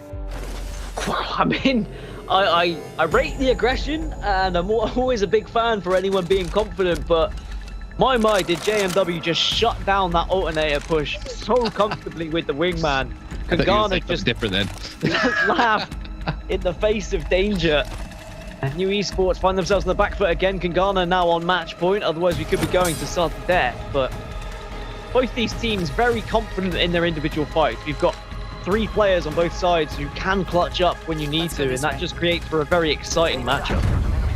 Well, match point here for Kangana. Have really had to fight and scrape to get into this position. Devo with a turbo on it in the hands of Graceful, so he's going to be spitting bullets and spitting high DPS for any kind of position he finds himself in. Ishira is going to go with the wingman once more, and the Eva 8 in the back pocket, but this is a little bit more of an even ground, so to speak, as both teams won't have a extreme high advantage. Here's Graceful though in that corner. He gets the first knock. Kashira, good fight. Maybe we'll see you on the next map on this, or teammates can clutch up here. Denze and Postkill left in a 2v3. Last thing you want to do is push into a demotion. Absolutely ripped to shreds. Kangana have the player advantage now, and they'll be looking to try and up the ante a little bit, speed things up, and try and close this round out, close this map number 1 out, which has been a real struggle for them, if I'm completely honest. Neither team has looked comfortable, even though New Esports have had a little bit more pattern of strategy in terms of being able to get that care package round after round. Kangana still find themselves on top, and it's going to be one final bubble fight. The defensive bombardment comes down just to allow Denze to heal up. It all comes down to a 2 versus 3, and New Esports clutch up and take us to sudden death. Here goes Mady. He's trying to get an angle, so is Graceful as well. He has the Devo, and New Esports are just caught in a corner. It's not a nice place to be. Mady's trying to move in. If he holds this door, his teammates will be able to move in, but he's doing damage on his way through. Graceful gets one. Kangana will close things out here on map 1 on Hillside Outpost, and they will go up by 1 in the series, but it was a scrap between these two, Dan. It was a dogfight. Yeah, it was very scrappy, very messy fights indeed. You had to think on your feet quite often. The strategy might have been there from the start, but as soon as the circle started to move in, it all became a little bit panicked from both teams. And even though the weapons were probably in favor of New Esports for the majority, Kangana certainly took full advantage of the positions that they found themselves in, and a couple of clutch moments that allowed them to take map number 1 here. And we said map number 1 was going to be very important, because going into map number 2 was the pick of Kangana. It is Thermal Station, something that they looked very impressive on earlier on today when they played against Na'Vi. So if they can carry on that form into map number 2 here, then maybe they can take a 2-0 advantage in this best of 5. But it is a best of 5. It means it won't be closed out, and there will still be chances for New Esports to get back into things. And that's me just going off presumption, right? New Esports could still win Thermal Station. Both of these teams are very evenly matched. Very little to separate them. I'd love to see that play that we just saw from the point of view of JNW as well, getting pushed by an alternator and somehow or other managing to just fry with the wingman. There must have been a couple of headshots in there to match the DPS that does come out of that alternator. But now, as you say, we move on to Thermal Station. This is the pick of Kangana, which is great for them. If they go 2 up in this best of 5, it will give them that little cushion. But I think one thing to take away here for Kangana is just look back on that Na'Vi series. When they managed to get that win, managed to get a little bit of an advantage, maybe they took their foot off the gas. Maybe they threw away a couple of rounds. You can't afford to do that here against New Esports, because they've shown that they will make you pay if you give them any kind of opportunity to do so. Also funny that one map was probably longer than the majority of series we've already had today in the best of 3s. But that shows how difficult it can be when it is that close, right? When it goes back and forth, when it goes all the way, 8 or 9 round matchup, can be very different to just the 3-round matchups that we've seen previously when they do snowball out of control.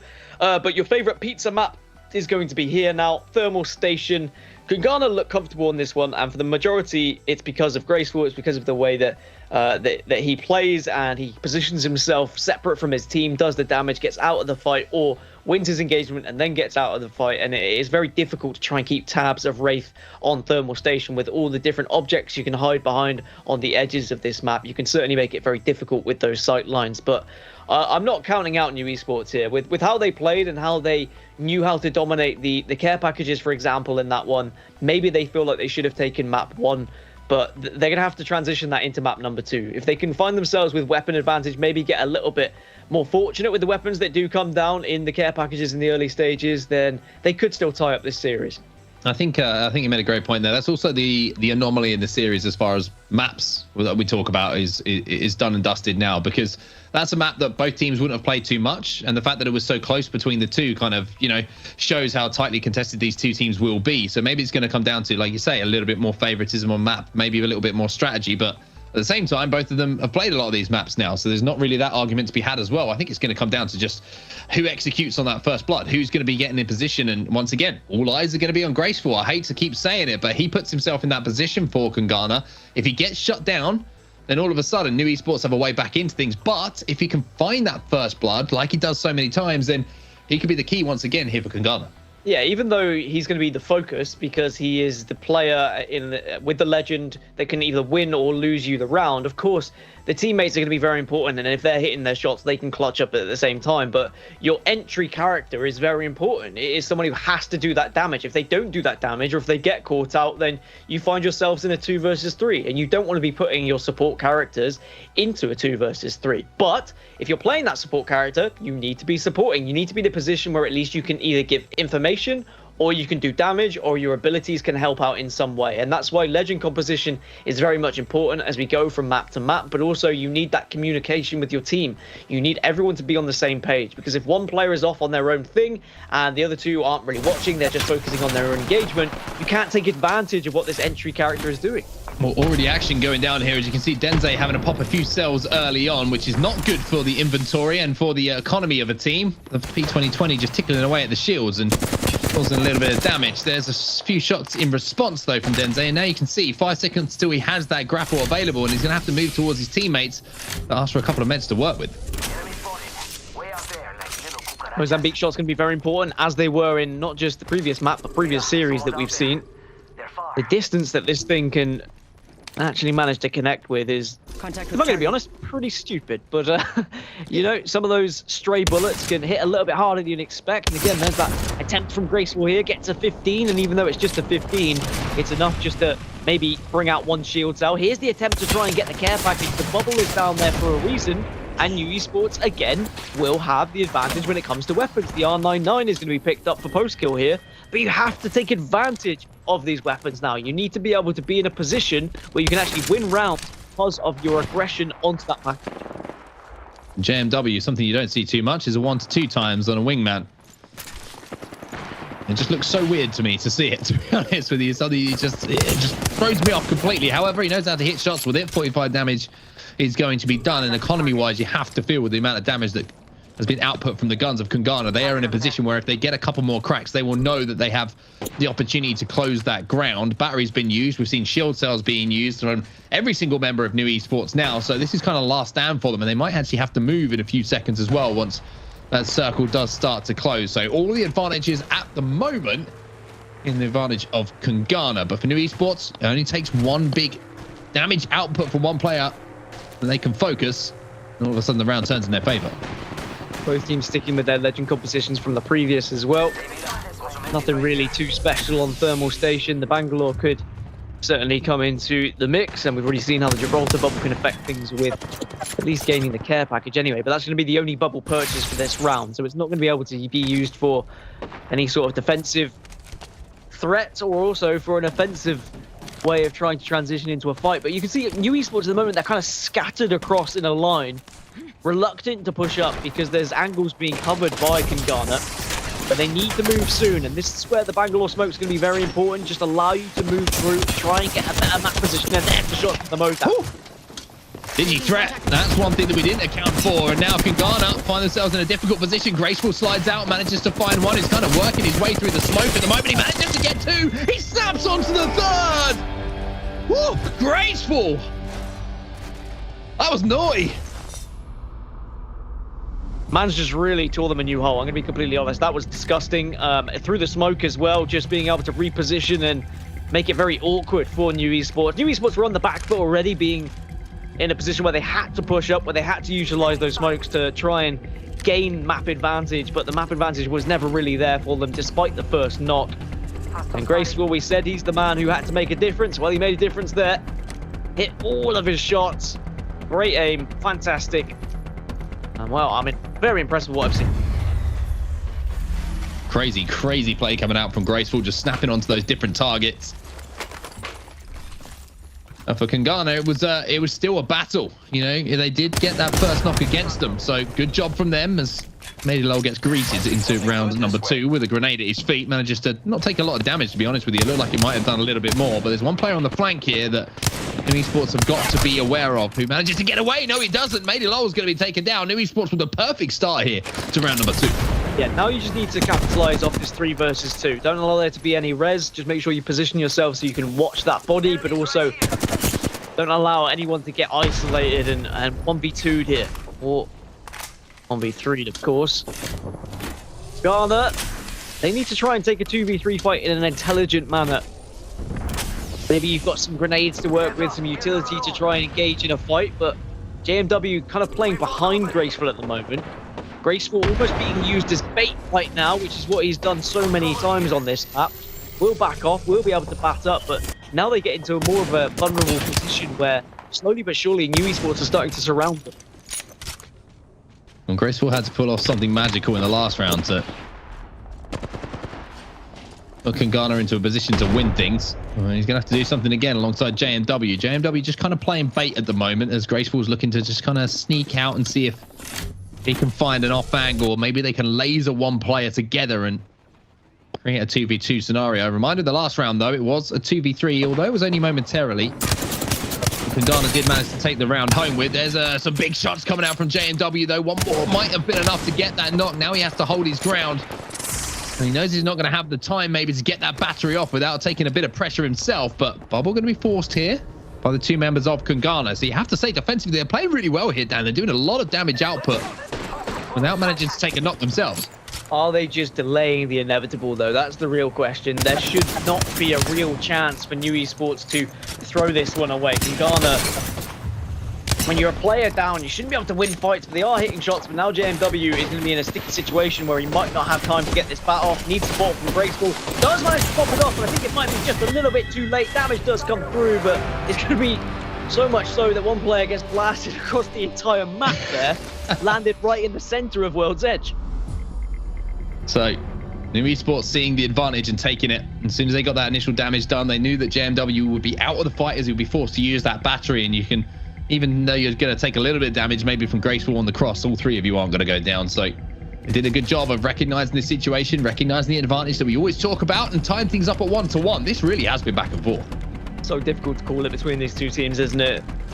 When we've had very one-sided games in the arena tournaments we've commentated. I mean, VSA blowing Gambit completely out of the water in the winners bracket semi-final, and then you get to a losers bracket matchup where you could not call it whatsoever. I mean, Kungana favourites, especially after winning map number 1 and this being one of their more comfortable maps, but New Esports round after round, they just show something a little bit different. They show that they know how to hang with these big boys, and if they can get early picks like that and just slowly play the patient game, then there's no reason why they can't win this map and tie the series up 1-1. Denze trying to be that player to find an off angle here. He's been spotted out by JMW, though. He's going to try and hit some wingman shots, but can't quite connect. I saw someone, and I don't think they're selling cookies. No damage really being exchanged between the 2 teams as yet. Let's see where that circle's going to be going. There's a little bit of damage done, though. Graceful couldn't convert the damage into a knock, though. Now Graceful trying to move up, where as you can see, there's going to be a couple of players, and he's going to burst through that door. 48 damage is going to be exchanged, though, so pretty much similar damage exchange between the 2 players, even though the gun shield took a little bit of it. We're moving towards that platform. Maybe Kangana trying to play a couple of off angles here. Maybe's going to be the scout for them as the smoke does come in now to try and block that line of sight. There's a lot of Pathfinder zips being thrown around and Octane's jumping all over the place. Just players trying to reposition to gain as much advantage as possible, but not really being able to do so. Both teams rotating around one another and around the map just to keep it at a distance, holding them at arm's length almost. Saying, you know what, let's wait for that circle to come in. Again, just almost a gentleman's agreement. They don't need to engage into a fight unless someone takes a considerable amount of damage. Graceful is almost cracked, but should be able to get away. A package is still there for the taking, but I think the bubble may have been used a little bit earlier, so it's not going to be as easy for it to be grabbed. You might have to use the smoke to get so. The smoke connects and does some damage, and the flat line will be found, and UE Sports continue with their tradition of getting the care package itself. Look at this push coming in now. The care package is going to be effective as the flat line will finish off the kill onto Graceful, which kind of been trying to patrol and own this central structure, the low ground at least. Harry going to be pushed here as Graceful will be finished off, so Benze is going to be the player to convert that knock into a kill. And now, once again, Kangana on the back foot here, and they've been struggling the last couple of rounds. New Esports have been very, very methodical with the way that they've worked towards getting those knocks and really holding down positions as Matey kind of knows he's in a bad spot, tries to do something crazy to get out of it, but this looks like another round maybe going to New Esports here as post-kill will move in to get that final knock, and New Esports put themselves up 2-1 and put themselves onto match point. I think this is what New Esports have to do, right? They have to take Kangana out of their comfort zone. If it's just that straight fight where both teams are just waiting for the circle to come in, it's poke, poke, poke, poke, poke, and then wait for one team to do more damage, and then you jump on the other. Kangana seem to have that advantage. They seem to do a little bit more poke damage. They seem to hit their shots a little bit more often. But New Esports is trying to eliminate that by saying, look, let's try and delay things. Let's try and play for the package, whether that be early, whether that be late. We just take advantage of whenever we can actually grab it. Just ensure we're always keeping eyes on it and not allowing Kangana to get it. Once we do have that package, then let's push up on them. We have the weapons, we have the damage output there, depending on what we pick up. And the flatline really made the difference, allowed them to get that first pick, and we know how different it can be when it's 3 versus 2 rather than a 3 versus 3. Kangana, they need to find this round. JMW being taken down to almost half health is not going to be good for them, and this is not the perfect start. It's almost a nightmare start as they will fall or lose that first player. Graceful, though, manages to get one to tie it back up to a 2v2. Not only that, he's able to get out of dodge momentarily. Kashira's trying to push up with that Havoc in his hand. There's the bubble forward, and they're going to be caught out here, and now it all will fall onto Graceful. One player is extremely low in the bubble, but Bubble's going to give them the cover they need. So Graceful is going to have to put the magic, otherwise New Esports. We timed up the 0-1. Missiles will arrive. And I think this is probably going to be all she wrote unless we see something crazy, but we will not. New Esports take map number 2, and they take one of Kangana's better maps off them. So the map picks have gone against the team that has chosen them. We're tied up 1-1, and this very much is a series. I think we knew that already, but this could have quite easily gone 2-0 to Kangana if they had played the way they did against Navi a little bit earlier, but nope, New Esports with a little bit more strategy behind things. The legend picks really coming into the equation. Bangalore and Gibraltar doing absolute bits. Yeah, I think Bangalore did a lot of work for them, especially when they're in positions where you felt like, Kangana probably felt, you know, we're in a really good spot here. We're covering a lot of angles, but it's one thing to cover angles. The other thing to do, by the way, just to hold my thought as we watch that spray transfer coming in from a Graceful for what was a crazy 3-piece. You know, you put yourself in a position where you feel like you're covering angles, but as soon as you lose one and you have one player who's kind of isolated on that angle from the smoke, it becomes so difficult to play against. And again, just shows every legend can be played in a different way, and Bangalore certainly has value here on Thermal Station, especially when it's a map without a huge amount of elevation. I think that's the difference here. With, you know, if you've got a player up on high ground and the smoke goes down, it's so easy just to reposition and find another angle to essentially watch the same places. But when you're on the same platform and there's no real undulations to speak of, it becomes so difficult because the smoke covers so much of your line of sight. It's just another way to reset as well. We saw several times where Kangana would lose a player, or they'd have a player cracked it and lose some shields, and they weren't able to reset because they didn't have those defensive legends to put a bubble down or put some smoke down. Instead, you're just hiding behind pillars or objects that often leave you vulnerable from certain angles, and all it takes is one player to push up just enough to shoot you in your little tiny toe, and then you're taken down. You're going to be out of the equation, whereas a bubble gives you that protection, that ability to just be confident that you can all get up to a full complement of health. And maybe Kangana just a little bit behind the meta here, slightly different to what they played in a previous tournament, where maybe they could play these aggressive legends, they could just take these straight fights, but I think now you really need to be focusing on some of these abilities and how they can help you in fights, because the Gibraltar made the massive difference for getting those care packages, the Bangalore for covering the sight lines, and just in general, defensive legends just seem to be a little bit more important in this matchup in particular.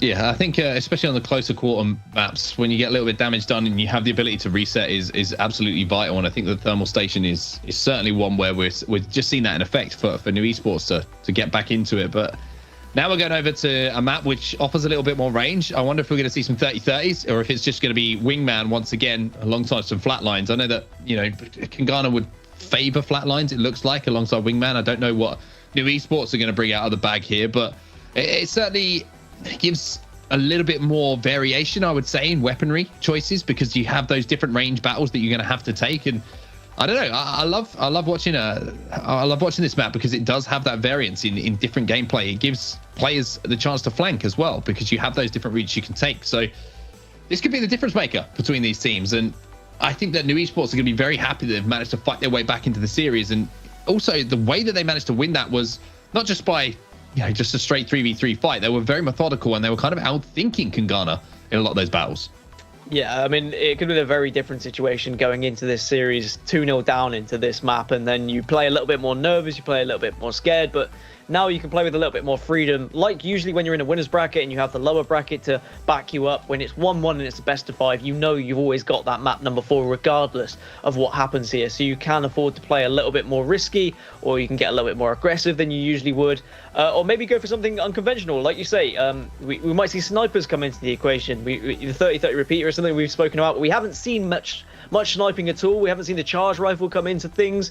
I'd like to see some sentinel ability come in. Like, we've seen some massive shots be hit by players, but maybe that's just not the style of either of these teams at the same time. But there has been a lack of aggression at times from Kangana, especially considering the legend composition they're going for. I would have expected them to push in and rush a little bit more, but it just hasn't happened. They're going to stick, though, with the same comp, and as are New Esports. The Bangalore and the Gibby very much still apparent.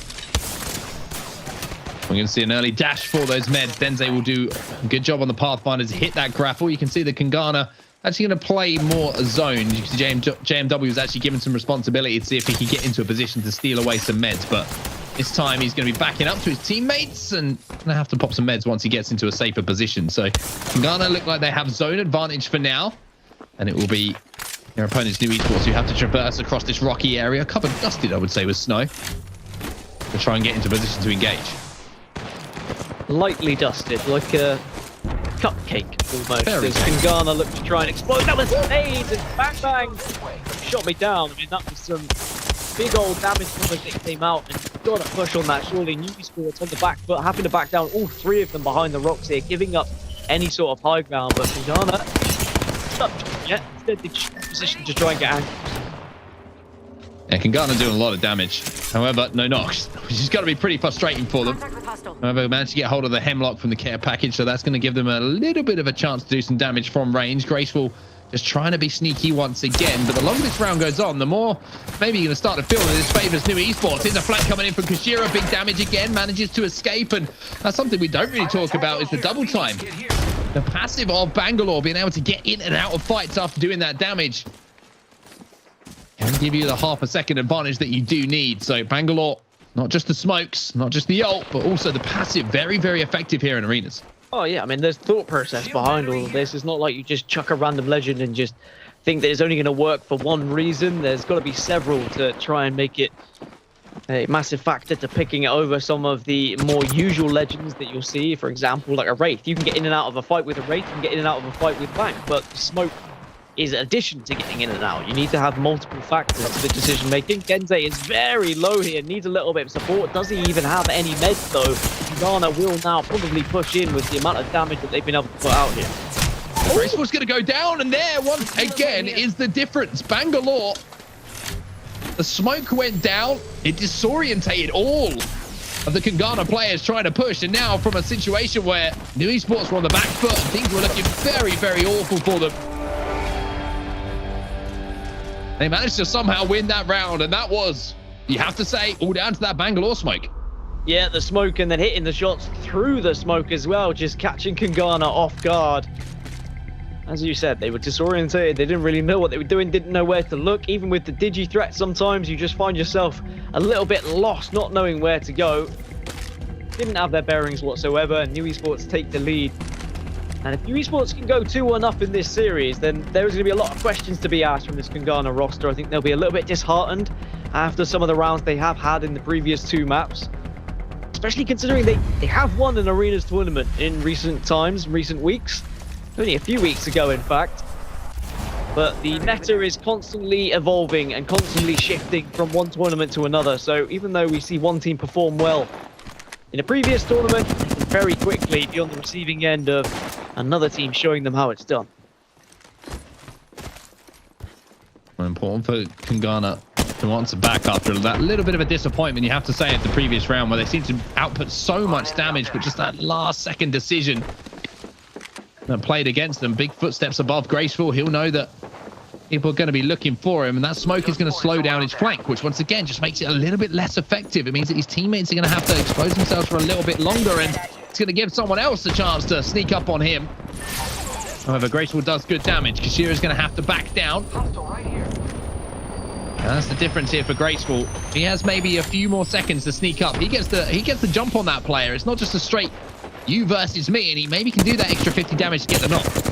Yeah, and you can't just walk through smoke as well. You know the opposition is probably going to have digi threats. Kashana, though, has taken a considerable amount of damage, but it's New Esports trying to get the care package and trying to dash away, and they do dash away. Denze, just a slither of health here to work with, but can he be given the support to try and heal up? He's going to pop a Phoenix, so it seems like New Esports are confident they can protect him for quite some time. They've got the smoke down once again. Maydelo will be taken down, and once again, not for the first time. It looks like it's a round that should be almost guaranteed to go to Kangana with their damage output, but no! Once again, the Pathfinder boot picks up the kill, and somehow, once again, New Esports, in the midst of the smoke, come up with some magic. The legends are making a difference. I mean, of course, there's the ability of getting your aim on and actually hitting your shots, but certainly the smokes have made a difference. The bubble has really helped out here as well. I mean, the Pathfinders on both teams, but we see how the zip has been very important just to grapple away and try and survive. But package changed things a little bit there for New Esports, just having that extra weapon to work with, that extra damage output from what they found.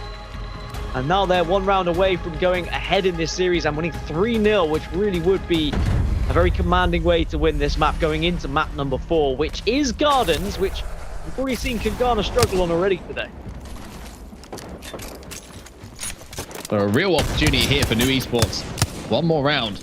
That's all they're going to be thinking. Kangana, they're thinking aggression. They don't want to let this be a comfortable round where their opponents can just pick away at them. They've managed to get a lot of damage down. Graceful's going to have to be incredibly careful, but JMW is going to be first down. And once again, New Esports with that first blood. They'll get the finish as well, so now it's a very interesting situation. Maydelo will get a kill, though, onto Kashira, so it looks like it might be 2v2 on the map. 45 damage and a crack coming in from post-kill again. The wingman really starting to hit hard for him. A crack from the cracked player. That was insane. The shots there coming out of him. Kashira unfortunately went down, wasn't able to heal up, was probably seconds away, if not milliseconds away, from being able to pop off his Battle Phoenix, whichever he was trying. I couldn't see at the time. Kashira will be picked up, so 3 versus 2 once again for New Esports, and Kangana not able to capitalize on that res happening and not being able to do so, and Denze gets behind, and Graceful gets a try. Pathfinder, that is why we love you, and that is going to be New Esports closing things out on map number 2, and that's a tough pill to swallow for Kangana, because there was a couple of rounds there where they had huge damage advantage, but New Esports managed to clutch up and make some incredible defensive plays, and now they get that map on the board. And it was very, very interesting, Dan, to be honest with you, to see how that one kind of ended up turning out, because New Esports, I just felt like I'm not quite sure how they've won that in such a convincing fashion, that map. It just felt like a lot of the time it was Kungana who had advantages and really should have been better at closing things out. Kungana had the damage, they had the advantage, but it was New Esports who just had the better legends, the better composition, if I'm completely honest. The smokes were everything, hitting the shots through the smokes as well, being able to switch up their pace of play when they needed to. They got really aggressive on that last round, and they take map number 3. They take a 2-1 advantage now in this series. As we move to map number 4, we move to Gardens, and a chance for New Esports to try and turn up and close this series out. Don't allow it to go to the 5th map. But this was Kungana's pick. Despite the fact that we've seen Kungana play this and lose this earlier to Na'Vi, they still are confident on it. They're still comfortable on it enough that they will make it their pick for map number 4. And we've seen how Legends can affect this map like it has in previous, and we saw Na'Vi, they really utilized Gibraltar's bubble to try and stay alive from those Skynades once they got the advantage on the high ground. So maybe this is something we're going to see from New Esports as well. Do we see Kungana finally shift away from that aggressive composition? Do they finally put one defensive legend on their roster to try and help them out, or are they going to stick to their guns here? But if it goes wrong, they're out of the tournament. It's time to bring out Fuse. I'm telling you, Gardens and Fuse, it's like hand in hand, you know, all that kind of stuff. I'm telling you, it's the difference maker. I gave you these strats before the tournament started, guys. Come on, this is what you need to do. I'm not sure if it'll work, but you know, I think it's a good idea. But this is difficult now for Kungana. I think, even though it is their pick, like you point out, it's such a fast-paced map here that this is one of those maps where even if it's your pick, it can go against you. A couple of rounds where a rogue nade you don't spot from the sky hits you, and then all of a sudden it's 2-0. You're on match point. It's not just match point; it's series point now. In this best of 5, it can really be a very unforgiving map for Kungana to have to fight back against New Esports on. But in the same way, momentum could go in their way. They could hit the first few shots. They could get high ground advantage. They can get that knock. So whatever's going to happen here, I feel like it's going to be quick. I don't think we're going to see around 5, 6, 7, 8 here. I think it's going to be 2, 3 very quick rounds that go down, and we'll have our result here from Gardens. I mean, it was something that I touched upon as we went into the previous game, previous map, is that when you are behind and it's 2 versus 1 and you are on the cusp of being eliminated, you're going to play a little bit more scared and you're not necessarily going to take as many risks. Or perhaps that's certainly the mentality of a lot of teams anyway. You don't want to take the risks, whereas you have a 2-1 lead now. You've got even more of a cushion here if you're New Esports, and if there's one map you want to be able to just take risks on, it's Gardens. Whether that be just kind of Skynades, whether that be just diving on the opposition, taking the height advantage, dropping when maybe the other team doesn't expect you to drop. All these different things can surprise your opponent, and you've got now the cushion to work with New Esports. It's very much their series to lose now, and we'll see whether Kungana can get back into things and really turn up as what I said was one of the favourites throughout this entire tournament. But it seems like this might be the end of the road for them unless they switch things up.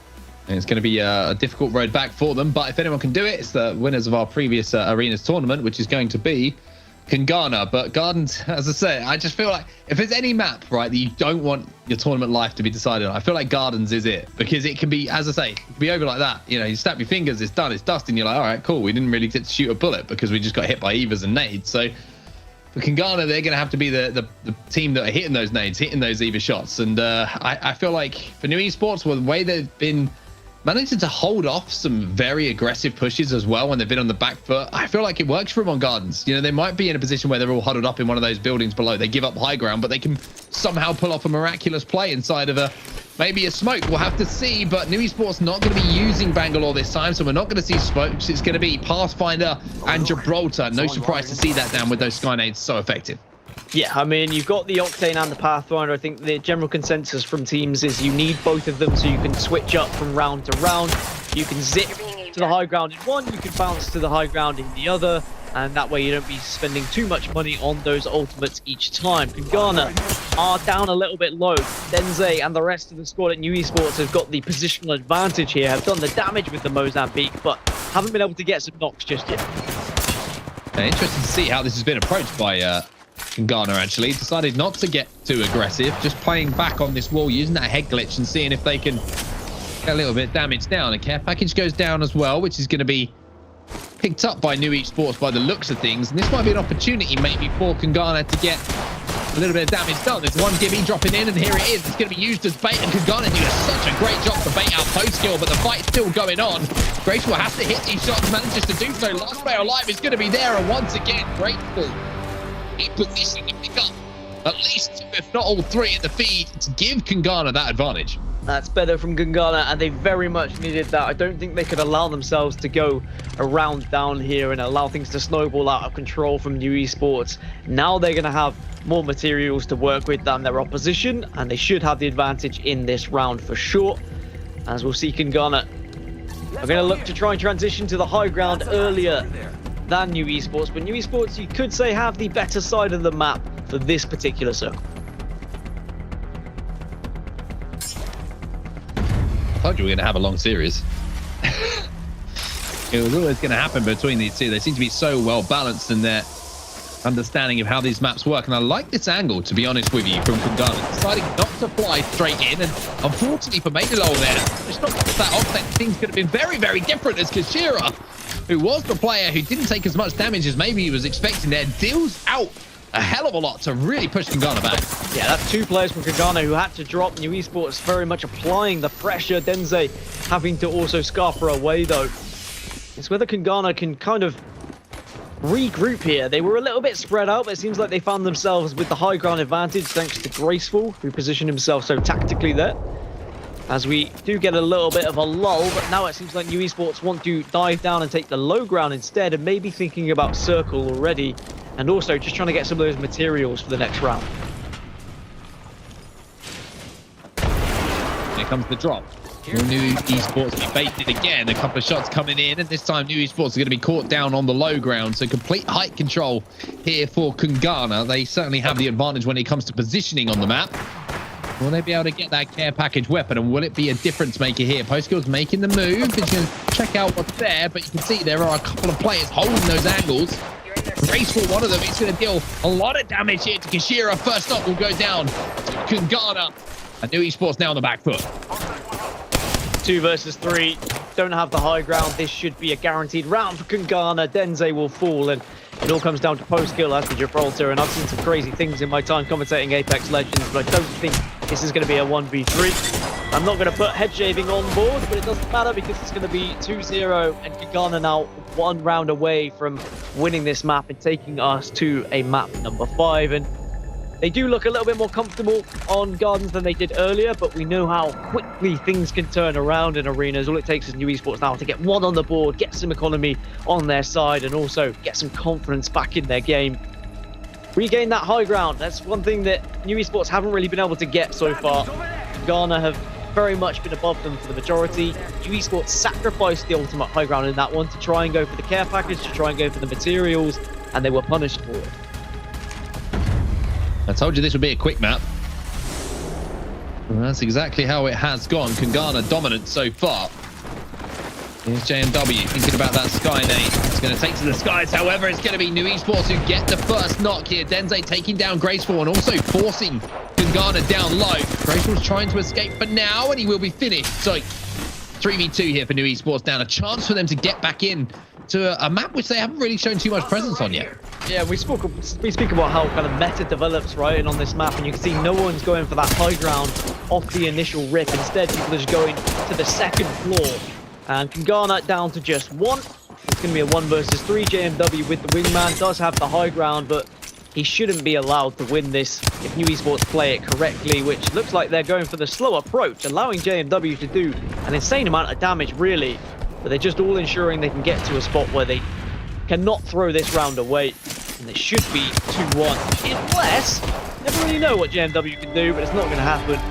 New Esports put their first on the board. Kagana still will have match point here, but New Esports will certainly give them something to think about going into round number 4.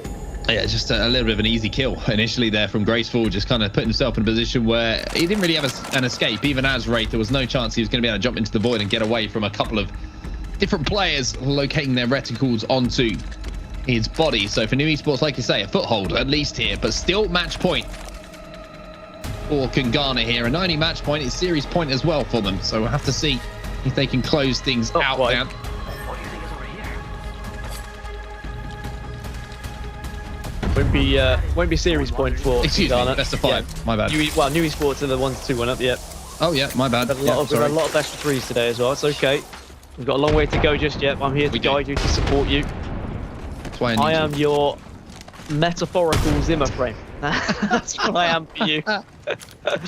You're here to help you talk as well. But New Esports, they might be down in this map, but they are up in the series, but they need to get back into things. Can't allow Ghana to get back into the series and take us to a match number 5. Otherwise, you never know with Ghana. They just explode into nothing. As soon as you suspect they're about to dim out and fade out a little bit, the light bulb appears. Kashira tries to tag with the Mastiff, but the bubble will come down, and New Esports now looking to try and maybe engage with the bubble fight here. Skynade's going to be coming in from Denze. Going to be doing a huge amount of damage, but Kashira is going to be taking a huge amount of damage. Denze will manage to get a knock to exchange things here. As Postkill takes to the skies, Pathfinder says hello, Pathfinder says goodbye, almost as quickly as the first one said hello, and now it's going to be 56 to the body. A couple of shots going to be missed, but this looks like it will be the end of this player at least. Postkill's going to reach out here. Graceful will somehow come out of that one on top, but now it's a fight around the knockdown shields, and Kungana will clutch up, and Graceful once again clutches up for Kungana. They will take home Gardens here, and they will give themselves a real strong look down moving forward. Yeah, map number 5 is where we're going to be heading. It's all tied up. New Esports, after taking the early 2, certainly will be a little bit frustrated that they weren't able to close things out on Gardens, but Ghana turning up when they needed to, when their backs were against the wall. I'm very impressed with how they played Gardens. It was their pick. It was their pick for a reason. I doubted them ever so slightly after their performance against Na'Vi earlier, but it didn't matter. They brought things back, and they've demonstrated why it's one of their better map picks. But it does mean that things get a little bit saucy as we go into map number 5. Overflow, I believe, was the 5th and final map. One of my favorites. I think it's one of your favorites as well. Yep. But it was a quick and very fast Gardens matchup. It's what you promised us, so I'm glad it did pay off. I know it makes you happy when we're in and out of Gardens as quickly as physically possible, but there are a couple of plays here, and this final play that did come out of Graceful as well just shows how effective it is to have to play down around those knockdown shields in arena. If you've got a teammate who can spot out a player and, you know, at least do a little bit of damage on his way down, then it gives you the opportunity to clutch. I just wondered if, you know, New Esports had to push quite as aggressively there. If they could have just taken their time to really isolate that 2v1 and make Graceful work a little bit harder to get that final knock, but it didn't happen for them, unfortunately, and it will be Kungana who take things home now. And as I say, we're going to a game 5. It's been a long old road so far, and I don't know who's going to take this one. I really don't. I feel like there's some situations I'm watching and I'm like, Kungana have full control. They're looking really good, and they do this damage, and then all of a sudden, all of them seem to fall consecutively after a defensive play from New Esports. The one thing I think that's been missing for New Esports slightly in the series is a little bit of aggression when they've managed to get advantages. If they can kind of add that in, I still see New Esports having the opportunity to take this. I think New Esports were aggressive in that map number 4, but I feel like they were just trying to utilize that cushion I was talking about earlier, where they knew they had one map above Kungana. They knew Kungana were comfortable in this, so they tried to go for something a little bit different, tried to surprise them.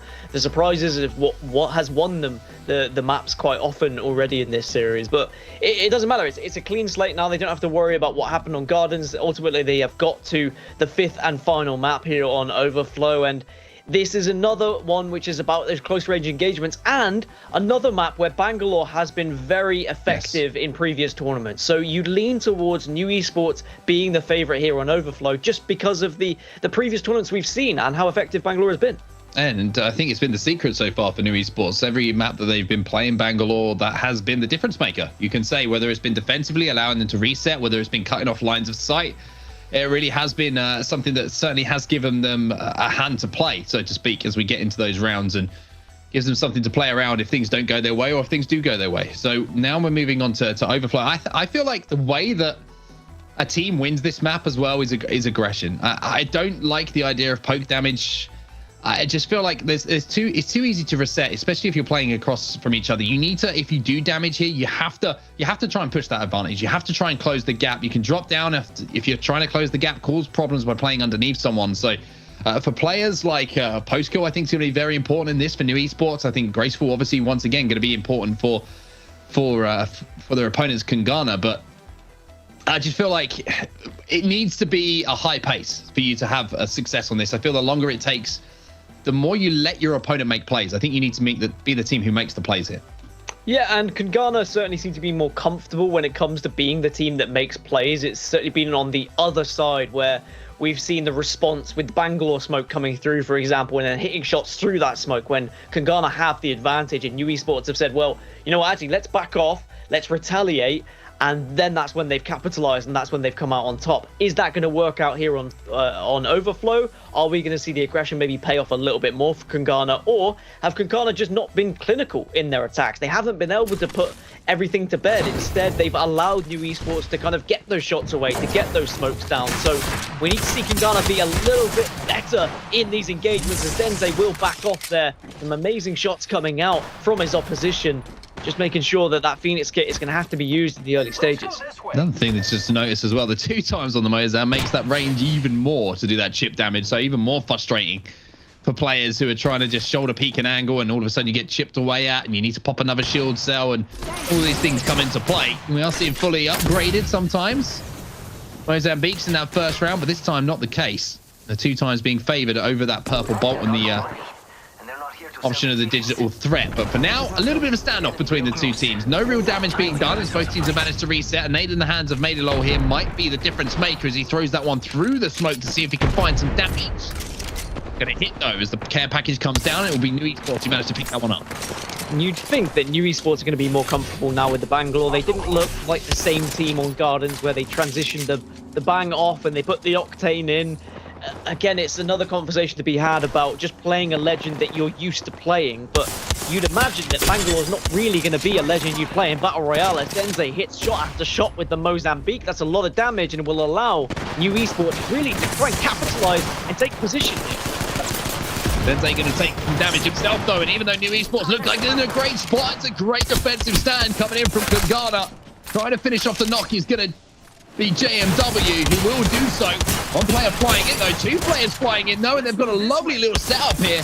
And New Esports, you have to say, might have thrown this round away. They have indeed, as Kungana give New Esports the business they did a little bit earlier in the series, holding on to put the round on the board. Oh, the crossfire was excellent there from Kungana. They very much knew that they were going to struggle to be able to push up, so they all just kind of held back, banked on New Esports being overly aggressive after the damage that they had put out. And well, the crossfire was too much for Kungana. They tried to, for New Esports, excuse me, New Esports tried to retreat. And sometimes when you do retreat, you just leave your back exposed and you leave yourself free to damage from your opposition. Kungana said, thank you very much. We'll lap that up. We'll take a 1-0 lead here. New Esports now need to be maybe a little bit more clinical with their pushes. Something that I said Kungana struggled on previously was New Esports, who didn't capitalize on their advantage. It's just a lack of patience there from New Esports. They had no need to throw themselves into that situation. Kungana basically had nowhere to go. They got initial damage done, and they just had to wait for them to walk into the reticles. It wasn't the case, of course, as we're going to see Graceful get caught out, and he has to jump into the void and manages to do so. However, I wonder if there's going to be a player chasing him down, as Denze is going to have to pop a battery here. Kashira trying to move up as we see the smoke go down. To give that cover, frag grenade indicator is going to be on his screen, manages to avoid that one as well. So standoff once again, a little bit of a flank coming in from Kashira, but the crossfire and the setup really, really strong there from Kungana. Just a slow peek as well there from Kashira, just made himself very vulnerable, and Medilo will get the first knock onto post-kill and the finish to cleans things up, and the bubble is there that almost goes against New Esports because it just allows Kungana to get a little bit of protection, turn it into a 3 versus 2. New Esports just haven't really been able to get going here on Overflow.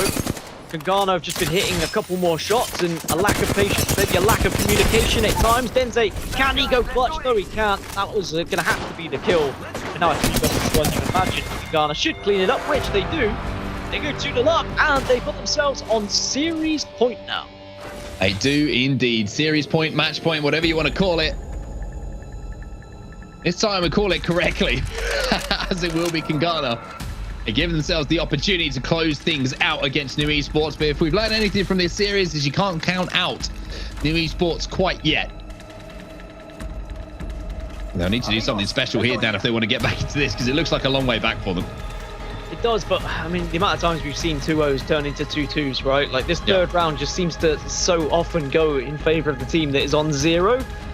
So Kangana just need to make sure they don't let this slip. And sometimes that can be down to overconfidence. You think it's just going to be an easy 3-0 sweep, and it's just a slight misstep from one player who gets caught out and gets isolated. Kangana need to play together, make sure they're all communicating and not really finding themselves in a position where one player can just be dominated by the other team. You'd imagine New Esports aren't going to take a risk at this point. I would credit them if they did take a risk, just having the kind of balls to do so, but I don't think they will. I think they'll play this slow, and maybe Kangana take advantage of that. Just play the poke damage battle. You've got more materials. You should have more in terms of economy here. You should have more bats to work with. So play that poke damage, do the damage, and just say, look, let's see what you got. Let's see if you can actually outlast us as we allow this ring to come in. New Esports trying to hold their ground. Smoke goes down on that care package, which means that Kashira should be able to pick that one up. The question is, are nades in position here to do the damage that's needed? New Esports make that move. Thermite's going to go down. Peacekeeper's going to be picked up. Wingman re-picked up as the Mozhan was the one that went down.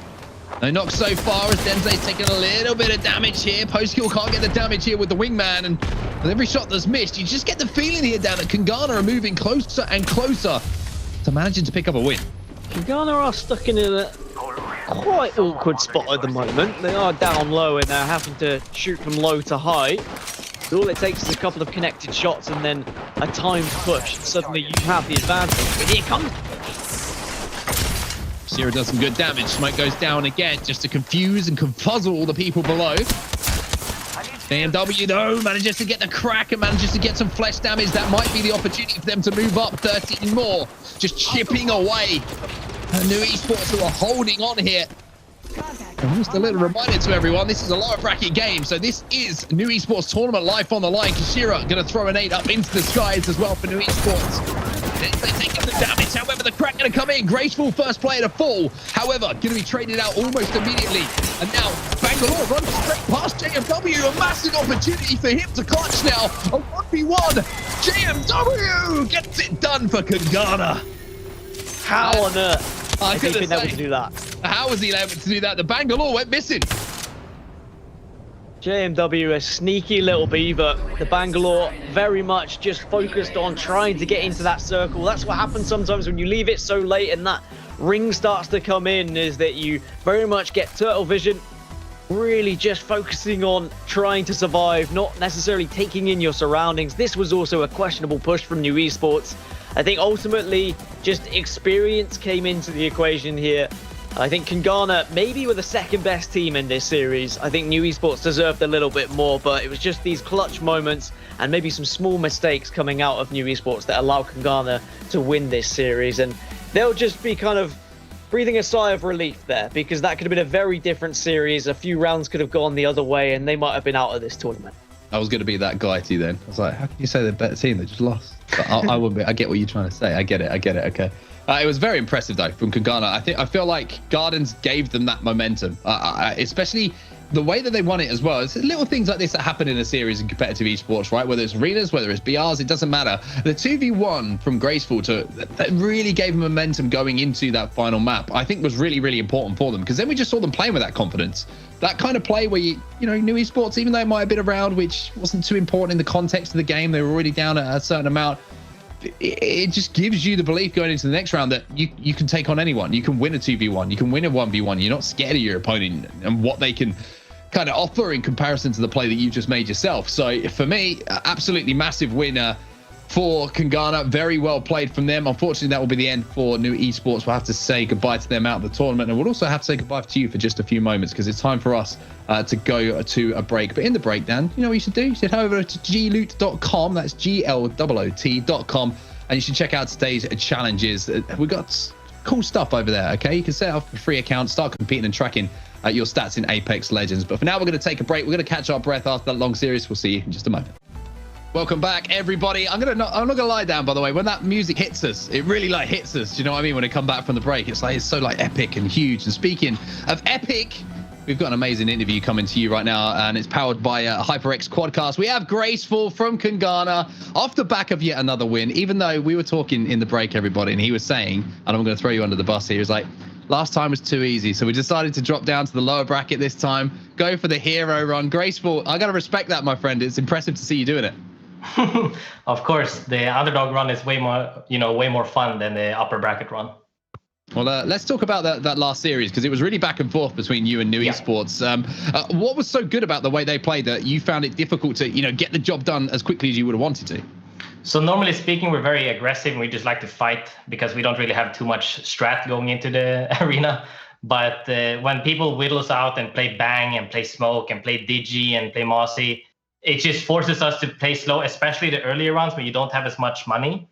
And that usually is enough for them to either take the game. But if we go into later rounds, we win every time because then we have enough fire force to just beat anyone in a 3v3 fight. So early game is where we struggle, and then late game we just dominate anyone. And is there going to be a consideration to kind of change your composition whatsoever, or are you sticking with the 3 legends you're playing? Because it's a very aggressive comp, right? You've got a kind of dive comp, you can jump on people, but there's not really any defensive legends to work with. Are you happy playing that way? Is there any maps you would maybe change it up? If I'm going to be honest, there's definitely maps where some legends are stronger picks than our comps. There's no doubt, but we're not going to change anything. We just play.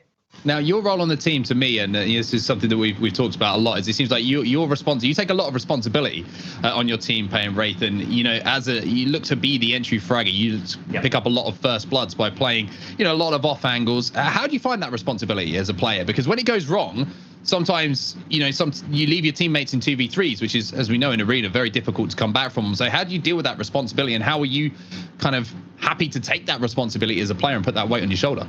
So normally speaking, the responsibility is pretty easy because I'm in a 1v1 where I know the enemy is on me. I will beat anyone. Nobody beats me in a 1v1 when I have flatline. It's 100% win rate for me.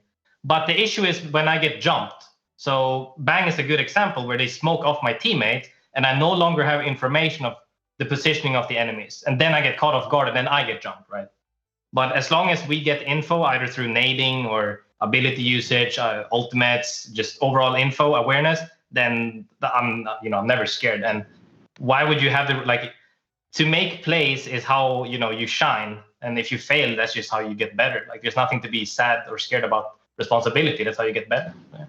And you guys, you kind of didn't play for the packages very often. No, we certainly in that last series. Yeah, Do you feel like you're at a disadvantage when they've got the package, when they've maybe picked up a Peacekeeper, or are you confident with the flatlines, with the Mozambiques, or whatever you can buy with your materials? Like I said, earlier rounds, packages are scary. There was a couple games. We won some games when we had triple Mossy and they got packages as well. But realistically speaking, obviously we're terrified at that point.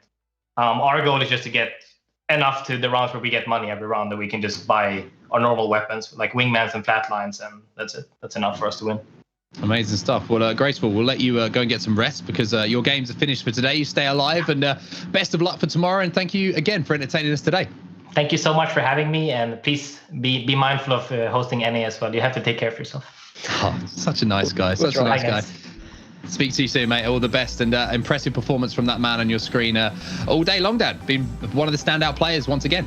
Yeah, he's always got a smile on his face, as you say, and honestly, he's the difference maker.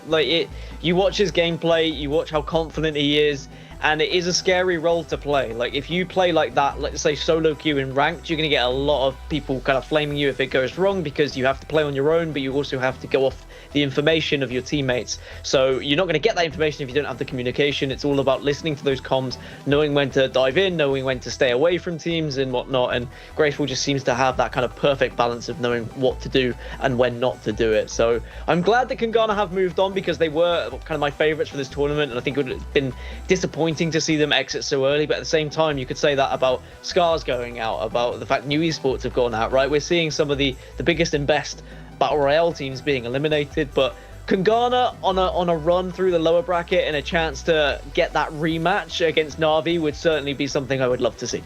We'll have to see if that does happen tomorrow. In the meantime, let's you up to date with everything that has happened today in the other matches. Let's take a look at our bracket so that you know who's going to be joining us tomorrow, who's going to be fighting their way through the lower bracket, and who is in that upper bracket. You can see VSA versus NCD. So NCD got the better of Na'Vi.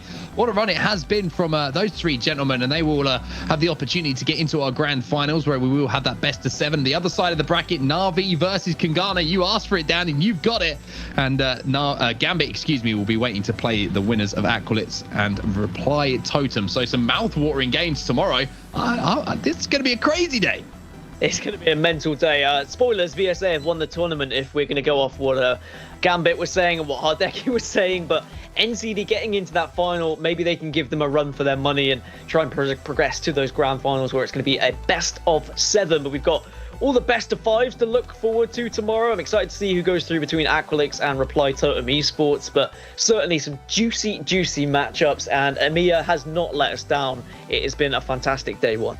It has been a fantastic day 1, and that is going to be the end of EMEA for today, everybody. It's been an absolute pleasure to take you through the action, and of course we've got plenty more EMEA coming up tomorrow, but we also have North America coming up in around an hour or so's time. So make sure that you tune in and you keep your eyes peeled for when we come back on broadcast, because we'll be here once again. We'll be going into the early hours. We'll be dancing the night away to bring you all of the arenas action. A quick thank you to our sponsors again. Noko, we have HyperX, G-Loot. Head over to gloot.com. Make sure you get involved with all the good Apex Legends stuff that's going on over there. I'll have a sip as well in the break, actually, because otherwise I'm going to finish my sentence. It's going to go everywhere. But thanks to HyperX Squadcast as well for interviews that have been going down today.